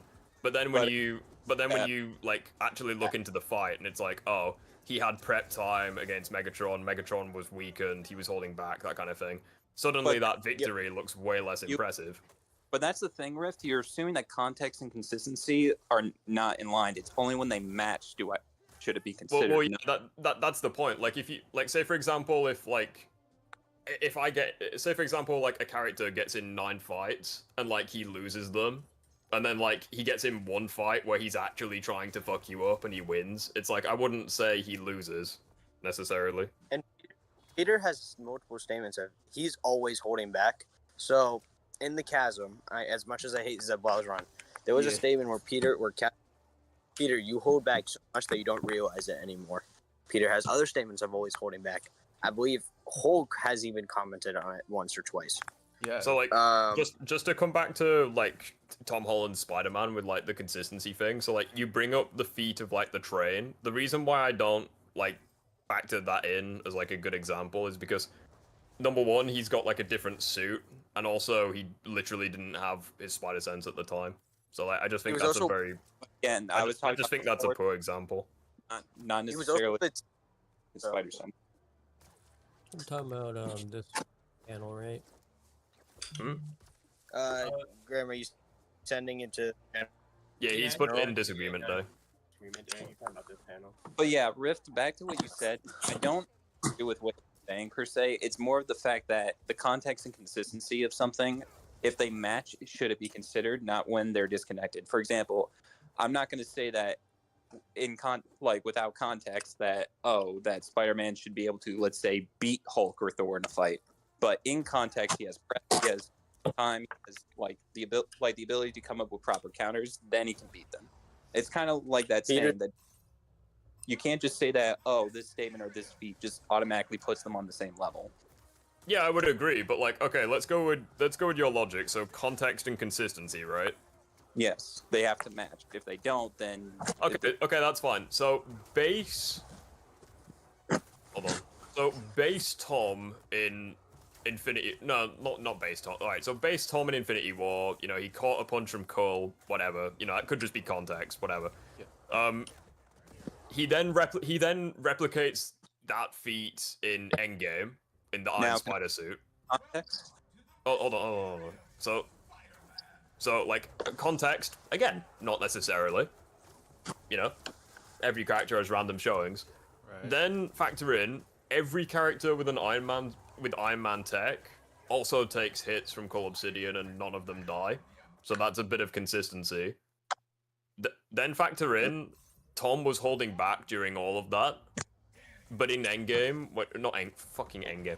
In No Way Home, he's actually trying to fuck up like Doc Ock. He's pissed off. So he's got like because with Green Goblin he's got a different suit. Like I'm specifically looking at the Iron Spider. So like he's got that level of power and like that armor and those stats from when he's holding back, but he's not holding back as much against Doc Ock. So context and consistency are applicable here. So like the No Way Home characters would scale above him, which would put those characters above the Insomniac cast. Wait, but what is that logic now that you presented it, which is why I said it's very compelling. Yeah. Which is why I really like talking about it, because like when you text shit, it's really easy to like misinterpret stuff, but when you actually like talk about it, it's way better. Yeah, I agree. I text a lot just because I want to get all my thoughts out without missing a beat, so that when I actually talk about it, I know what I'm saying. Yeah, it's like you've got a script or something. Like it's all or right I'm there writing in front of you. Yeah, I get what you mean. I'll probably be watching on when you play the video Rift, but I'll be commenting on it by listening when I'm listening to you guys, and just like commenting comments and stuff. Because I'm still confused on how on Earth he's planetary. What? I'm still confused on how on Earth he's planetary. I've never heard someone say that he's planetary. Yeah. Who's planetary? What are you on about? Spider-Man. Peter 1616. Yeah, even Christ has trouble with accepting that, because I've talked to him about it. He's saying that if that were the case, you would have to like breach some levels of, you know, just context just to say that he is. I mean, to be fair, I think a good comparison is like say for example Wolverine. Like obviously in terms of strength, he's fucking useless. Like he can lift a couple of tons, that's kind of it. But like his claws have hurt characters that are like planetary, solar system above. So like I think it's kind of just I think it's like people misinterpreting like destructive capability for attack potency. Like what Grim and me have together on 616 Spider-Man, so Grim can also help explain. He's better at debating than I am. But when a 616 Spider-Man, so the reason he's planetary is just based on the characters he scales from, as well as he has this one planetary feat. He broke a coil that had the gravitational force of the Earth itself, or nothing on Earth could break it. That was the statement, I believe. So like, the way I look at it is like, excuse me. The way I see it is, obviously, Spider-Man isn't going to be like one-shotting planets anytime soon, but like he can just scale to planetary characters and like he can hold his own against them in a fight. Like that's kind of where I'm at. Yeah, that's the same thing I do. Where like, yeah. When like he's not gonna planet bust like anytime soon. Like he's not Superman, but he can just scale to characters that can do that. Like the best way I can say it is that you shouldn't say a character is at a certain level just because of a feat. For example, you won't say Spider-Man is like building level just because he casually took a building level attack, even though it didn't phase him at all. But you're not going to say that he can scale to like say Galactus just because he eats planets and just because he like swatted him or hurt him like by hitting his eye or just poking him or something.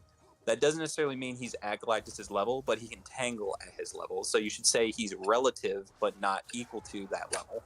Peter relative to like, had multiple feet though. Like, sorry, well, it's Grim, like, go. Sorry, go on. Oh, Grim's falling up. No, that's why you were saying.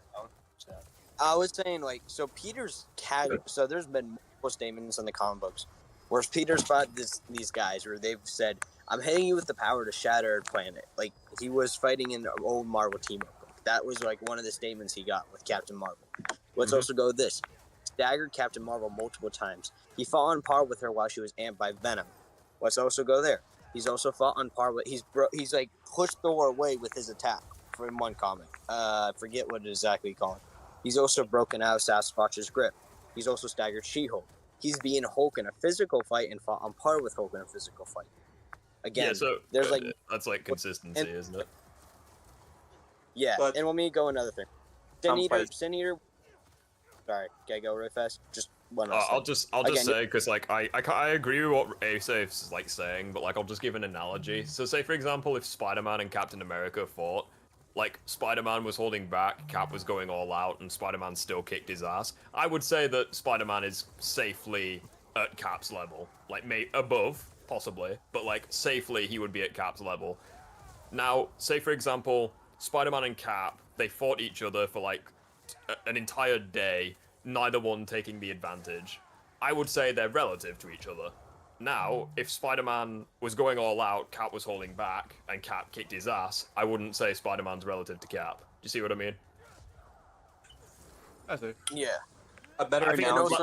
That's kind of where I think with like the whole relative side of things, because like obviously like you could say that Iron Man with his strongest armor is relative to Cap, but in reality he's like massively above him. So. Like, and again, you'll see all these feats in the. Yeah. Sorry. Well, it's just like analogy is that Spider-Man holds back against Cap, so he has to be above Cap. Spider-Man goes all out in Hulk, but Hulk holds back, so Hulk would have to be above Spider-Man.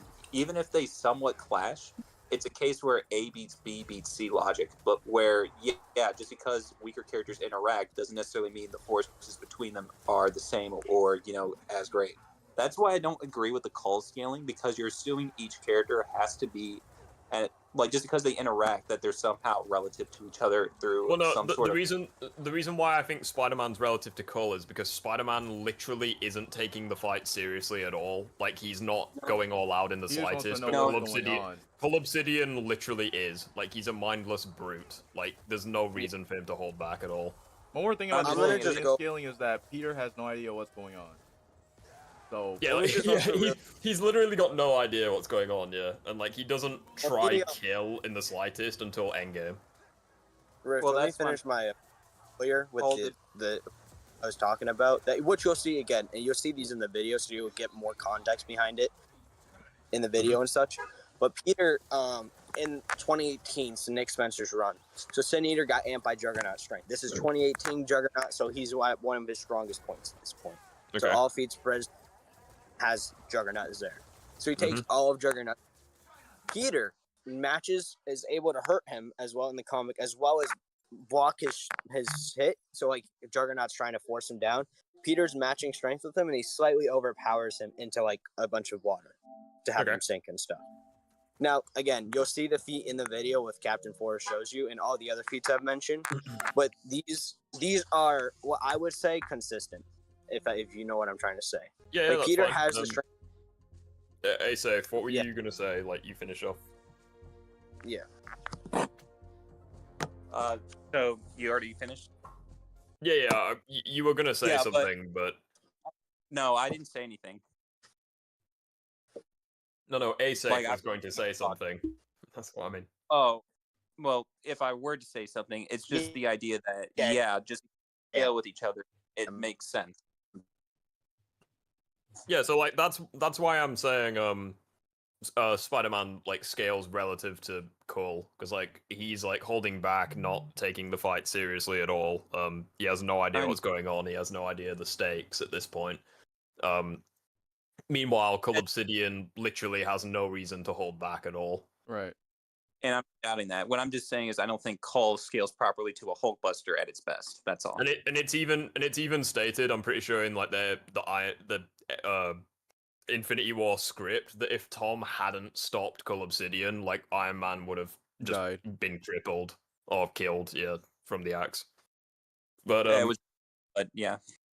Again, like I would agree with you. Like if Tony was in the Hulkbuster like suit, in Infinity War, he probably would have beaten Cole Obsidian. He may have taken a beating in return, but like I do think he would have won. But like him being in the suit has nothing to do with like the actual like power of the suit. It's more so just because he's more experienced, he's the better pilot, that kind of thing. I'm just saying that Banner got his ass whooped just because he wasn't as skilled, that he wasn't taking full advantage of what he had. That's all. Yeah, I agree, but like if it was, how do I explain it? So like the idea that having and applying it are two different things. So like, say for example, if like Cole Obsidian had his own Hulkbuster and he knew how to use it, like you could say it was like, and Banner had no idea how to use his, then yeah, you could say he would win via like the experience or what have you. But like, he straight up tears parts of the suit apart. Yeah. So like I do, and regardless of which way you look at it, because I know like I think in one of your comments you said, oh, he like targeted the joints or what have you. First of all, you would have to prove that a suit that literally defies reality by existing follows real world logic, and also that same suit is made by Iron Man, like, and it's specifically made to fight quite literally a walking nuclear bomb. Like that, the suit is based to fight that, so the joints would also have to endure a beating from Hulk, logically. And I'm not arguing with that. I'm just saying the joints were the weakest part of any armor. And plus, Hulkbuster was already damaged by the Outriders, which even Cap and Black Panther can beat up. It's just a case where, yeah, I get what you're saying. It's just like there's a lot going in than Cap and Black Panther got overwhelmed by the Outriders. Yeah. Well, he can beat one individually. That's what I'm trying to say. Like, they're not. Yeah, but like like the Hulkbuster could, like fucking War Machine could take down like dozens of Outriders at once. You know? They were able to damage Hulkbuster when he couldn't do anything, like when he was overwhelmed. Yeah. I think as well that's partly due to just Banner being shit at using the suit. Like like for example, War Machine, like he knows how to use his suit. He's airborne, so none of them can get him, and he's just laying waste to them. Yeah. And the Hulkbuster can fly. Like it's not as good at flying as like the other suits, but like if he wanted to, he could just like be highly mobile and stuff, but again, that's probably due to Banner being shit at using it, rather than the suit itself being Banner's shit. never been in Iron Man's armor before, so yeah, like literally in the Wakanda battle, he like trips over a rock and just falls on his face. Now, the thing about it is I want to get back to the comic scaling, because like I said, I'm not disagreeing that Spider-Man holds back all the time. I just don't always agree with I agree with the notion he scales to characters on the level of Planetary. I just don't think he can take them in a fight, because like you said, Rift, he's not blowing up planets anytime soon or taking said beatings from someone at a planet level. Well, again, I think that's kind of a misconception that people have, where like I don't it's kind of the same thing with like Toby Spider-Man. Like I don't think like he could one-shot a city or a mountain or a country with a punch, but like he would be able to just withstand that level of force. So it's kind of the same with Spider-Man, where like I think he would be able to hold his own against like a planet level character. Doesn't mean he's gonna beat them, but like he wouldn't get like outright one shot by them. The phone's ringing. I'll be right back. Yeah, but to add to that before anyone discusses it, it's that you shouldn't say they're on that level. Then it's kind of that's the problem why people misconstrue it is because you're saying, well, this person's planetary. Yeah, with what Riff said, it's just an issue where they should be able to tangle with said characters, but but saying they're on that level kind of implies that they are. The only time that I can consider Spider-Man planetary is probably him having the powers of the Beyonder or technically cosmic. That's the only time I'll ever consider him planetary. I agree with you there. Because that's the thing about it is that I agree with most of what you guys say. I just think that the way you guys say it is what gets people the wrong way. Yeah. Like, that's the biggest thing about the Crisis about it. It's not what you say, it's how you say it. Because I think... Oh, sorry, you can finish up. Yeah, but I just have some discussions with Crisis, and I say that I know that you love these characters. I know that you say about it, but you're just gassing them up to be more than they actually are, especially in your latest video. And he kind of is like, and then he posted his thing that, oh, to the writers, Batman always wins. But it's like you're missing the entire point of the character. That like the whole point. You agree with the whole prep time argument? I don't disagree with his saying. I'm disagreeing with how he said it. That's what I'm trying to tell him. Well, the thing is with Crisis, Crisis has read like a lot of comics, so it depends on like what version he uses. It depends on like which ones he skills. Like it depends on like which one he skills them to, because like he knows like there's different stats and different feats for each character. Well, it's also very wishy-washy because at one moment he'll say that Slade can't take on the Justice League, yet he'll say something like another character from another franchise can do the same just based on one feat and all the other feats don't support it.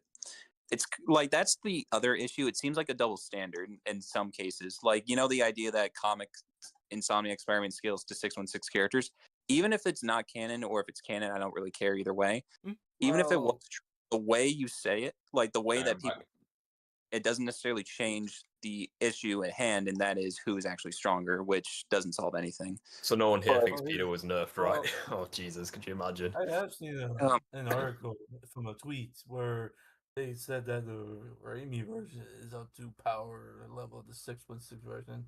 Yeah, so no, that's correct. Like they say abilities, not, and it's coming from a VFX artist, not the writer or director. It's kind of like, oh, he's as. Oh, are we really gonna have this argument? Oh wait, by the way, Save. By I'm the way, just telling you what I've seen. That's all. There's another argument that you can make for Insomniac being, being up to 616 level. I would say that he's not. I would say considering. I don't. I'm just saying that has to be somewhat in the ballpark, not that he's equal to characters like that. Yeah. The only thing I know is that Insomniac takes heavy inspiration from Amazing Spider-Man 616 and Ultimate Spider-Man, and and from what I've read of those two runs, he's capable of like actually being bloodlusted. So I don't really know the scaling for that, but there is one thing that I want to say, like whilst I'm like thinking ahead here. There's times in the comics, especially where Spider-Man's a fantastic example where like just because like he's taking on like planetary characters, that doesn't mean that they're nearly the same intelligence as Spider-Man, because obviously he's like fucking skilled as fuck. The reason why I'm bringing this as an example is because John Walker, or US Agent in the comics, I'm pretty sure he was stated to be like 10 times superior to Captain America in like all stats. So like he's 10 times stronger, more durable, faster, etc. Yet Cap can still hold his own against him and like beat him more often than not. So like I think largely due to like being a better fighter and having like the shield and stuff, but like just because like for example, there could be a character like who's massively above Spider-Man, but Spider-Man's like the better fighter and stuff, so he could still hold his own that way. You're saying that even if the stats are greater, it comes down to factors beyond just power that determine the victory. Well, yeah, because like obviously, like I don't think anyone here unironically believes that Spider-Man stands any chance against Hulk, but in like raw stats. But like obviously Spider-Man's like more intelligent, he's more agile, he's got the spider sense, which kind of helps him out. You know, he's got his own specific skill set, you know, so he does have advantages over Hulk, even though he stands no chance whatsoever in like a serious fight. Yeah. So like that probably helps him. Now that you mention it, I do want to bring this up. This is kind of like the argument I make with other people, is that if you were to, let's use the four Spider-Man, for example. If they are relative in stats, as in they are range from a certain level, from reaction speed to strength level, and you can make arguments on who is a bit stronger than the other, but they should all be around the same level. Who actually wins that fight, given other factors beyond their power set? Well, like, there's a reason. Let's like say, for example, in debates, there's a thing that people do, called like equal stats debate. So, say for example, like Goku Superman is like a controversial matchup. So, what some people do is they'll like, okay, you have equal strength, durability, speed. So the fight comes down to intelligence, skill, experience, hacks, equipment, all that kind of shit. So, like, I think in that sense, if you were to do an equal stats matchup, it would actually be pretty fascinating. Like, as to who would win in that sense. Fascinating. I think that's why people are attracted to it. The issue is that people will always bring up but this person is stronger by his stats anyway. That's why it's always like a contention where no one can really discuss about that. Or they just go off of. It's like, I think as well, it kind of comes down to a few things. So, like, say for example, like, I do think intelligence matters, but when you have like, it can, like, a character's experience can sometimes mitigate that. So, say for example, you have like say for example you have Toby versus Tom, and you're like, okay, Tom is more intelligent than Toby, he wins, and it's like, okay, but Toby's fought super geniuses before, so who cares? It's like, oh well, Tom has like really good weapons, he wins. It's like, okay, Toby's fought characters with great weapons before, who cares? You kind of see what I mean? So like, I think as well, it depends on like context as well with certain characters. So say for example with like Insomniac versus the live like action. MC. Yeah, so like say for example Insomniac versus Tom, for example, it's like, oh well, Tom has like way more. Not Tom. It's like Yuri has way more gadgets. He wins. It's like, okay, but like Tom has a lot more gadgets. Like, it's like, yeah, who cares? Like, that's not gonna make a huge difference in the grand scheme of things. So what it comes down to is not necessarily how much one has over the other. It's more of like, what would they actually do if they fought, type thing. Like, for example, Tom is not going to pull out all his gadgets and then just have complete mastery over them. Right. Like, we know that he has them, versus Insomniac, who makes all his gadgets and has complete mastery over them. It's stuff like that. It's even with experience. Like, yeah, Toby has fought super geniuses with tech, but has he fought them to the level? It's kind of like that, where you want to compare where they actually fare if they were put in the same situation. Yeah. You know, with similar stuff.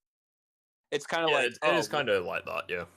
It's like, oh, what if Insomniac Spider-Man was put in the Raimi universe, but everything about him, from his intelligence to his gear and tech, all transferred over, and it's just a starting point from there. Like, how would he be different than Toby, and how would Toby be different if he were in the Insomverse? It's kind of like that, and just assuming that the stats aren't necessarily like, you know, equal, but like in a relative sense, where yeah, you can argue who is a bit stronger, who's a bit weaker, but it's still in that case where yeah, you can see how it plays out. Well, that's kind of the downside to doing those versus battles where it's like numbers based. So it's like strength, he gets a point; speed, he gets a point. Because it means fuck all at the end of the day. It's like, oh, you have more points, you win, kind of thing. But it's like, you just listen to those death battle it's like, videos. yeah, it's like, say for example, like there's a YouTuber I watch who like gives 3 points to characters. So like he'll do a matchup where it's like, oh, this character takes literally every single point, but the moment he's 3 like, points. Well, no, the point I'm making is like, it doesn't take into account. So like, again, like the there's a YouTuber I watch who he did Toby versus Insomniac. Wait, was it Dan? No, it wasn't Danko. My bad. No, it wasn't Danko. It was a YouTube short. But Toby had more points and he won because that's how the fucking format works. But it's like a lot of the really important stats Insomniac did get. Like he got like intelligence, he didn't get experience, he got, I think it was skill, tech, armor, equipment, like a few other fits. Like he got quite a few categories that do make a difference. Yeah. But obviously, like with the YouTube short format, you physically can't talk about that, you know? Yeah. So it's Like, ridiculous. So like you'd have to systems- dedicate an entire video like breaking it down. The thing about the point system is even if, say, a character is relative, they'll just give the point to the one who has more. So it's kind of like, oh, if this person's more intelligent or this person's more intelligent, yet they won't account for what they focus on or how they do it. Like, it's just like that. Like, you can't give it to either or, and if you say it's equal, you're just being... It's kind of weird, because you can't really be fair when you're doing a point system. I mean, I think in some regards it's pretty cut and dry. Like if you do like Superman versus Flash, it's pretty obvious Superman's stronger, Flash is faster, that kind of thing. Well, Superman scales to Flash in speed. Let's not fucking argue this. It's an analogy, okay? It ain't that deep. But like, there have been many like times if you're in using media like where they- if you're using two different like portrayals of the same character, like for example, Oh, like yeah. Batflick and Christian Bale's Batman, it's like you can kind of draw comparisons between the two because they're so similar. And like for the Flash, you can do like say the CW Flash Grant Gustin against Ezra Miller. I'm sorry. Yeah, like I really they do not have like Ezra Miller. they're similar characters like at face value, but like one's stronger than the other kind of thing. Yeah. And even then, what I really think determines the victor comes down to, okay, what are they fighting for? What's they doing? Like, that's the biggest thing, is that we're going under the assumption that these characters are going 100% all out. Yeah, but we that's don't usually know what I do in fights. I just remove morals because otherwise it's just not really fair of a fight. Yeah, But there's that's a the reason thing. why. There's a reason why half the time whenever I say Nightwing versus Miles or whatever, I'll just say remove morals. Yeah, because like if you don't remove morals, then the villain will usually win, just because like the hero usually has morals. Yeah. Obviously, obviously that depends. You know, it's a case by case study. But like, I just kind of the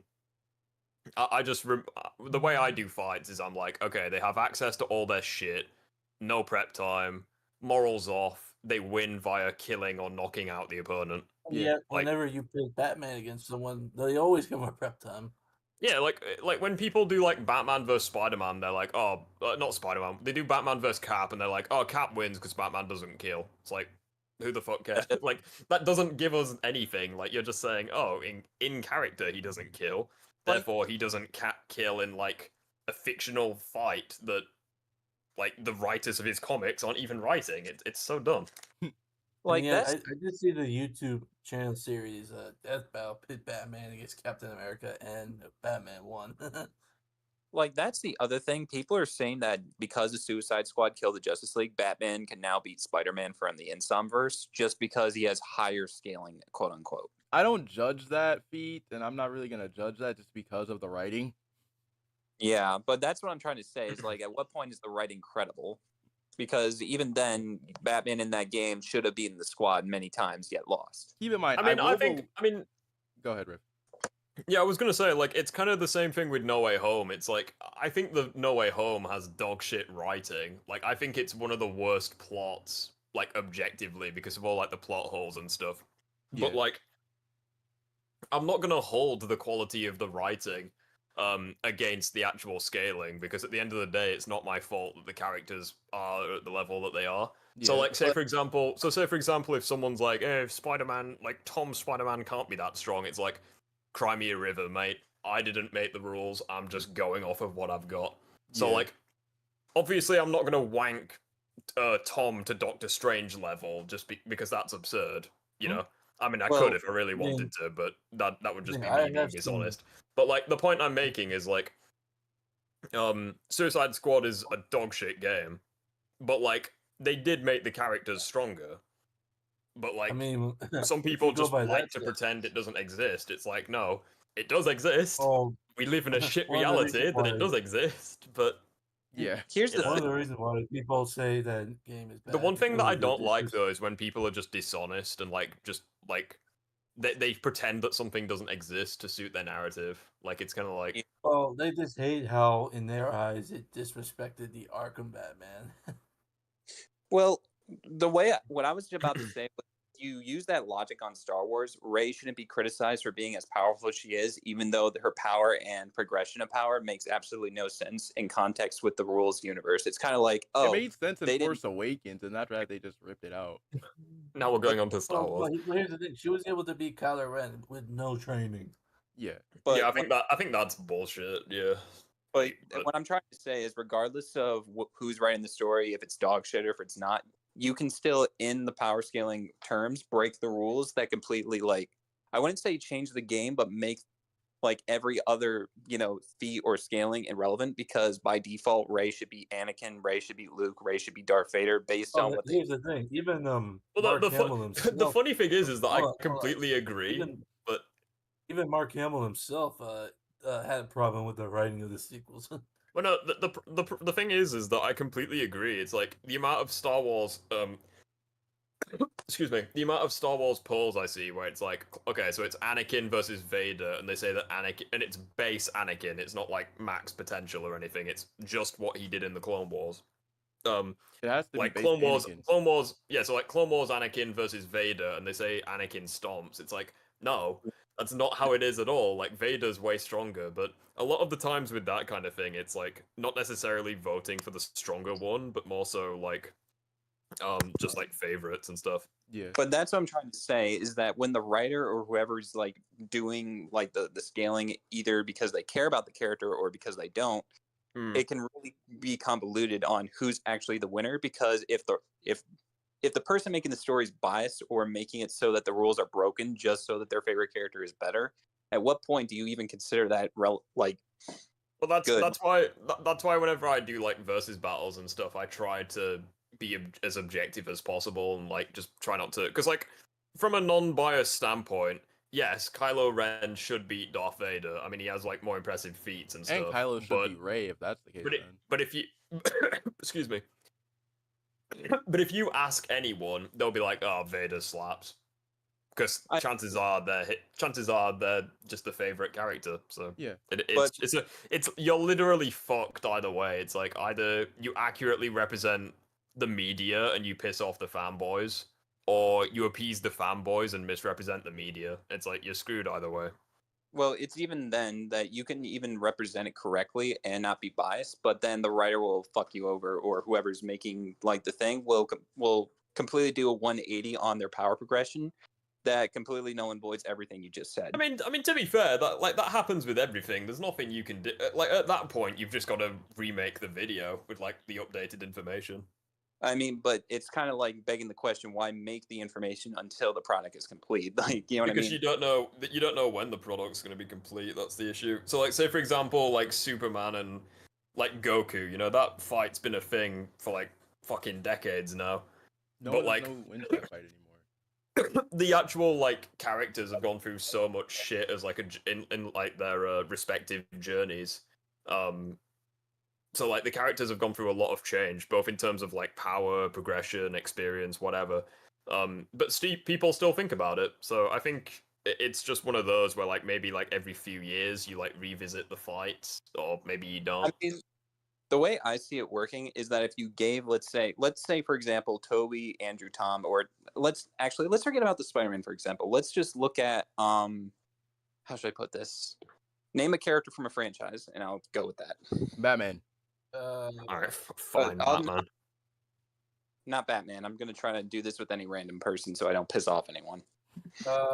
Rocky? Rocky. Let's use Rocky then. So we have Rocky's journey from Rocky 1 all the way to where he is in Creed, and the story's concluded, and we know where Rocky stands both fighter and in physicals. Like there's a reason people will keep debating, oh, who's Rocky versus say Mike Tyson, because it's never actually happened. And it's also the case that Mike Tyson is still alive, and people always debate about it because, Mike Tyson is still alive. Until he's dead, no one's really going to stop the argument. And even then, it may last. He fought Mr. T. Yes, so like I agree with you in that sense, but like I think to kind of get around that, you just have to use like specific versions of the character. So like, yeah, say for example, like post-crisis Superman, like post-crisis were like they stopped making those comics like fucking ages ago. So like it's safe to use post-crisis Superman because they're not going to retcon him. in a sense. But I get what you mean. Like, if you use a character from like a series that's still going on, like say for example, The Boys. If you use Homelander, it's like he's he's barely got any impressive feats. It's mainly just statements. But then in like, say for example, the end of season 4, it's like randomly he just one-shots Africa. It's like, yeah, like he's suddenly become a lot stronger. So you'd have to like reevaluate. Reevaluate or revisit the topic if you've already like discussed it. Yeah, but like, I had to revisit the whole entire. I had to revisit the. I think but there's nothing really that you can do at that point. You've just got to either acknowledge that your video is outdated or just remake the video. Like at that point, there's nothing you can do. It's just that's kind of the problem with like this specific area of fiction, I guess. Yeah, because I love Star Wars Legends, and I love the Legends characters, but I still debate with people on Star Wars on, Old Republic characters should be able to scale to, let's say, higher tier Sith or Jedi in modern era or even post era.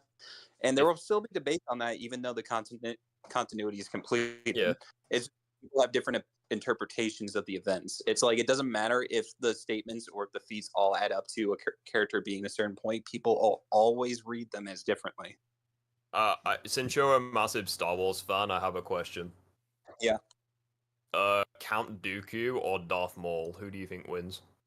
Count Dooku. Thank you. Thank fuck for that. I was about to say that too, because like Count Dooku, I'll give my explanation. Count Dooku's already mastered abilities Maul hasn't mastered. Not only has it been compared by Darth Plagueis as being capable of beating Sidious, even though Maul has the potential, he has hasn't had as in-depth training as Dooku has had. It's just a case of, even if Maul has potential, he lacks the finesse that Dooku has and mastery. Mm-hmm. I do have a question. It's that. It's like people keep arguing, well, Maul can still beat him. Yes, if he had that, but he doesn't. That's why he loses. I do have a follow-up question about that too. Have you played? I'm assuming since you're a huge Star Wars fan. I even played so. Have you played, by any chance, have you played Force Unleashed and Jedi Survivor? Yes. Star Killer or Cal? Based on like, it's one of those debates. I've even had Crisis agreeing with me, but at the same time, it's like one of those things where in narrative and in skill, Star Killer should be able to beat Cal, and Cal is, while more is still learning, he's still growing in power, but there's nothing to indicate his full potential as of yet. We only know Star Killer because he's well established. Yeah, I would say that Star Killer would beat him, but it's one of those things where I've had people argue with me about Cal being better. Like in some categories, yes, but it's like the interpretations, the statements, they're all there. There's nothing to change beyond your interpretation, and people just keep messing up what is true versus what they think. Yeah, I kind of think that I love how this entire stream is just like a brainstorm all of a sudden. Like we're just discussing random things. Yeah, I think need to spark those conversations. So yeah, I think the problem with Star Killer is as well. He's kind of like a very overrated character where it's like people say he's like in like his first encounter, like people are like, in his first encounter against Vader, he's like just as good as dueling at him. It's like, no, that's not how it worked. It's like again when he's like, he fucked up Darth Vader with his Force Lightning. It's like, wow, he fucked him up with the ability he's weak to. Like, wow, well done. Do you want a medal? When it comes to video game characters especially, some people will just play on easy mode and then beat the ass of the boss just saying, that's how it is in universe. Crank it up to the highest difficulty. Well, even then, I don't consider that as fully accurate because sometimes you can pull it up to the full difficulty and the difficulty of the game doesn't reflect lore. Yeah. That's just me. Yeah, that's just gameplay, and gameplay is not canon, so. It's like the interpretation of a character is the only thing separating the character from an objective viewpoint. You can't be biased in the moment you are. You already made a side without actually figuring which one's right. Okay, just because I'm not feeling very well, and I'm also hungry. We're gonna end the stream soon. However, before we do, we're gonna introduce a new little game, that I've just thought of. People in chat, you can get involved. So every week we're gonna ask a question, we're gonna go through one by one. So the question for today, we'll start with Asafe, we'll go down to Grim, Phoenix, then Sam Raimi, and then I'll do it last. What is the most controversial video game take you have heard recently? So we'll start with Asafe. Oh, God. Depends on who you ask, I should say. I just asked. Well, you first of all. Well, to be honest, I've got a lot, and I can't really bring up the most controversial. We can come back to you if you want. Yeah. All right, Grim. If you're still here. Most controversial?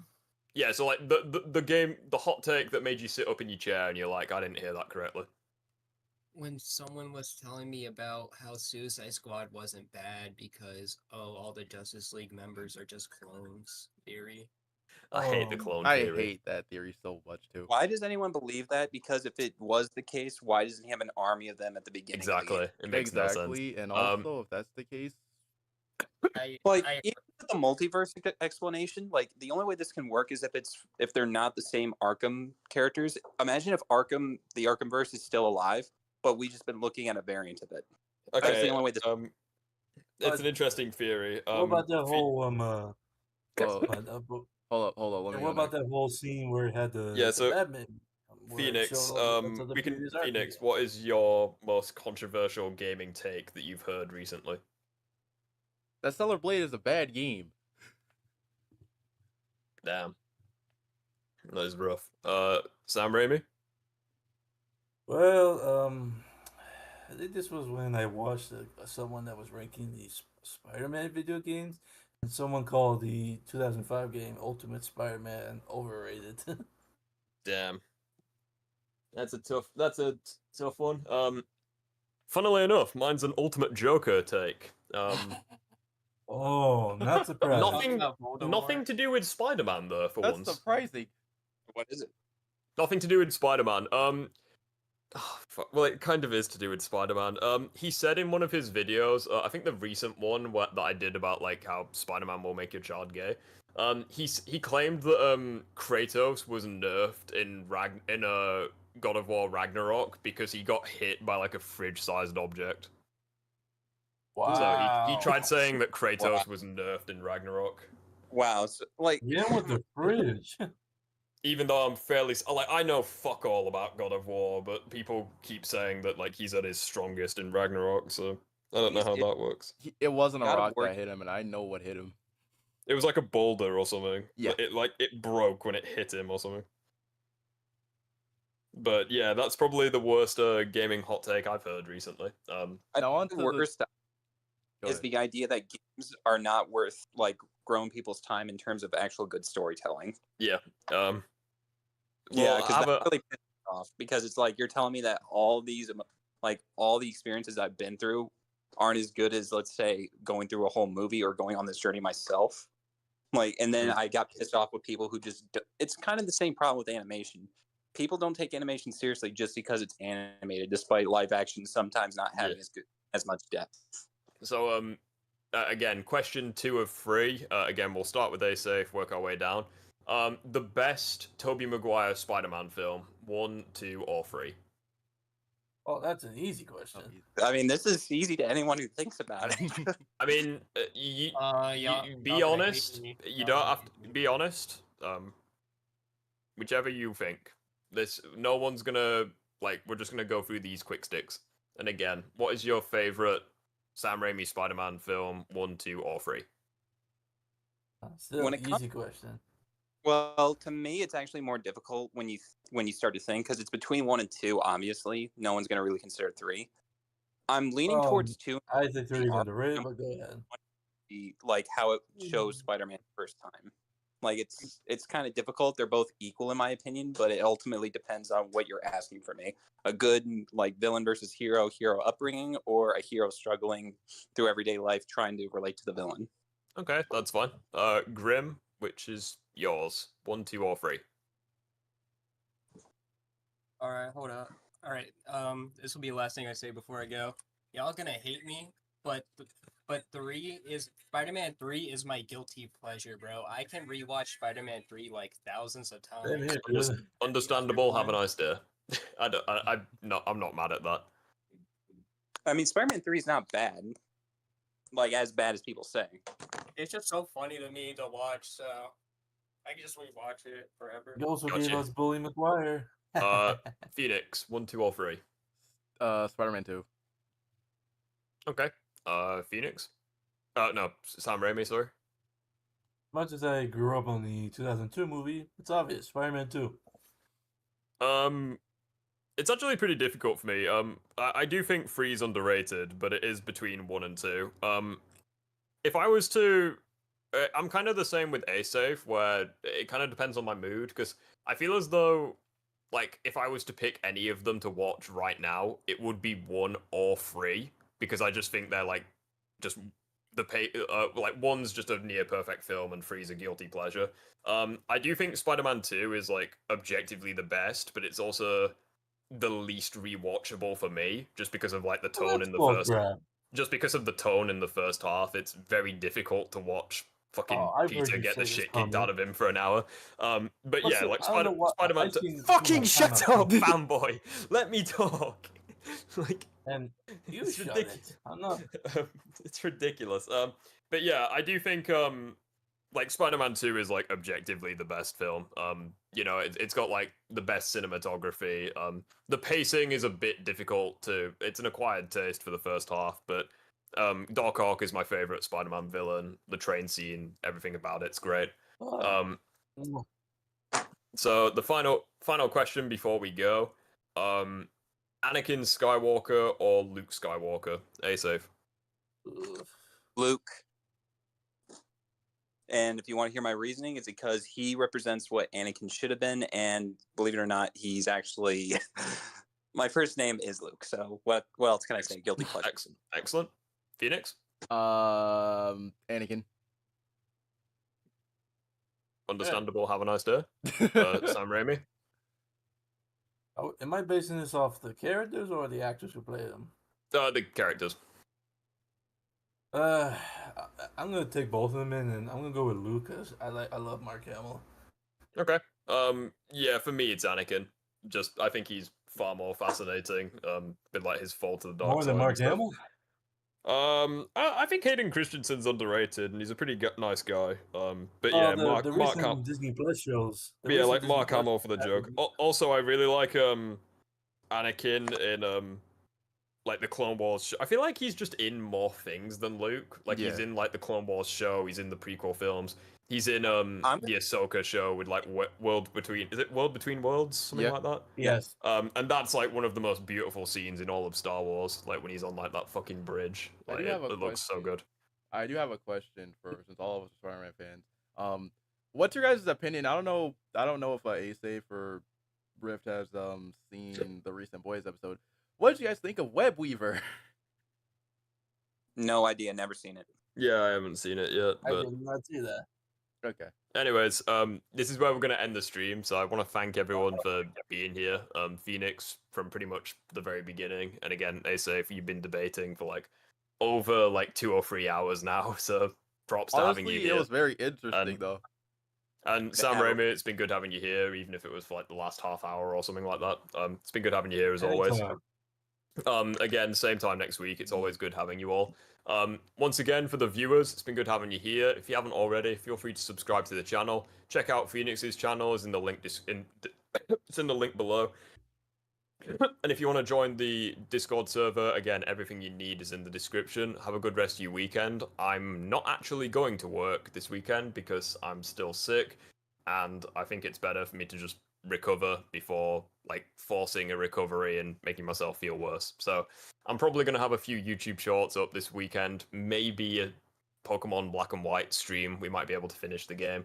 Other than that, though, have a good rest of your weekend, guys. I will see you all next week. Hopefully, I get well soon. All right. All right, chat. I only got like a couple of questions left for y'all.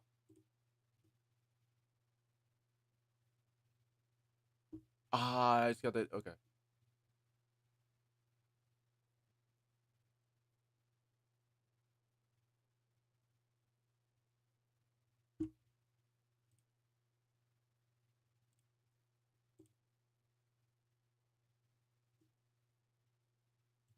Chat, but yeah, I do have questions though.